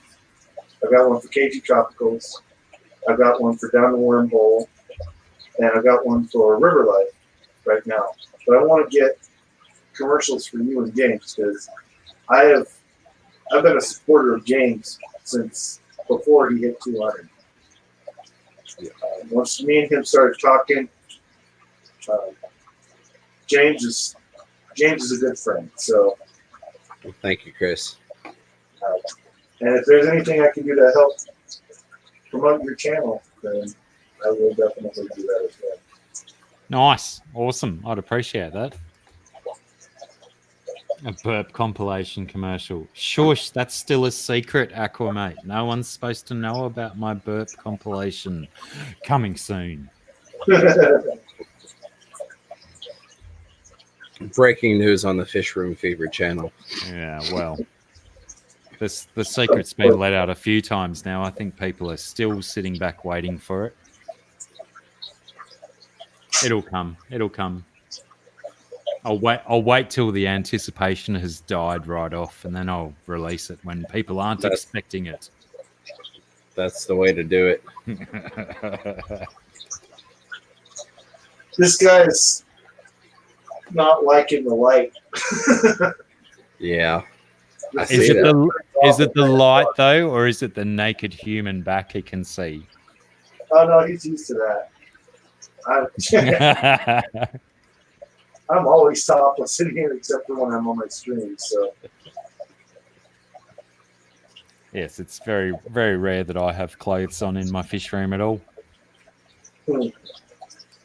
Socks. Sometimes I wear socks if there's too many leaves on the ground. you don't want to, Thank you, Aquamate. I appreciate that. you don't want to get any gravel stuck to your feet, right? No, not at all. Or beetles. I don't like beetles crunching under my bare feet. Oh yeah. That's a waste of fish food if I squash them. Absolutely.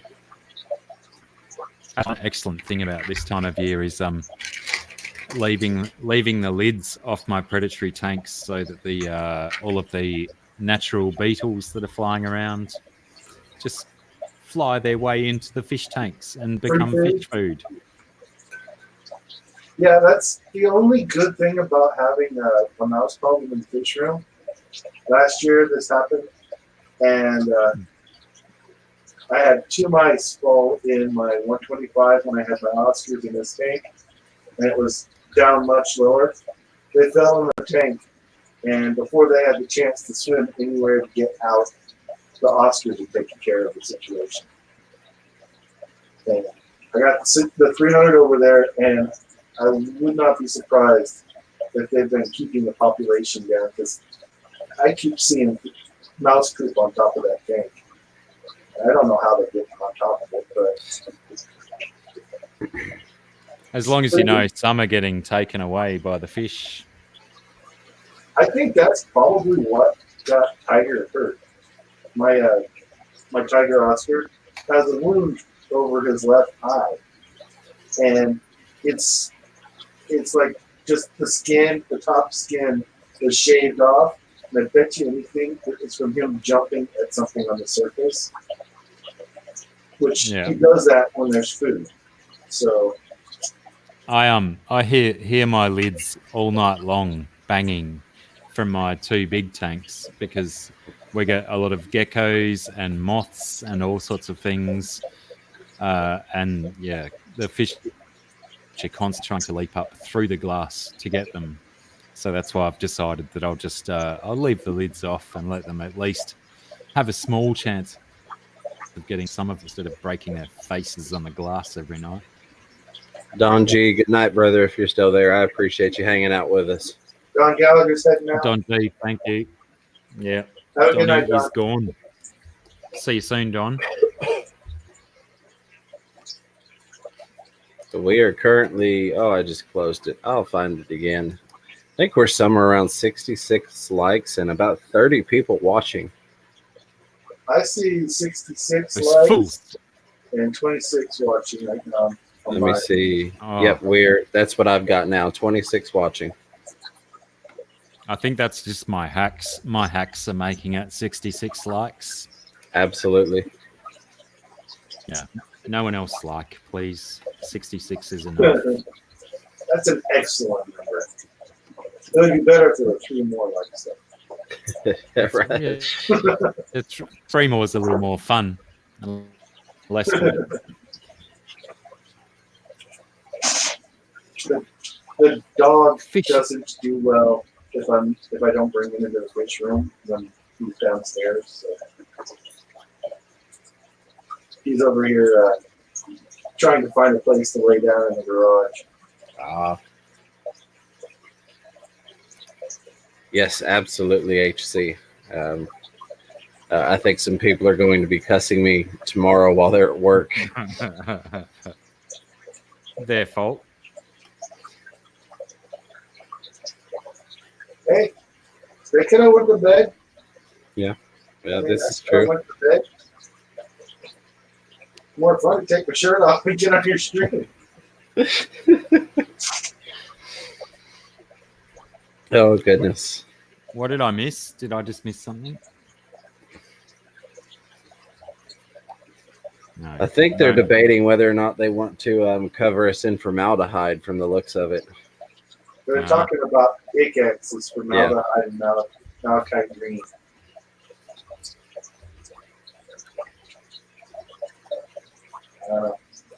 I'll be right back. I'm gonna All check. I got Ikex sitting right next to me over here.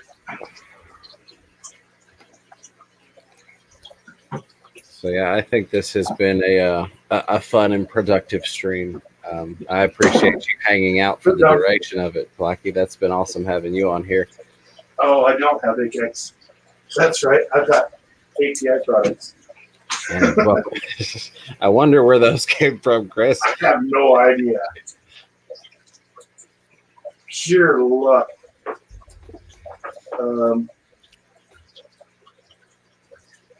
Tell me what you have in you. Give me your ingredient list. Give me a tick. I'll be back. Roger Oh, that. How do I? Good do luck this with that without- crocodile. How do I do this without Hold on indecent a second. exposure? Nice. Thank you. Nope, for the assist. nope. There we go. Wow. Let me see if I can.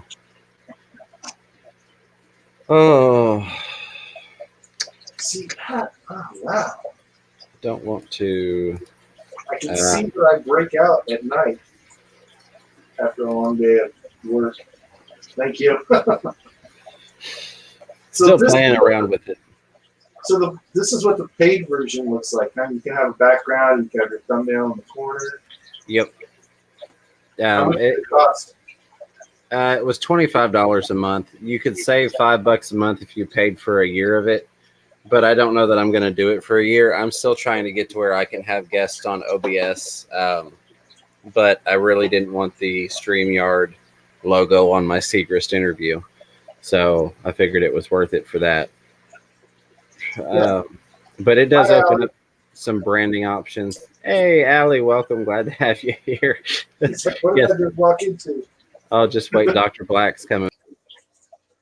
Yeah, wait till Dr. Black comes back. I see him in the fish tank reflection. Yeah. Yeah. Aquamate, I will gladly send you some stickers. And if you want to send some back, that'll be phenomenal. My mailing address will be on the envelope. If you will send me an email with your address, because Miss Fever has been kind enough to take care of that. So I'm pretty much just handing over the email to her, and she's filling out the envelopes for me. If I could get my email typed in here, fishroomfever@gmail.com, and I will send you some stickers. Rack gave me this, and I don't know if you guys can see that. Oh, nice. It's a stack. I They're see that. pre-packaged. A stack of his River Life stickers. So, I don't know how many you got sent, Chris, because when we initially did the envelopes, that night the kids got a hold of them. They wanted to open it up and take everybody's stickers, so they had to be redone. So I think that Miss Fever tossed some extra stickers in yours. So I don't know how many you have. She just did. She mentioned that it was extra postage on yours along with the Aussie ones. So she must have loaded some stickers up in it. Can I just take a moment to say hi to Ali Patton? Welcome aboard, Ali Patton. Welcome to the shirtless train. Yes, Allie said, "Dear Lord, what did I walk into?" or something along those lines. Well, I was away. I didn't see that bit. Yeah. But Well, she that's what I told told her. I us in said, my just guts wait till and Dr. Black back comes in. there. And then he came. Well, he returned, I should say. Shit. Yes, Allie, that is true. However, in StreamYards, I'm not actually seeing who my moderators are, so I can't really remember who I have in here and who I don't. Basically, Remember that everybody stream you on did? the chat right now, except for Aquamate, are mods. Oh, lovely. Well, we can't have you did that. You did that stream, Jimbo, where everyone who turned up, you moderated them, and then like Yeah. 1,000 people turned up, and they were My all first moderated stream, straight away. because I didn't think many people would show up. So I was like, hey, you actually came to my first stream. Mod. Priscilla's not a mod either, so there's two non-mods. Oh, see, now there's Soprano. See, now we're getting a whole. See, they're coming out of the woodwork. They're starting I don't to know make what comments to do. again. I'm scared. I don't know if I'd mod Priscilla. I've heard that she does some pretty hardcore trolling on other channels. That's why she needs the wrench. She needs it's like a shield for her. Yeah, shield, yeah. That keeps her from getting banned and timed out. Kind of like Pam. Pam gets it so people can't time her out. Sharpies prefers a winch instead of a wrench. Yes, absolutely. Sharpies agreed on that 100%. Depends on how many she can carry. Yeah, I had a whole bunch of mods for the longest time, and then I went through the list, and I was like, these half the people that were mods on my channel, I hadn't seen in my chats in forever. Right. So I lowered that list down to 5 or 6 people, just because those It 5 or seems 6 like were it, always right? on my streams. Yeah. And if Less one of is the best. previously wrenched people comes back and says, "Hey, I used to be a mod and I'm not no more." Sorry. Right. Did you guys see when that happened on Ohio Fish Rescue's live stream a couple of weeks ago? Mm-mm. And this guy had hijacked Matt's Monster Fish YouTube Yeah. page and came in and said, "Oh, why aren't I a mod anymore?" And it was like their first live stream.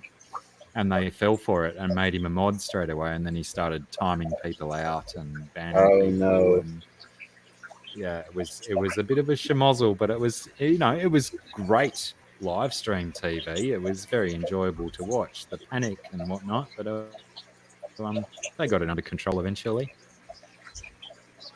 Surf on a lot. I only had one mod, and after seeing him shirtless, he made me the promotion. Nice. I believe that's me he's talking about. I would gather, yeah, I think that would probably be it. Yeah, Priscilla the troll. Swing the hammer with or without the wrench. That's Oh. the spirit of Priscilla. I have a second channel, and I've been using it to troll other fish tubers. But I do a different kind of trolling. I do a positive reinforcement troll.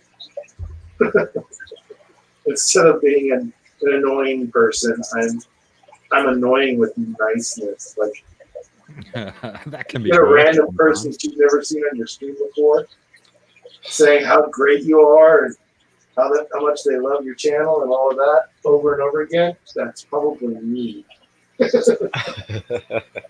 Well, I had to. I have, I think, 11 Gmail accounts from back when Pokemon Go was the big thing. And so, like the other night when Aquafunk mentioned Asshat, he said he had. that was you. Yes, that was me. I couldn't help it. And I carry two phones at all times, so I could still have my actual Fish Room Fever in the chat to help kind of avoid suspicion. Yes, yeah. I get on the computer, and then I switch accounts on the phone, so Yeah. I can type on the phone and on the computer at the same time.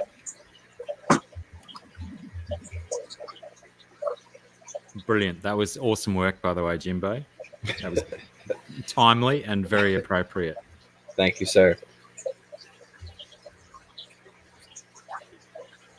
Yes, his parents were in the house on that one, but he was digging his own grave for part of that. So I don't know if I can nod hard enough to make my point. Allie Patton says that that's a creeper, not a nice troll. When you're an extra nice troll. I'm gonna choose that. Hang on, I've got to take a phone call. Be right back. roger that. Well, Jeremy, I will say, we are, I think, 4 hours, yes, almost 4.5 hours in at this point. It's hard not to lose track. But it's fun, and it gives everybody something to do. You started at 7 o'clock my time, and it's like almost 4 according to the lights.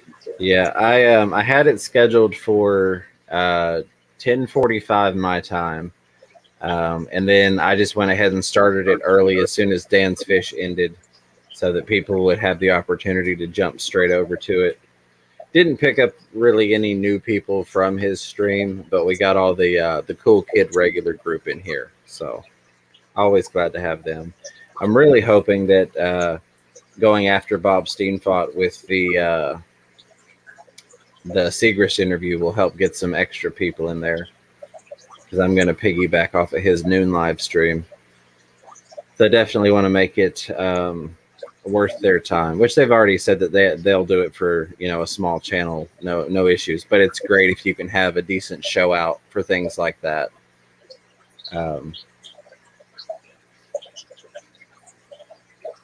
Yeah. Yeah, when you said that you had seagrass, I was like, that's freaking cool. I'm jealous. Yeah. Well, and I did a test stream with Ryan yesterday-ish. It's like a different day now, but and he was saying honestly it was something that he'd like to do more than once. So that was cool. And he said that he did see the first night I mentioned it and threw his Instagram out, the next morning he woke up and he had a bunch of new followers on Instagram. So he thought that was cool and he appreciated that. Yeah, I've noticed on Thursday nights, I get a bump every Thursday night. Last Thursday was like 17 or 18. I think YouTube said it, or social group said I had 17. I I downloaded the Social Blade app on my phone because I've been really checking that out lately. Yeah, that's like my whole home screen. I've always been somebody that tried to keep minimal apps on my phone, but literally my whole home screen is now everything related to YouTube and Fish. It's my editing, Social Blade, the studio, TubeBuddy, all of the different platforms that I put content out on, and all the things I need to access. So it's literally full of nothing but YouTube and Fish related stuff now. Yeah, mine is. Mine's half of that. I have half of that stuff on my main screen on my phone. Gentlemen, I'm going to have to go. There has been a tragedy down at the house where my sons live. Oh no. There's been some blue tongues attacked by the dog, Oh. and none of them know what to do with a injured blue tongue, and I'm getting screamed at. So I'm going to go down Absolutely. and try and ease the situation and work out what to do with these injured lizards. Yes, sir. Well, good luck with that. Hopefully you can help them out. I appreciate you hanging out like you have, Blackie. It's been a blast to have you on. I've been super stoked to be here, my friend. Thank you very much, and thank you, Chris, for the promo thing. I will try and make some kind of video in the near future. Yeah, just let me know. Thank you, Blackie. All right, guys, and everyone else in the chat. Thanks. Yeah, Aquamate said film it, Blackie. There you go. Film it. I don't know if I'll take a camera. I don't think he's gonna have time to film it. Though. Well, I'm more concerned about the fact that if I'm filming it, I'm going to get shouted at by angry people. Yeah, good point. Because it's my Just look at him and go, I'm a YouTuber. What do you expect? All right, thanks heaps, guys. Yeah, I'll talk and to you everyone later. else. Thank you, Blackie. See y'all soon. Let's see here. I'm trying to pull up the. I'm gonna look at your channel. I don't know if Bob's saying that he has been naked for 2 hours or the Chihuahua has been naked for 2 hours. The way this stream's going, it could be either way.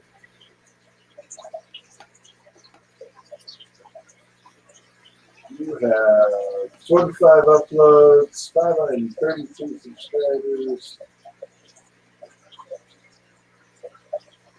4,500 views. Hey, I hit my 45. Awesome. I need to post that. 4505. So we just hit it during the stream. Let's see what your achievements are.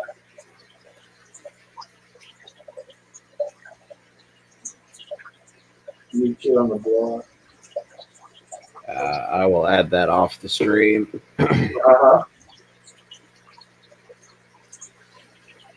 Right. Cool. I'm always happy for you when your channel grows. Your channel is growing rapidly. So, and I appreciate everything you've done for me. It's been awesome, not just to have your support, but also to have you as a friend on this journey. I find it, it's fun. I mean, we're both numbers guys. We both like looking at the analytics, and you're growing way faster than I did. So I'm a very stubborn person when I have a goal. That's part of how I took a store and made it number 12 in a company of 15,000 stores, is because I don't do, and even 12 is not good enough for me. I don't like second place. Not that I'll ever be number one on YouTube, but I'm just saying that's the drive I have, is to just keep improving myself and pushing. Scotty G, I don't have other people's websites linked to it necessarily, but I do have a list of the scheduled weekly live streams on the website, fishroomfever.com. Yeah, and you've got your stream is tomorrow night after mine. Correct. But I'm also doing the special one at 1 p.m. tomorrow, Eastern time, directly after Bob Steenfott's noon stream. That's Yeah, going to be the one with Segrist. I'll be at work still, so I won't be able to see that. Yeah. But I'll watch the replay.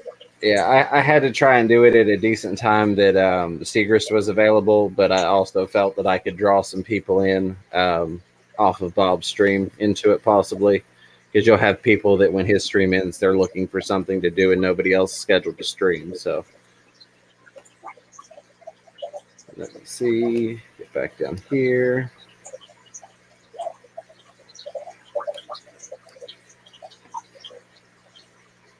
It's so funny, last time when we were testing the Skype and everything, and we started talking about analytics and everything. Yeah. I'm looking at my analytics again.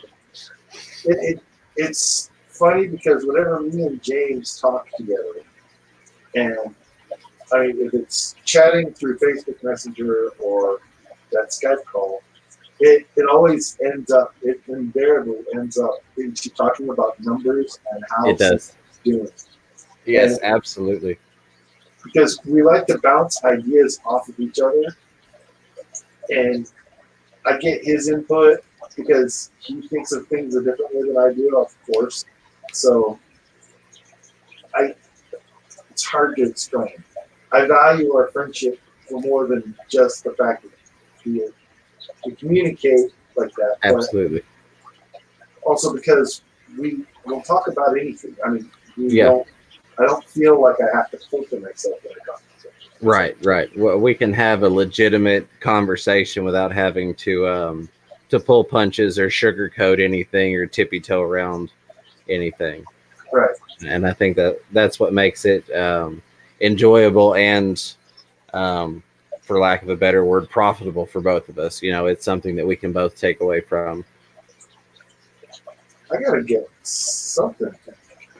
I know what it is. It's just the light behind me is not on. That's why my face is being washed out right now by my light. Yeah. And if I put the glasses off, I can't read the chat. But Right. I can read that Allie Patton posted my Instagram. Thank you, Allie. Okay, so I think Bob is confirming that it is in fact him that has been naked for the past 2 hours. Kudos to you, sir, as Blackie would say, for supporting the half-naked man stream. The half-naked man stream. Yes. So, to go back on the analytics thing, you know how I was telling you that the top 5 beginner aquarium medicines didn't do very good, and the erythromycin video didn't do very good? Right. Erythromycin video is actually turning around. Good. Hasn't quite hit 100 views, but the beginner meds just barely broke 30 views. But then Really? I put out the top 5 Christmas gifts on Saturday, and it's almost at 100. So I mean, it's the subject matter, and it's funny because on this stream there Real is a ongoing. I just want to say goodnight to Bob real quick. Bob Kaler, thank you so much for hanging out and doing what you do. I always appreciate having you in here. I hope you have a wonderful night, sir. Night, Bob. Thank you. Yeah, Bob's a huge supporter. He's one of my mods, and he does an awesome job of release. Sorry, Chris. I hated to cut you off. I just didn't want to miss Bob going out the door. It's funny because the whole conversation for like the last hour in the chat has been on medications, Right. and my meds video doesn't do well, but it's obviously something that I did or didn't do in the video. So Yeah, well, and I just encourage if it's something like with your meds where you do want to have a certain amount of success. Generally, my advice is you post something, it does what it's going to do. If you promote it properly the first time, it is what it is. Don't go back to it. However, with that particular video and a certain outcome expectation, if you will, it may be something that when you have free time, like we all have, you maybe reshoot it in a different way, and see how that one does for you. Yeah. I mean, like, what was it? I did an experiment not too long ago. I did the same video twice, and I posted one video with a different. They both had different thumbnails, Right. and one of them I highly edited it, and the other one I just barely edited it. You know, there was one that had lots of pictures and graphics and all of that stuff, just to see the reaction of the subscriber. And Right. there's hasn't been a huge difference. I mean, when you think about it, it's really not a huge difference, but one of them's got 78 views, the other one's got 91 views. They came out about a week from each other. Huh. Yeah, so a week from each other, that's not a huge difference. Real quick, Camping with Clayman, congratulations on the angelfish fry and welcome to the stream. Glad to have you in here. Oh, yeah, congratulations on Angelfish Fry. Also, Allie Patton has stepped up and has been throwing out the links for, I think she threw mine out, but I know for a fact she also threw your Instagram out. So, Allie, thank you for putting in mod work. Always appreciated, but as Dan, I guess, would say, never required. But I do appreciate you all doing that. Griffin Fishman is heading out. Have a good night, Griffin. Griffin, thank you for stopping by. I hope you have a good night, and hopefully we didn't impact your work day tomorrow. So yeah, I did those two videos as an experiment, and the one that actually has more views has more thumbs down on it. Makes any sense. People are gonna do what they're gonna do. Yeah, Looks like that one has Pranny's 3 heading thumbs out. down. Gotcha. Pranny, have a wonderful night or day. I guess it is for you. Have a good day. Go get your Christmas shopping done. Be safe. Don't beat anybody up over a Barbie doll or anything of that nature. Nights are probably a lot. Griffin's off until the 2nd of January. That's awesome. See, and honestly, that's the one thing. As much as it's not really worth the pain trade off, I'm glad to have this time off of work right now to be able to do stuff like this and get some YouTube stuff caught up. I can't really do much physically on the tanks and projects I'd like to get done, but I can do this type of stuff. So I'm enjoying my little week off. Sharpies says, Chris, I still say you should do the underrated fish room video, or the fish video. I'm guessing that you're referring to Credenzas, if that's what you're saying. I think I actually have a species spotlight on Credenzas. And since I have my videos up on the other screen, I did. Well played, Aquamate. Well played. And there, Allie Patton has dropped the link for Chris Multi-Tank Addictions channel. If you have not checked Chris out, which I believe you all have, but it never hurts to double check. I like to say that. Even if you think you're subscribed to someone, check and see. I've found several people that I could have sworn I was subscribed to that turns out they were not. Aquamate is at 974 subscribers. Nice. I did want to mention one thing. Check to make sure that you are subscribed to who you think you're supposed to, because YouTube is doing their clean sweep again. Right. I have been losing on average 3 a day and then getting 2 or 3 back. Yes. I've been like in a holding pattern at about 820 for a week because I'll lose 3 and I'll gain 2 and I'll get 1 more like the next day and then I'll lose 2 more in that afternoon and then they'll come back. So definitely double check to make sure that you're still subscribed to everybody that you want to be subscribed to. Now, I swear to God, on all of my videos and all of my other streams, I am wearing a shirt too. This isn't The only time I've been on the internet without a shirt on. All right. I am not finding the Avengers video, but I have over 300 videos. So If you would all do me a favor, sorry, Chris, I didn't mean to cut you off, but if everyone would do me a favor real quick, I just dropped the link for Aquamate. Double check, make sure you're subscribed to him. So close to 1,000. So close. I'm gonna double check to make sure.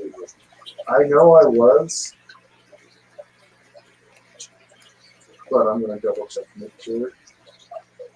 And do that in a separate tab so that I don't accidentally drop off. Yeah, I am subscribed. I wonder if my my troll channel is subscribed. Don't worry, it's more of a creeper channel than a troll channel. As look, Scotty G's up to 40 subscribers. Congratulations, Scotty G. You're halfway to that first milestone. There was a pain in the butt to get to. Yes, yes. It is so much of a pain. That first 100 is way harder than getting to 1,000, in my opinion. Yeah.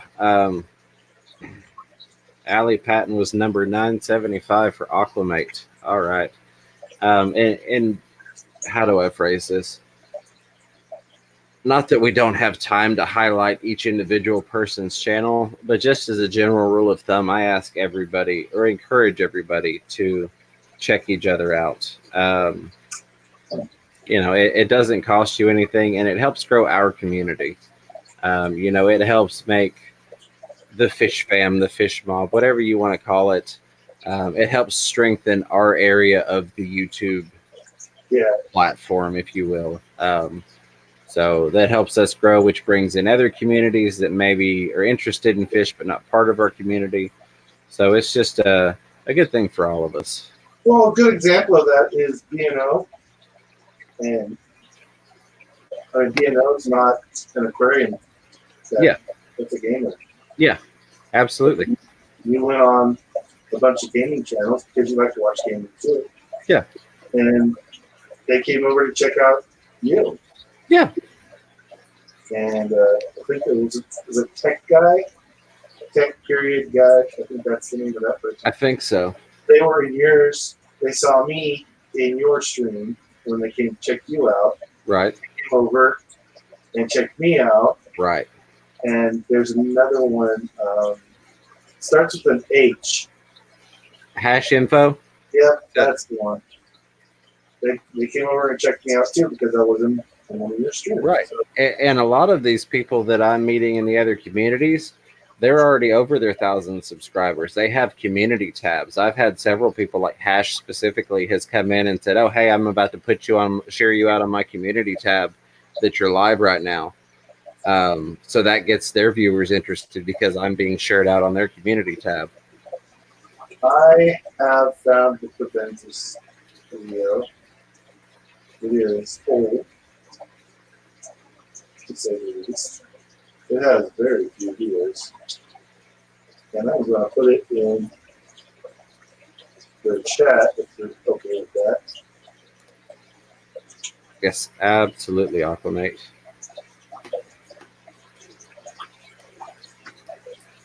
So I will say, if there is anybody that would like to come up, I'll drop that link real quick. I kind of like the 3-person platform. It gets crowded when you've got 5 or 6, but I do kind of enjoy having the trio on the screen. Yes. Let me copy that and drop it. Chris has just dropped his Crebensis species spotlight video in the chat.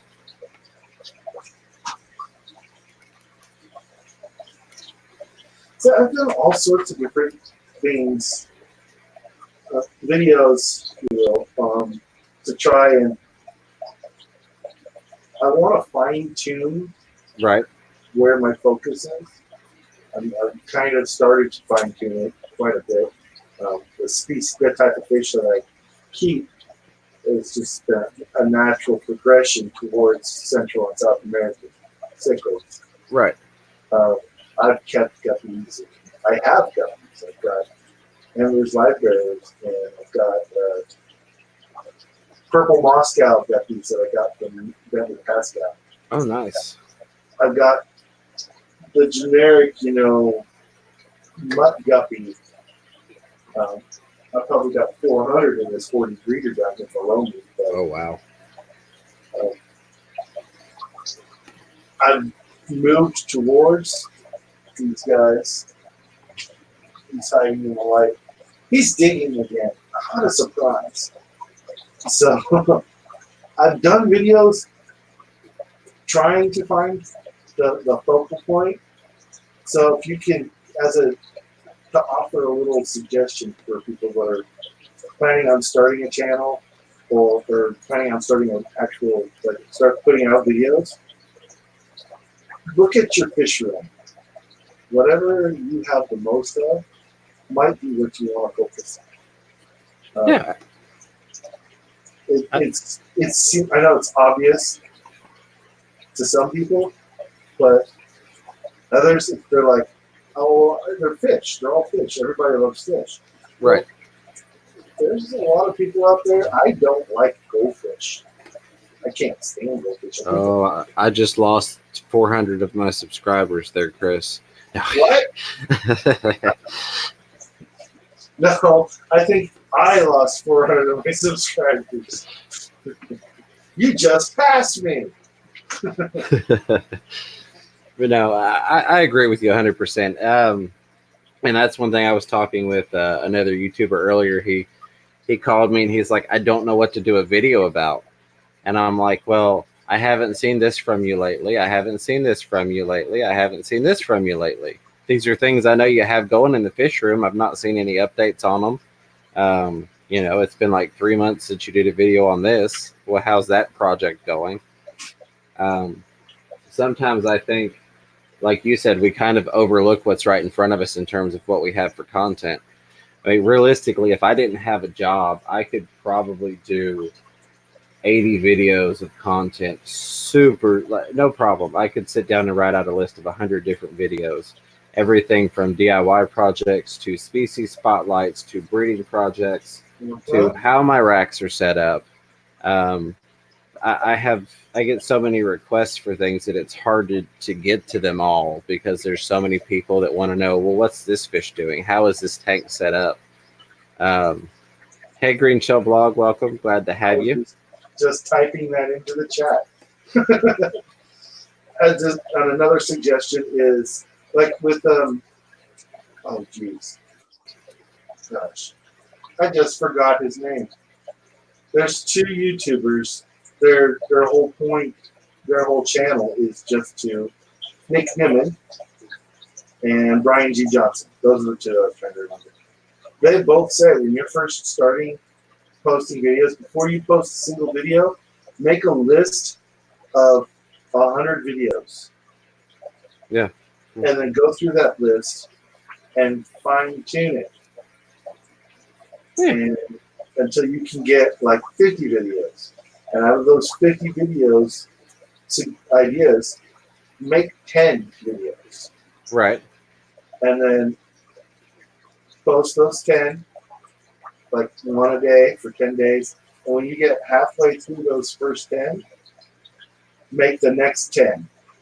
So that when you get to the end of the first 10, you've got 10 more ready to go to post. And it puts you ahead of the game. You have subject matter. And then you can look at your videos. Right. Ones are doing well. Now, you're a new channel, so you can't expect a ton of views. Right. Camping with Clammy, I appreciate you coming by. Again, congrats on the angelfish fry. We're glad to have you in here. Welcome to the Fish Fam.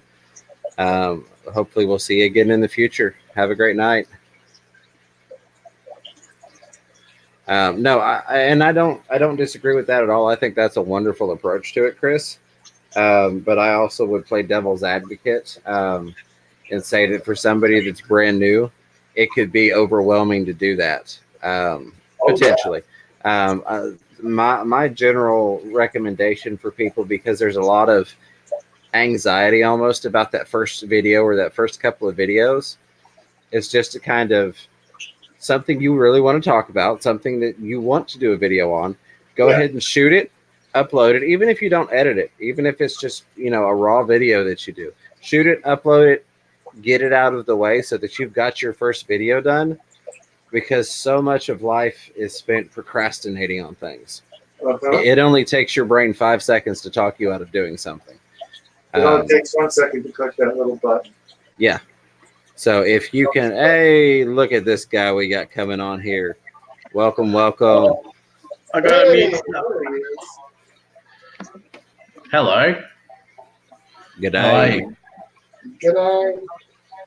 I thought I've made dinner. I've come up. I'll say thank you for the shout out. Appreciate it.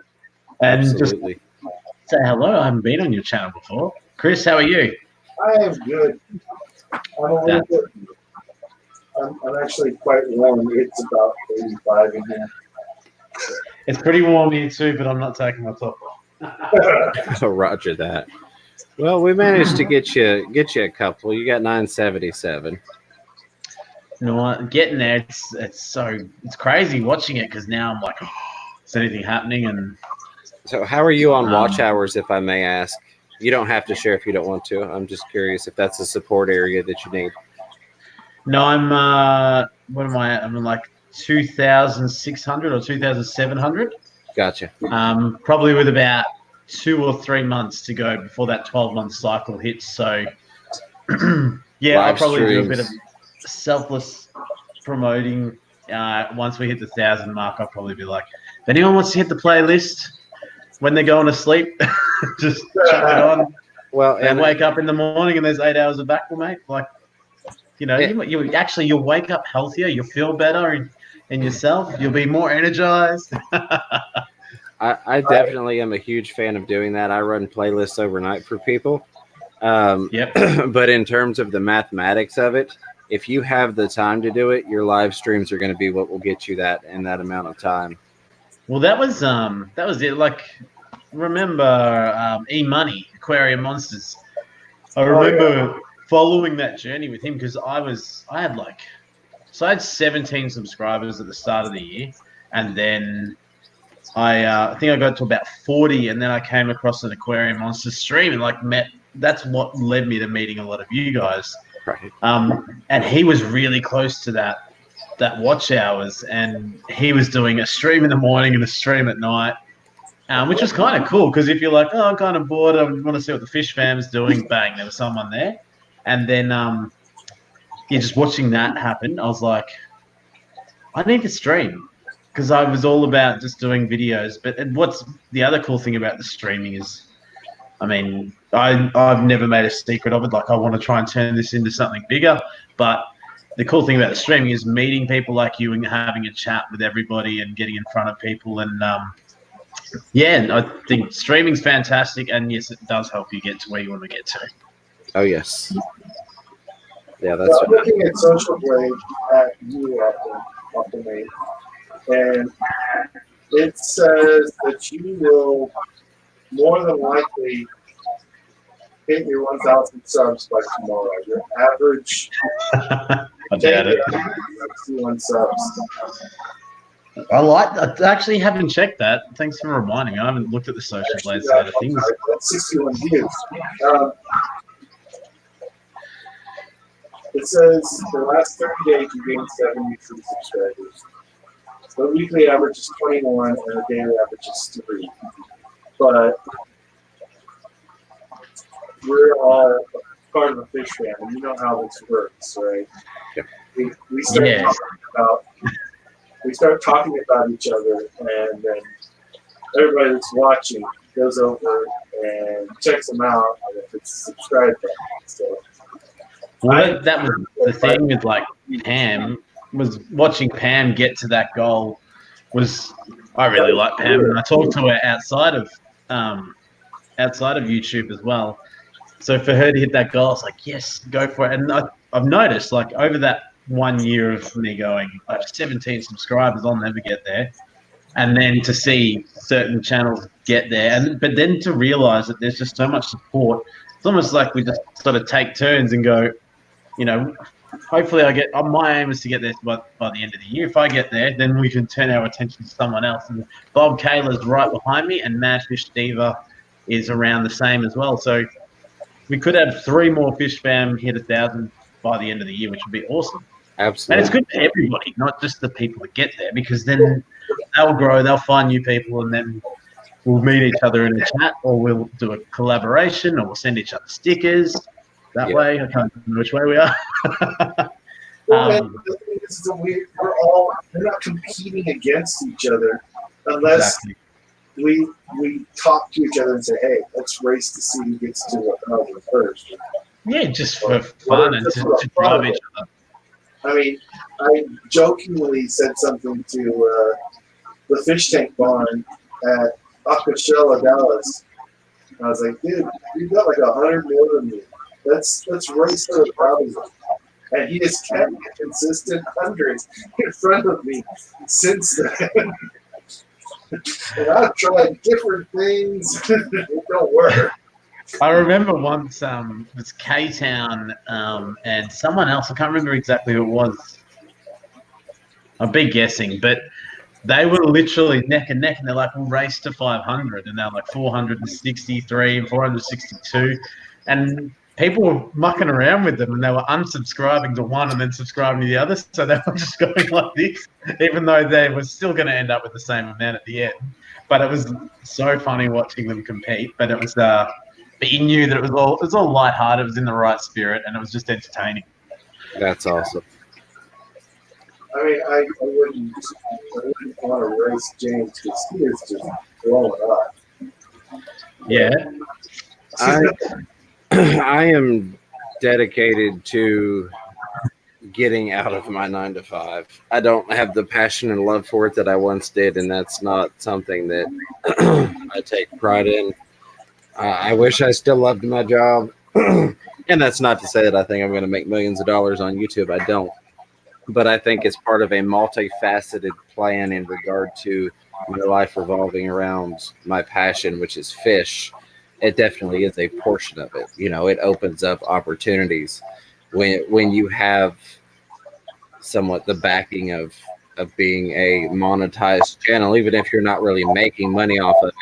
If I go to a brand or a different LFS or somebody and I say, hey, I have a YouTube channel, you know, I monetized Yeah, they're like, can we do something with you? Can you feature our shop? Rather than at the moment, you feel like you walk in and go, can I feature your shop? And they're like, oh, but this, but that. right. You go, well, hang on. Like, and it's kind of awkward with it being an Australian because the majority of my subscribers are from America or Canada. And that's one thing that I've been really passionate about this year. We did the Fish Tubers notification, Fish Tuber Down Under series.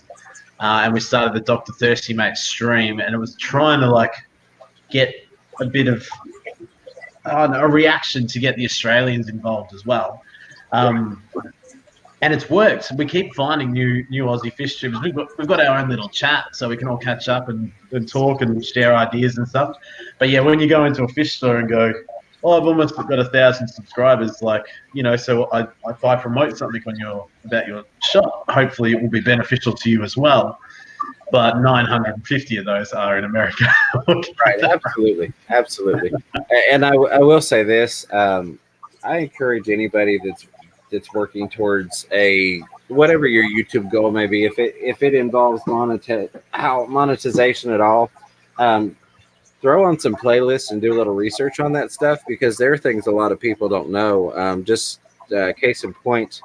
If you have a large foreign viewer base, like say, one good example is if most of my viewers are in the Philippines, my SEO, or how much I'm going to make off of my ads being played, is going to be a lot less. Whereas if I'm watching, I count as 4 viewers if I'm watching a Filipino channel, because I'm an American viewer. So there's weird things like that. I don't remember exactly where Australian and American land, but I think there's Australia, America, England, Canada are all like, they're the ones that they want to market to. Right. And a lot of it has to do with, I think, where the money is financially on a global standpoint. Yeah, it's really interesting. But I've also like sort of drawn up a little bit of a plan and said, these are the goals that I want to achieve for myself, and I think it's really good to write that down, put it over there, and then just concentrate on being creative. Yes. And then you can sort of tick that goal off and go, cool, like that means that I can do this in the future. And I think the biggest thing would be not like, I suppose, affiliates and partnerships and that sort of thing in the future. If you want to sort of, get a few dollars out of it or even create a career, because like, let's dream big while we're talking, that you build the brand. Right. You got Fish Room Fever, you got Fish Room Fever website, do you have an Instagram? I think you've got Instagram. I've seen your Instagram. And that's what I did was I went with a brand. I literally have a TikTok, Instagram, Twitter, IG, Facebook.com, YouTube. Yeah. If there is a platform, I went and I found a name that I liked that was available on everything, so it was simple. I'm Fish Room Fever on every platform that there is. You can find me there. So like I said, it's a brand. Absolutely. Sorry. Yep. Well, that's the thing. Like you've got,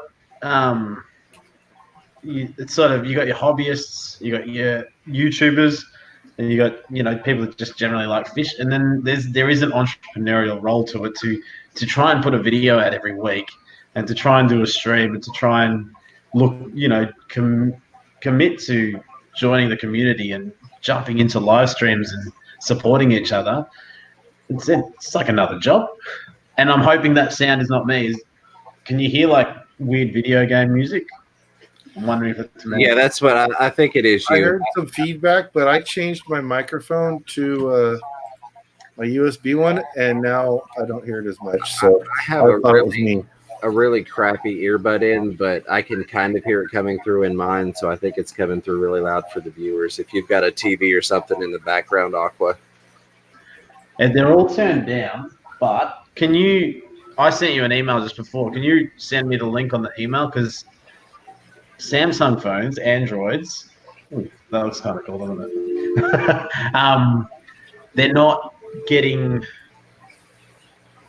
I can't click on a link anymore all of a sudden. So like when Candy puts through a link and says, check out this channel, if you're on an Android, all of a sudden it just goes to Candy's channel. It doesn't tell you where you want to go.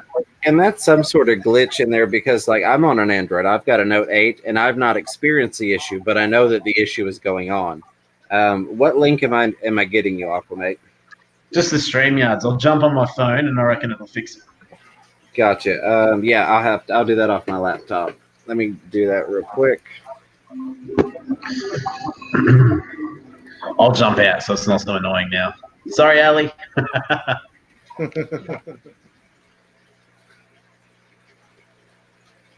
Select Pets wondering if I was naked, and no, I'm not naked. I'm just topless.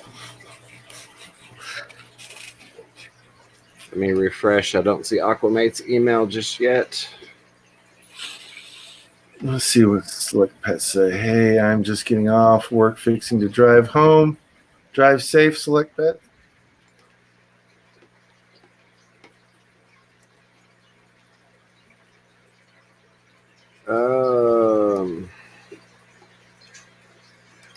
Okay, it went to promotions for some reason. There we go. Now I've got it. It was hidden away in a little secret folder. Aquamate, if you're listening, that link is inbound now, sir. There we go. Yeah, Thursday nights, even though I'm working, I'll put the stream up on my phone, and then I'll put a headphone. I've got a cord that goes to the input, the audio in on my stereo, my truck. Right. And I plug the USB in so that it's got something to charge. And I'll start whatever person is streaming when I get in the truck at that time. I'll start like KG Tropical stream. Yeah. And I'll just leave it on in my truck, even though I'm not in the truck. And I get back in the truck to go to deliver somebody's food, it automatically comes on, and I can just listen to the stream while I'm driving. But That's awesome. I try to do that throughout the day. I get off work at the exact same time that they end their stream now, which is sad because I used to love going to their streams, but Right. I get to listen to Rack on my way home. I'll watch his stream, and then I do my stream, and then you do your stream, and I watch your stream, and then usually after that, I'm ready to go to bed. Right. Absolutely. Yeah. And that's kind of why we cut that one down to a 2-hour stream on Thursday nights for mine, just because work. But yeah, I'm the same way. I ordered this little $7 Bluetooth during Black Friday, and it's great because it's really low profile, and I just stick that in while I'm at work. Oh, that's cool. I don't have issues with. I can listen to a stream and run a register and help people and all that at the same time, no problem. So it works well for me.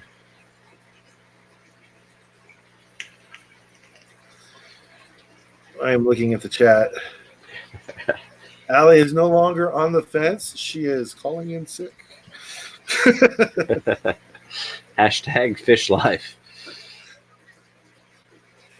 Hashtag 5-hour streams. Yeah. I said I was going to be on for a half an hour. It's been an hour already. Yeah.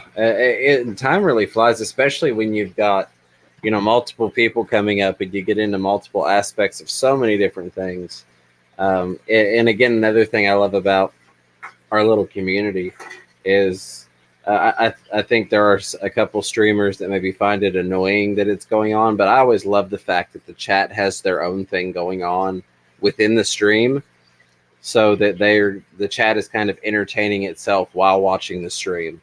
So if you and I or whomever get off on discussing a topic relating to one person's comment, the rest of the chat doesn't get bored and just leave. They talk about what needs to be talked about, like the meds and the fungus and what's been going on. I've been kind of watching that little conversation.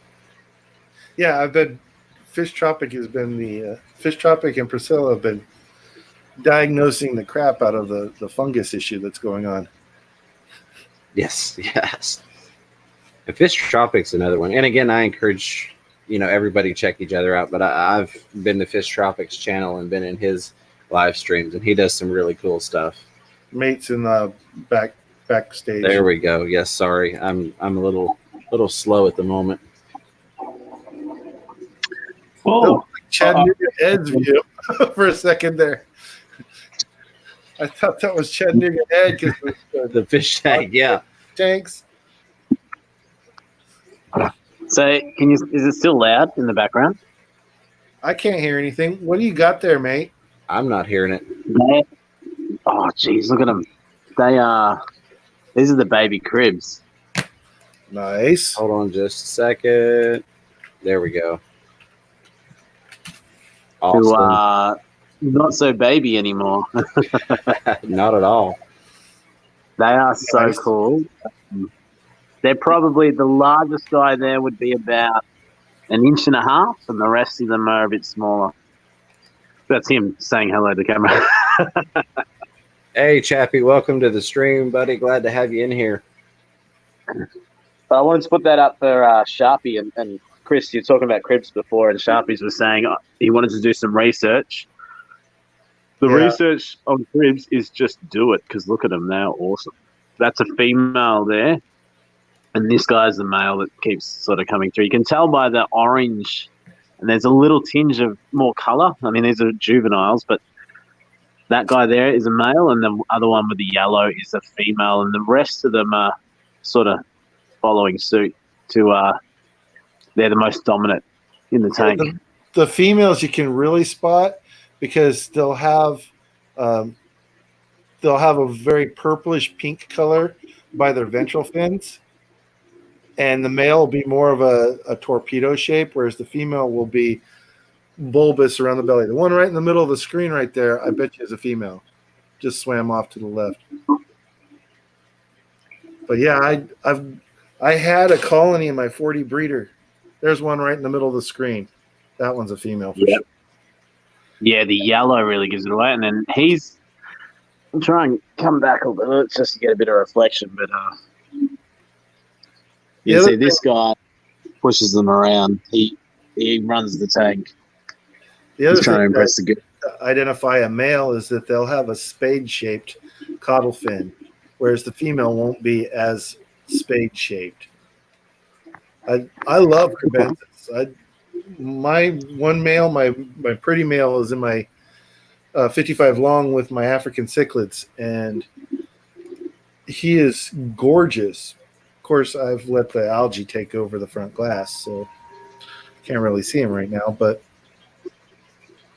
I've got a male and a female in my living room in the 75 gallon with a bunch of neon tetras and a runt Eneridae severum, and they breed about once every 4 or 5 days right now. But I've got 2 plecos in that tank, and those plecos take care of it every 4 or 5 days. They're gone again. Well, that's one of the things with them. Like, they're amazing. One of the reasons they're amazing is, like, yeah, they've got some color and stuff, but their personality and the way that they behave when they actually, when they breed, it's like a full month cycle where you go back to your tank every day and something else is happening. The only issue is these guys, like, I've got to get rid of pretty much all of them, but I don't like the guy right there on the left. I don't want to get rid of him. Yeah. So I'm going to have to put them into a community tank, but then they demand to, like, take over their own space. So you got to just find that happy medium, I think. Well, that's the thing. When I started my little colony in the 40 breeder, it was just a male and a female, and then about 2 months later, I had 2 more generations in that tank, and then another month later, it was 3 generations. And it was always the main 2. The first 2 were the ones that continued to breed, and all the juveniles just kept away because the parents would beat up their own kids if they tried to eat their siblings. So I had like 4 generations going at the same time in that tank. So it was always cool to look in that tank. You could see full-grown adults, and then every stage of juvenile all the way down to fry. So I love crebensis. I always have. So I had a really weird thing with mine that they bred. First time they struggled with the babies, and then they ate them. And then they had that batch. And I've given a few of those away, so there were more. And then they bred again, and then they ate the babies, and now they won't breed. So I think it's a stress thing, and they're just in a 10 or 15 gallon tank on their own. So it was just a setup for them. Now I'm thinking maybe they need to go to a larger tank into a community environment, and they say moving is as good as a holiday. So the way you're positioned right now, it looks like you have a halo. No, that's just me. That's because he's an Aussie angel. Yeah, I was just gonna say, the way you're positioned right now, you have a nice little light halo above your head. I can see it on the screen over there. So I've got you guys on I've got you over here, and I've got you on the TV lounge room. I've got everywhere. Nice. I just want to give a real quick shout out again to Priscilla and Fish Tropic, who are putting in the work in the chat, trying to help solve this issue for Jeremy. I appreciate you all doing that. Jeremy, we by no means mean to ignore your issue. I just know that it is in quite capable hands at the moment, and I don't have anything to interject into the conversation that's not already covered by those 2 individuals. I also I'm no good with fish meds and stuff, so if other people know what to do, I'll leave it to the experts. Right, and that's actually something that I try and tell people when they ask for advice. Don't try. That's one aspect. Don't try and fake it till you make it. if you don't know what you're talking about, don't talk about it. I will always preface if I have an opinion on something that this is my opinion. Hey, buddy. But He's watching the video, so he's like, all of a sudden, he'd be like, "Oh, that's me." so that's one piece of advice I have for people, not just starting out, everybody. I mean, I've had Oscars. This is the first Oscar that I've gotten to grow from a little bitty fry to where he's at now. He's about 12 inches, and I've never dealt with a fish that jumps that's this big, that's actually hurt himself. I've had fish get diseases, and I know I've treated them, so I know how to deal with that. Right. But I was freaking out yesterday during my stream. I was trying to keep it together, on the stream, but the whole time I just wanted to do this and look at him to make sure that he was going to be okay, because he had skin dangling from his face. Right. And I asked you guys what I do. And that is one of those things. So often we hate when we get the answer, well, it depends. Honestly, I don't have one way of dealing with those type of things. It depends on what fish it is. Are you going to do the water changes or not? Like when I was suggesting certain things, I'm like, okay, taking into consideration, you're probably not going to do large water changes. This is what I would do. But I mean, even my advice for the exact same problem can vary depending upon what the fish is, what the setup is, and what you're willing to do for it. My piranha, I leave in there when they have chunks spitting out of them from time to time. There's a lot of tannins in the water. My Oscar, I have moved before into a QT by itself with nothing at all except for some water changes. And then I've had like my Jaguar cichlid female, when she got roughed up by the male for trying to eat the babies, when she was ready to breed again, I moved her into a QT tank with salt treatment. So it just depends. I mean, I started treating it with the Melafix, the 300 gallon. Yeah. And I looked at him again today when I came home, and that flap of skin that was dangling off his face was gone. Yeah. And he is noticeably better. I mean, he looks like he's already healing. Right. And it's only been, 24 hours, so it's not a huge difference, but I can see it. I can see a difference in him. And I'm just following the instructions on the bottle. It's a huge bottle. It takes a cap full to treat that 300 gallon. It's a gallon of the medication. So I've got plenty of the medication. It says to treat the tank for a week and do a 25% water change. So I'm going to treat the tank for a week, and then I'm going to run water, and then I'm going to overflow the tank for about 10 minutes straight. And see, given that I don't have that particular medication in my setups right now, that's not something I would have recommended to you, but it's something you had at hand that I agree is a good solution for it. Yeah, and some people will say, "Oh, well, that doesn't do anything," because I get that a lot. Melafix doesn't do anything. Permafix doesn't do anything. But I have, in my experience in the hobby, I have treated fungus infections with my Rockkill Severum and my Electric Blue Cara, and they survived, whereas other fish in the same tank died before I treated them. Gotcha. Yeah. And again, it's, what works for me may not work for you, and vice versa. And I know that's frustrating to new people when they come in and they go, help me. And it's like, well, it really depends on the situation, your water quality, your parameters, every little factor. Treating the tank to my right could be completely different from treating the tank to my left compared to treating my piranha tank. They have different pHs. One's heavily planted, one's heavily tanned, different temperatures. There's so much that goes into it.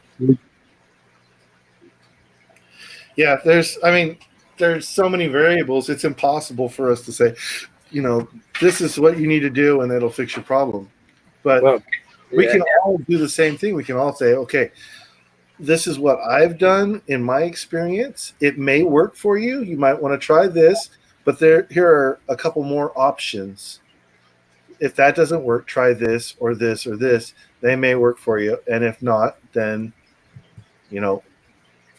And I think a completely valid case in point is I may be off on the time, but it seems like it's at least an hour, if not longer, that Fish Tropic and then Priscilla joined in have been working to try and figure this out with Jeremy, on one specific thing.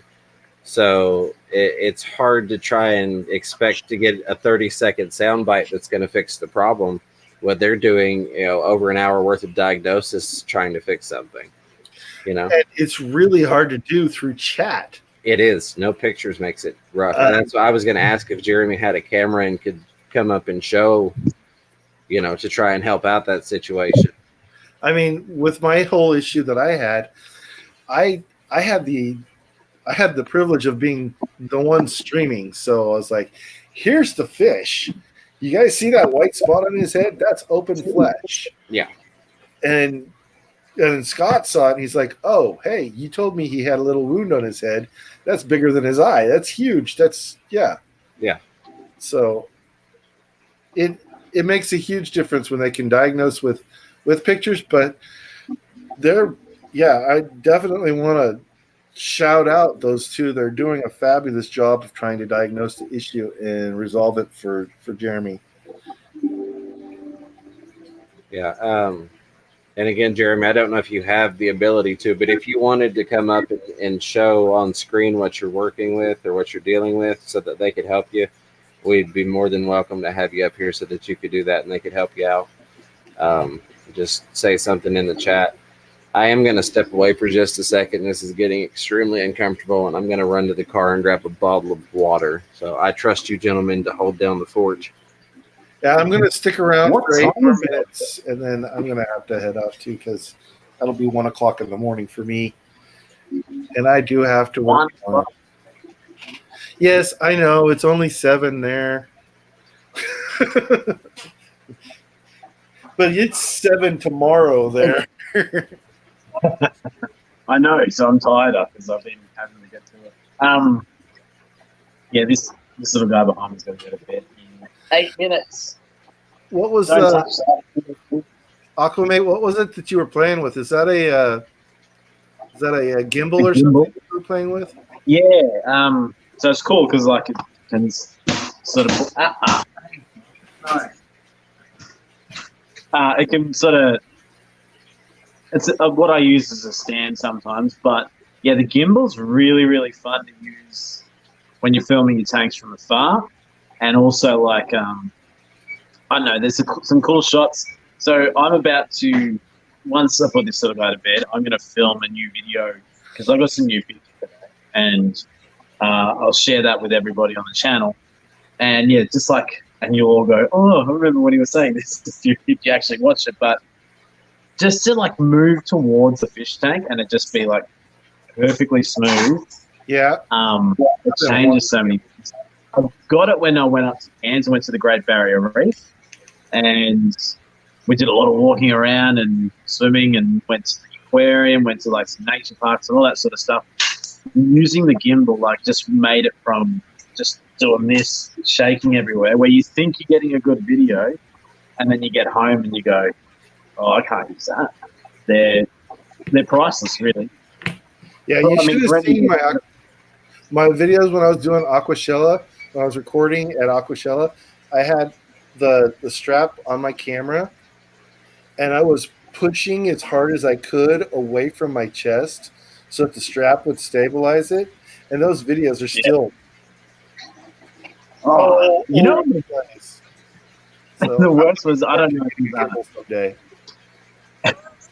Well, look, this one's a small one. I should actually do a product review on it, and it might be why is he doing a review on technology? But it will be perfect for other fish tubes. I don't know if you saw it's related.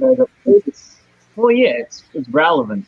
But yeah, if you ever want to look at it, the first video that I did up in Cairns, so it was Cairns Part 1, one with the crocodile on the thumbnail because there was a surprise at the end.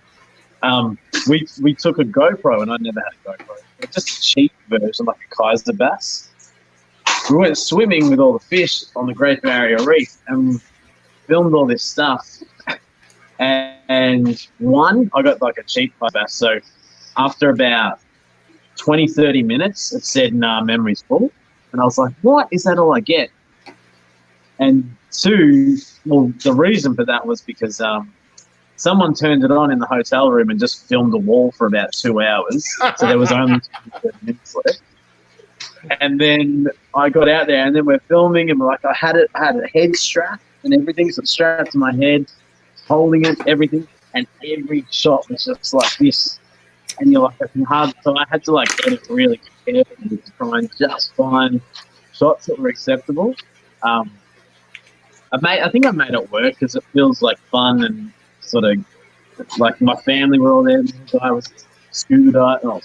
Scuba diving for the first time. Snorkeling, sorry. But exactly what you're saying. Like you think, oh, this is going to be gold. I can't wait to use this, and then it's not legible. Oh man. Yeah, I've got one of those knockoff GoPros. I had a GoPro, a real GoPro. Well, I used to do the inside the tank videos, and those did actually pretty well. But then my kid decided to throw away the GoPro on accident. And that was an expensive garbage.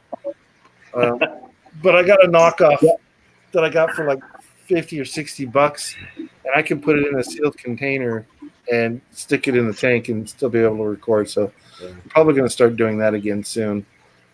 The light's not very good, but that's what we did too. Like, when I first started doing videos, we sunk a GoPro into the tank and then filmed the outside to get some full shots. But I'll show you what I mean. Like, if I go back sort of from the thing, I can't adjust the fact that you can see this because, I mean, you can normally, but StreamYards won't let me do it.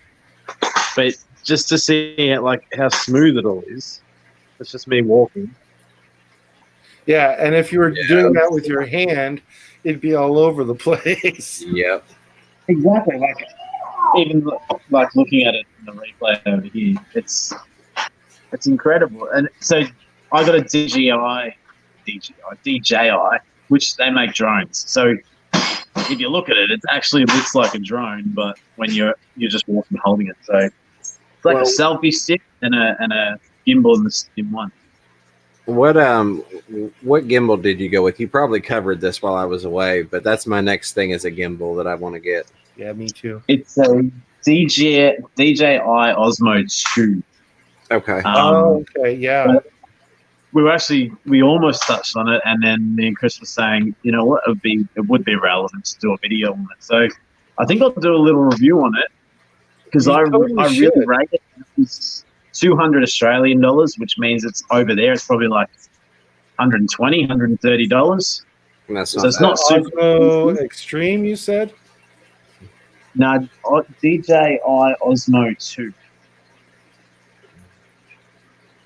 See, because I do all of my filming from a Note 8, and it's got waterproof filming on it capabilities. So a gimbal is kind of like the last thing I'm missing. I've got all the rigs and mics and all that stuff. And maybe Here. Are you talking about the DJI Osmo handheld fully? That's it right there. Yeah. The mobile. The Osmo Mobile. Yeah. Is it Mobile 2? I thought it was 2, but there is a smaller one. There's one that It's just sort of- came out that's the Mobile 3. Yeah, It's all on right. So it must be the 2. The Mobile 3 is on Must be Amazon right now. So we've got an Australian aquashala, which we call Splash. It's the first ever. So any Australians listening or watching, make sure you're there. Feb 29 and March 1st, $5 entry. But I will be rocking this gimbal the whole time, walking around. Hopefully, we'll be meeting Thirsty Rabbit, Dr. Black, Surf on a lot, GRB Aquatics, Lakes Aquatics, like a whole bunch of Aussies. And we'll all get to catch up, and hopefully we can give you guys something to be jealous about instead of us watching aquashala videos. All right, I got a link. to the one that you've got right there, or I think you've got. I'll do. You kind of reminded me. I really should do a video on it. I'll do one, and Dude, I'll see. I did a video on my camera because it's related. I mean, people may not think that it's related, but you're filming fish, and if this helps you film fish, then it is related. Absolutely. It's better. I did a video on being able to voice command the lights in my fish tank, and that was purely just getting a Wi-Fi adapter that would talk to Google. Nice. So then I could like, turn on the lights, but the advantage of doing it something like that, and I went through the whole, tried to do like a real tech video on it, show you how to set it up and all of that sort of stuff. Went into my phone with all of the settings, and the advantage of doing something like that means that you can set up your lights to be only on for 6 hours, so you don't get too much algae, but you get enough light for your plants. Because a lot of us turn our lights on in the morning, go to work, come home, and then we want to appreciate our fish, so we're all guilty of leaving the lights on too long because we want to enjoy them. On at 6 a.m. and turn off at 9 p.m. So, and then if I'm streaming, the tank behind me is on. The light behind me stays on. I'll turn off the timer. Speaking of which, I need to turn lights off. I'll be right back. But yeah, So I set lights to come on at like 2 or 3 in the afternoon, and then go off at like 9 or 10 o'clock in the evening, because that's when I get home. I get home 5 hours later. Like I want to enjoy the fish when I get home. I don't want to be A, wasting electricity, and B, missing out on my tanks. So that I get home, I only get a couple of hours with them. So I've kind of cycled it another way, which is really funny in Australia because, well, I mean, it probably is everywhere, but from winter to summer, you get like a big variance. In winter, it doesn't get light here until like 8 o'clock. In summer, it gets light here at 5:30 in the morning. yeah. And in winter, it gets dark at 5 o'clock p.m. And in summer, it gets dark here at like 8:30 p.m. So like that all changes. So it's almost like they're constantly on a summer schedule. Yeah, see, like our sunlight, I lose my sun at about 5 o'clock. It's dark out after 5 p.m. here right now.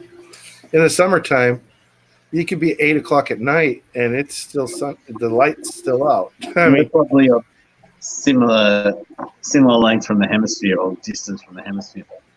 I'm in the northern hemisphere, but I mean 49th parallel if I remember correctly. So Sorry, the equator. Sorry, I meant to say.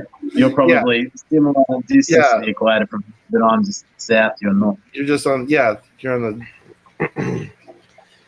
I am I G just Snap. realized, I appreciate James, that you it's hanging out. 104, and I have to get up for work in 7 hours. Yeah, it's 4 a.m. my time. So I have my stream is in 9 hours with Seagrest. Yeah, and you've been streaming for over 5 hours now. Yes, so we're at 5.5 hours. I have to go. I thank you very much for letting me come up, and it was a pleasure to actually get to talk to Aquamate and Blackie. Yeah, it's been a little while. With my mouth instead of with my fingers. Right? Absolutely. Well, I appreciate you coming up. Yeah, you finally got to join us, and then we all had to go. So, but yes, and same with you, James. It's the first time Yeah. we've talked Well, to you. I always enjoy talking to James. I talk to James all day, just Oh, about yeah. every day. We have good conversations. Yeah. So I'm I'm going to gonna go pop for about 27 more minutes. We'll just go ahead and run it to the hour mark. But Chris, I appreciate you hanging out as long as you have and coming up on screen with me, buddy. No problem, bro. And tomorrow's stream is going to be different than what I normally do Okay. because I haven't prepped anything. And normally I spend like an hour or two prepping my Thursday stream. It's going to be more of something like this, kind of hanging out, Gotcha. just talking about fish. because I've gotten away from that on my streams. I mean, I got the aquarium art stream, which I'm in the process of doing coloring on one thing. And then the other stream, which is supposed to be talking about fish, I'm running through my segments so fast that I don't actually get to talk about fish. Right. So Absolutely. it's going to be similar to what everybody else does on Thursday night, but of course with my little weird flares that Right. Absolutely. Well, I look forward to it, buddy. Get you some rest, and I will see you. I will see you later today. My time. later. Yeah, it is later today for both of us, isn't it? Yes. All right. Thanks a lot. Chris, I'll try and stop in. It's just so you know, I am working at the moment, so it's like when you guys go live sometimes for your late night streams in America, don't ever be offended if I'm not there. I try and stop in and say hey, but then I've got to run because I'm working. But just want you to know it's not that I'm like, oh no, I'm not listening. I know. You guys are like 15 hours ahead of me or something like Yeah, that. it's hard work in the future, dude. Gets harder. I mean, it's what? It's 7 p.m. there. Yeah, it's 8:07 p.m. Oh, it's 8:07. So, okay, so it's 8 o'clock. That means that you are, Jesus, math, brain. Yeah. When I do my 1 p.m. stream today, it'll be 5 a.m. their time. You're 19 hours ahead of me. Yeah, well, that's it. And look, still ahead of you there as well. Let's turn that off. All right. No, I I'm don't going to think keep saying everyone is goodbye interested. until I actually go. So I'm going to go. You All guys have a great night, and I'll talk to you all later. All right, bye, Chris. Thank you again, Chris Multi-Take Addiction. Oh, let me add you back. I was trying to pull him off the stream, and it moved over to you, sir. We'll show you where we're at over here. Oh, it's not really doing anything. Let me do this. Oh, wow. Can you see that? Because it's not coming up properly on mine.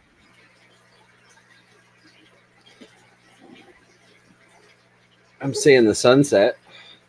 Yeah, that's it. Just going down past the trees.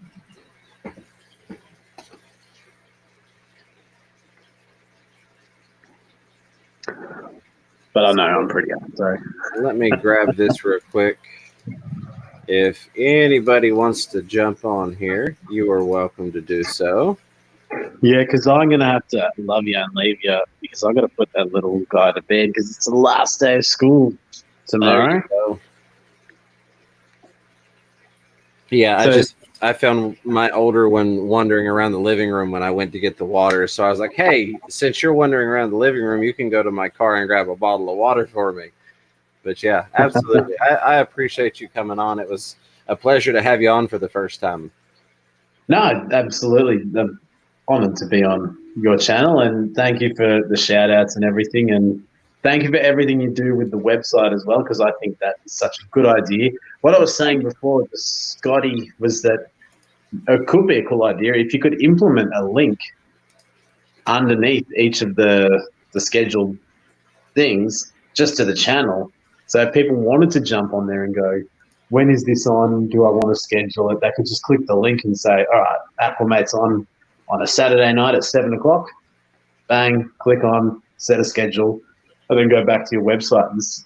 That would be a cool idea, I think.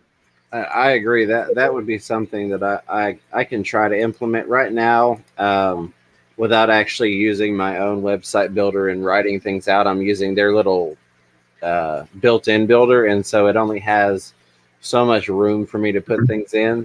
But that is definitely something I'm trying to get Miss Fever to take over the website and be able to do those things, since I just don't have the hours in the day. A lot of times it's, do I want to work on the website, or do I want to film a video, or do I want to get on a live stream? Hey, Perth, welcome. Do you want to build a snowman? Yeah, do you want to build a snowman? Exactly. Hey, Jason, how are you? I can't see the chat, but I know you're there now. Jason's Perth Cichlids. El Tropico. I don't believe I'm familiar with you, but we will let you up here. El That'd be- Tropico is That'll God. be How Is are that you? Fish Tropic? What's going on? Oh, guys? fish, dude! See, I saw that pop up earlier, and there was no video at the moment, and I was like, I don't know who this is, and then you were gone before I could figure it out. What's up, I buddy? haven't been on stream with you, Fish Tropic, since the E-Money days. How are you, man? Just hanging out, having a morning coffee. What time is it? It's almost 4:30. Oh, that's a bit early. Oh, But yeah, thought I'd jump on for a quick second. absolutely. You take my spot. I got to go. Thank you, James. And I'll see you guys on the streams on the weekend and all the fun stuff as well. But thank you. Absolutely. Thank you. And hopefully we can get you pushed over that 1,000 mark here in the next couple days. Yeah, it'll be exciting. Thank you. I'll share it all with you when it happens. Fantastic, buddy. Have a good night. Go Yeah, check you'll get it. Will do. See you guys. See ya. Later, mate. All right. Dude, I appreciate all the support you've had going over in the chat. You and Priscilla helping out. That I think a lot of times that kind of goes unnoticed by some of the streamers, that they've got that support factor in the chat that's putting in work for them while they're doing their thing on video.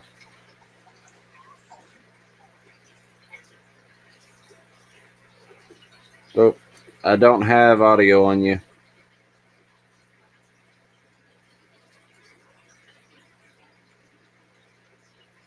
Still no audio from you.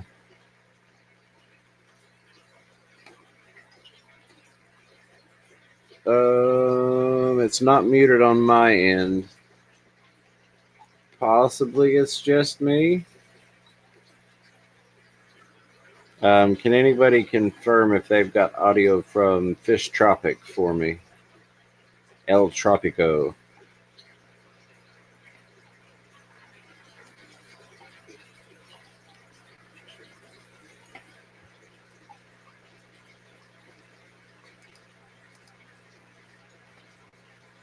I don't know what's going on. I had you for a minute, and then it just, okay. So Blake's Aquatic says, nope, no audio. I don't know what happened. All right. I'm going to drop that link again so it is available.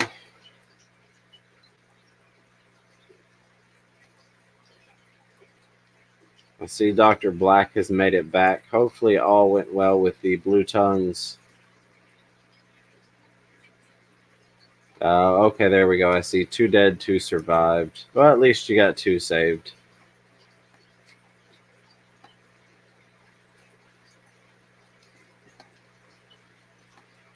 Well, I do have about 17 minutes or so that I'm going to hang out on here still. Yeah, I'll be here for about 17 more minutes. I'm going to kill it at the 6-hour mark. That seems to be the as far as I normally will go. I may do another one maybe Friday or on the weekend, since I'll still be off work.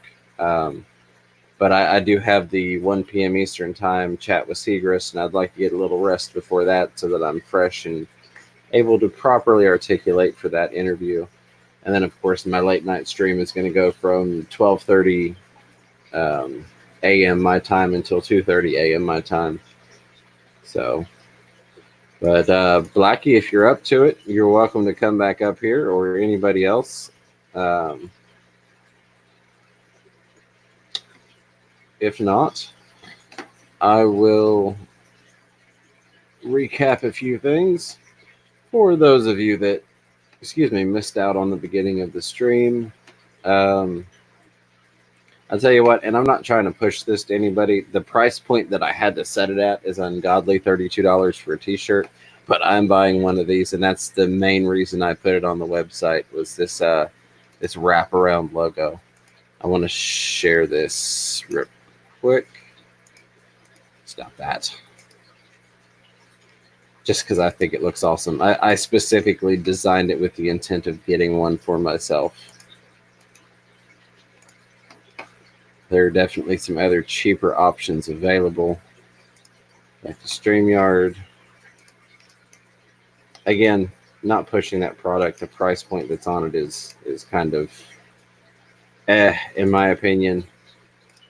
I just want y'all to look at it because I thought it looked cool. So I'm going to get one of those, so I'll have that for the streams. Perth, it has been a long, hard push with a lot of 3 a.m. and 4 a.m. days of me being on networking and talking to people. My local fish store has been promoting my channel and handing out my stickers, and then a lot of collaboration work and just showing up all over the place. But I did get your stickers mailed out today, so you should see those soon. I think I've got about 5 or 6 people that have emailed or messaged me, maybe even more than that, since my post office trip, which was technically yesterday now. So I will see if I can't convince Miss Fever to go ahead and fill those envelopes out and drop those in the mail today.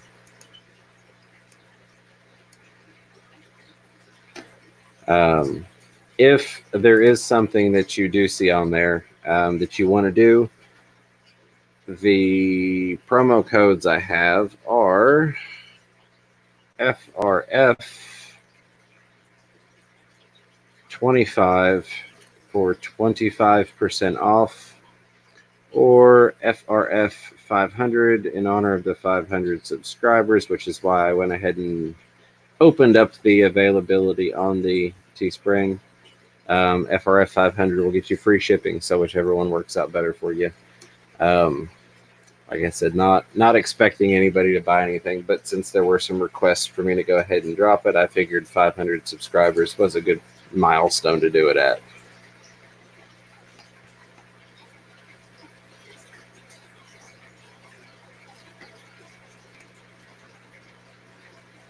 Trying to keep up with the Fish Tropic Priscilla Jeremy chat here.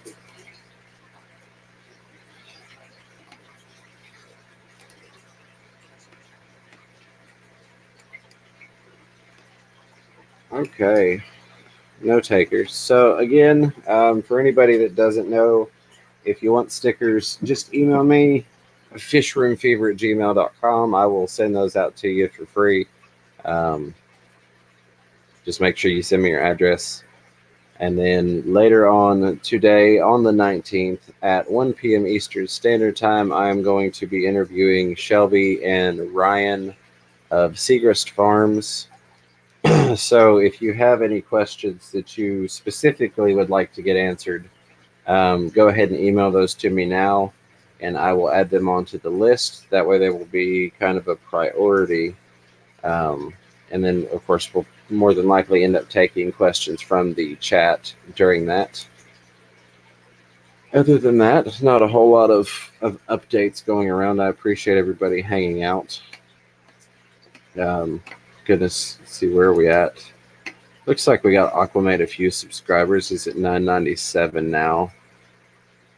And then let's see what we got going on with this stream. Looks like we still have 19 watching and 70 likes. Okay, 17 watching on this screen and 70 likes. You guys are awesome. I appreciate that.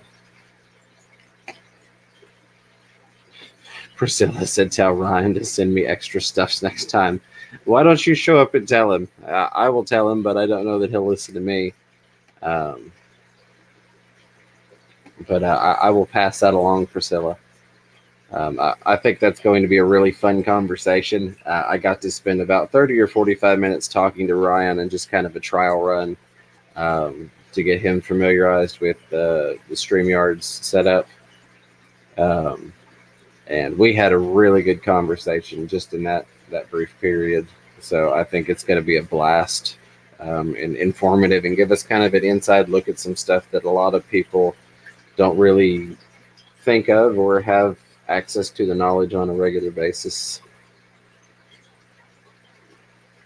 And as always, if you ever want to collaborate on something, send me an email or message me on Facebook or Instagram. I didn't see you, Fish Tropic. If you want to come back, I had switched over. I was checking out the actual YouTube page. Let me drop that link again real quick. Apologies. No, I switched over onto a different tab. Copy and paste.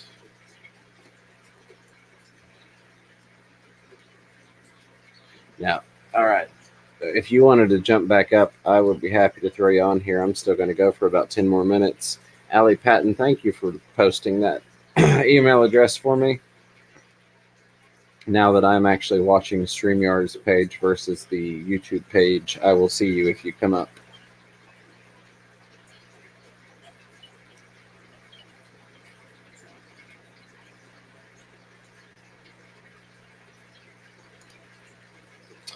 There is the, I almost said website. There is my Gmail for sticker requests. All right, buddy. Absolutely. I understand. I appreciate you nonetheless, as I do with all of you all. When I first started, I didn't really expect it to go as well as it has. The support that you all have shown me has been tremendous. And I'm glad that you all enjoy the time in the chat, you know, and enjoy my videos and such. So Priscilla said, I don't need extra stuffs, but I like it if he goes handpicks my stuff. Yeah, that's something we touched on when we were talking, and something that we're going to bring up later on today in terms of things that Segrist does that a lot of people may not know that they do. So Jason, I thought that you had already emailed me. No, I think I was seeing where you had sent me a message on Messenger. If you haven't emailed me already, just send me an email with your address and I will send you out some stickers. I think I've got 8 or 10 people that have requested since earlier today. So I'm sure that Miss Fever won't mind to run down to the post and drop those in for me.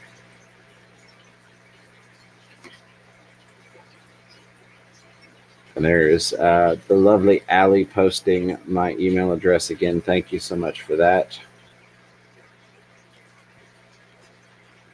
Other than that, I don't think I've really got any other updates. Of course, you all know there is the website, which has the scheduled times for streams. Yes, Jay Jr., I'm going to go for about another 8 minutes and go ahead and just cap it off as a 6-hour stream. So almost done. Everybody's like, thank God we're coming to the end. But I really do appreciate you all. I didn't know if I was going to be able to go this long sitting here, but it's been such an enjoyable time that the pain level hasn't really kicked in. So I appreciate that very much. Let's see. Wonder. Nope. I was hoping maybe the red tail cat. Yes, the end is near. Well, I kind of figured this would be a long stream. I had mentioned possibly doing a couple marathon streams since I was off work for a week on medical. So we'll count this as one of those marathon streams. But it was fun. We had a lot of awesome guests on here. You know, Rack from River Life, Chris Multi-Tank Addiction, of course, Dr. Black was on here, as well as Aquamate. Chattanooga Ed was on here, who is currently driving to St. Louis. So keep him in your thoughts and prayers if that's something that you do, that he arrives safely. Let's see, Allie Patton, how many guppies in a 40 breeder until I have to start rehoming? See, now I wish I had waited to turn the lights off. I have got, now let me preface this by saying that, well, I guess I don't really need this earbud in anymore.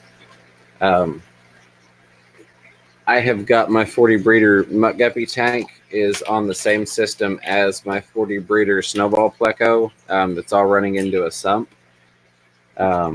So it's actually got about 90 gallons of water in that system. that being said, I've got between 40 and 50 adults in there, and at least 60 or 70 fry. It is heavily planted, and again, there's a lot of water volume there, but I don't think you're coming anywhere near a point of having to worry about it, especially if you've got some plants in there. Of course, the standard answer would be check your water parameters and see what's going on and go off of that. But if you've just got about a dozen fry, yeah, and I don't know how many adults you had in there, but I don't imagine it's anywhere near that amount. I've got a 10-gallon on the breeder/quarantine rack that has 5 adults and about 60 fry in it currently, and it's just fine off of a sponge filter.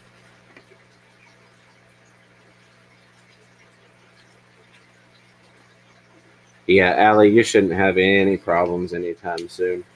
That tank right there, with it being heavily planted, I really don't have issues out of it. It's one that I wish I had done dirted because I never have to touch it. I don't gravel back it. Okay, 10 adults, 2 males, and 8 females. Yeah, you've got plenty of ways to go before you have to start worrying about rehoming stuff. You should be able to get you a nice mutt guppy collection going.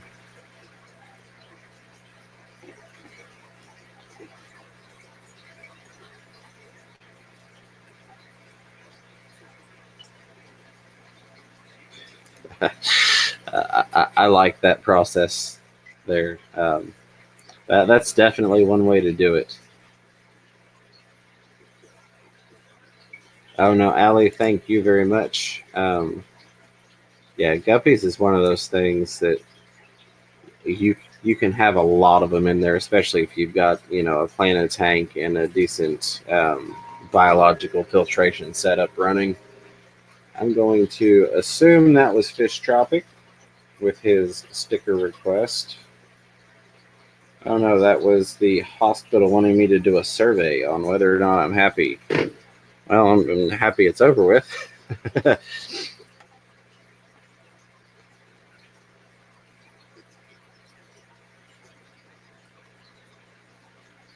Yes, absolutely. If you want stickers, I'm still sending them out for free. At this point, even to send worldwide, it only costs me about $1.50. So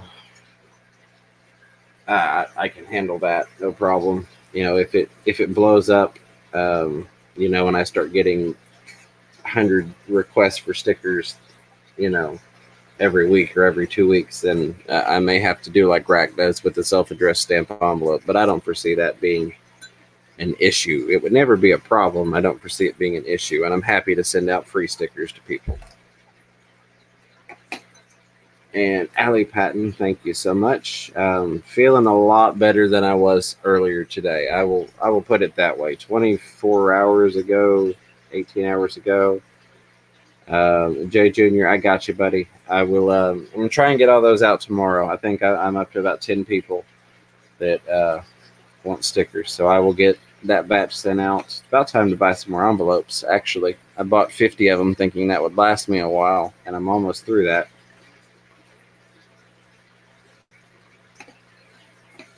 All right.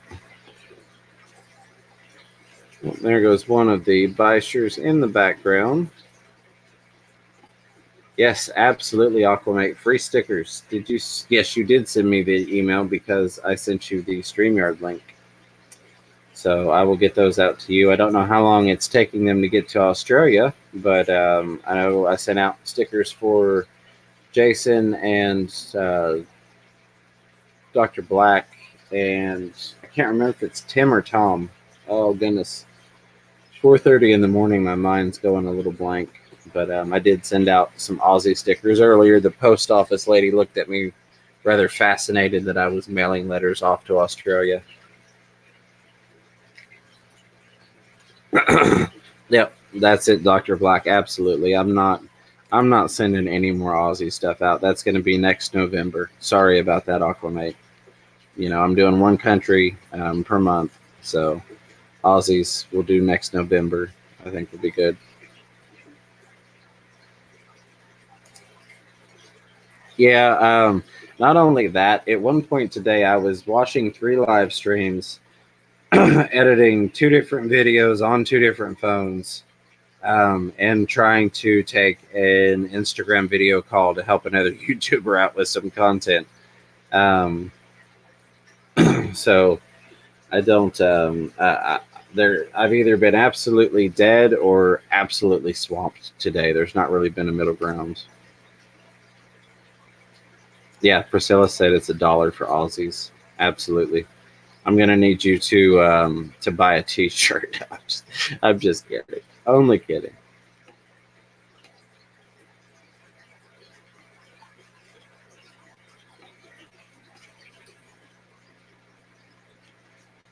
Sorry, I'm kind of following along with this medicine topic. Jeremy, I know you mentioned pictures. If you wanted to take some pictures and email them to me, I don't know if it's going to be helpful to do it tomorrow night on the live stream, or I may be able to pop up another stream. I don't know why I didn't think of this earlier. Actually, if you wanted to do it now, you could. If not, if you email me pictures of the fish, I could put them up on the screen for everybody. Why that didn't occur to me sooner, I do not know.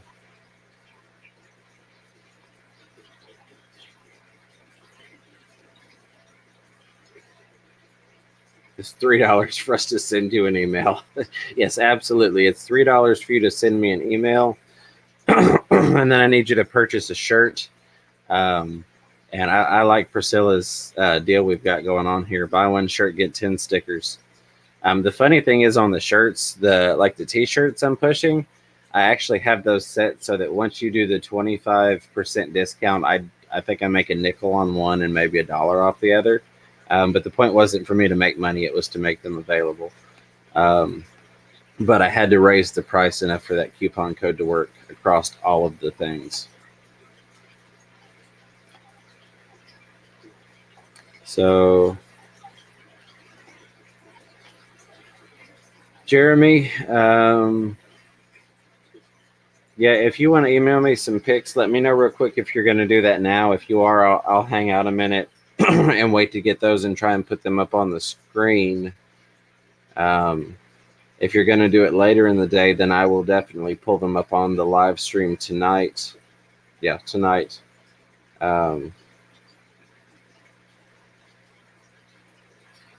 So just let me know. I'm going to go over here and we're going to hide that.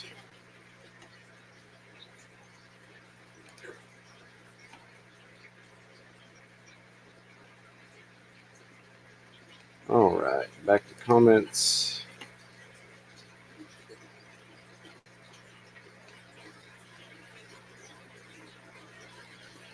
All right. So I'm going to give Jeremy another minute or two to see what he wants to do. And then if he's not going to send the photos now, I will just call it a night/morning.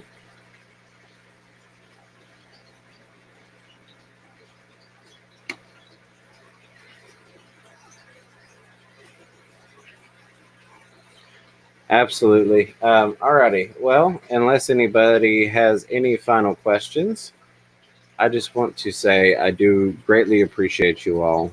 Your support and time spent with me means a lot.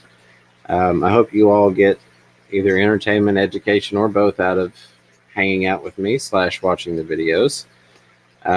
Hopefully I will see many of you at 1 p.m. Eastern time when we join Seagrass Farms for a fun Q&A. But until next time, keep your fish healthy and catch yourself a little fish room fever. Y'all have a wonderful night.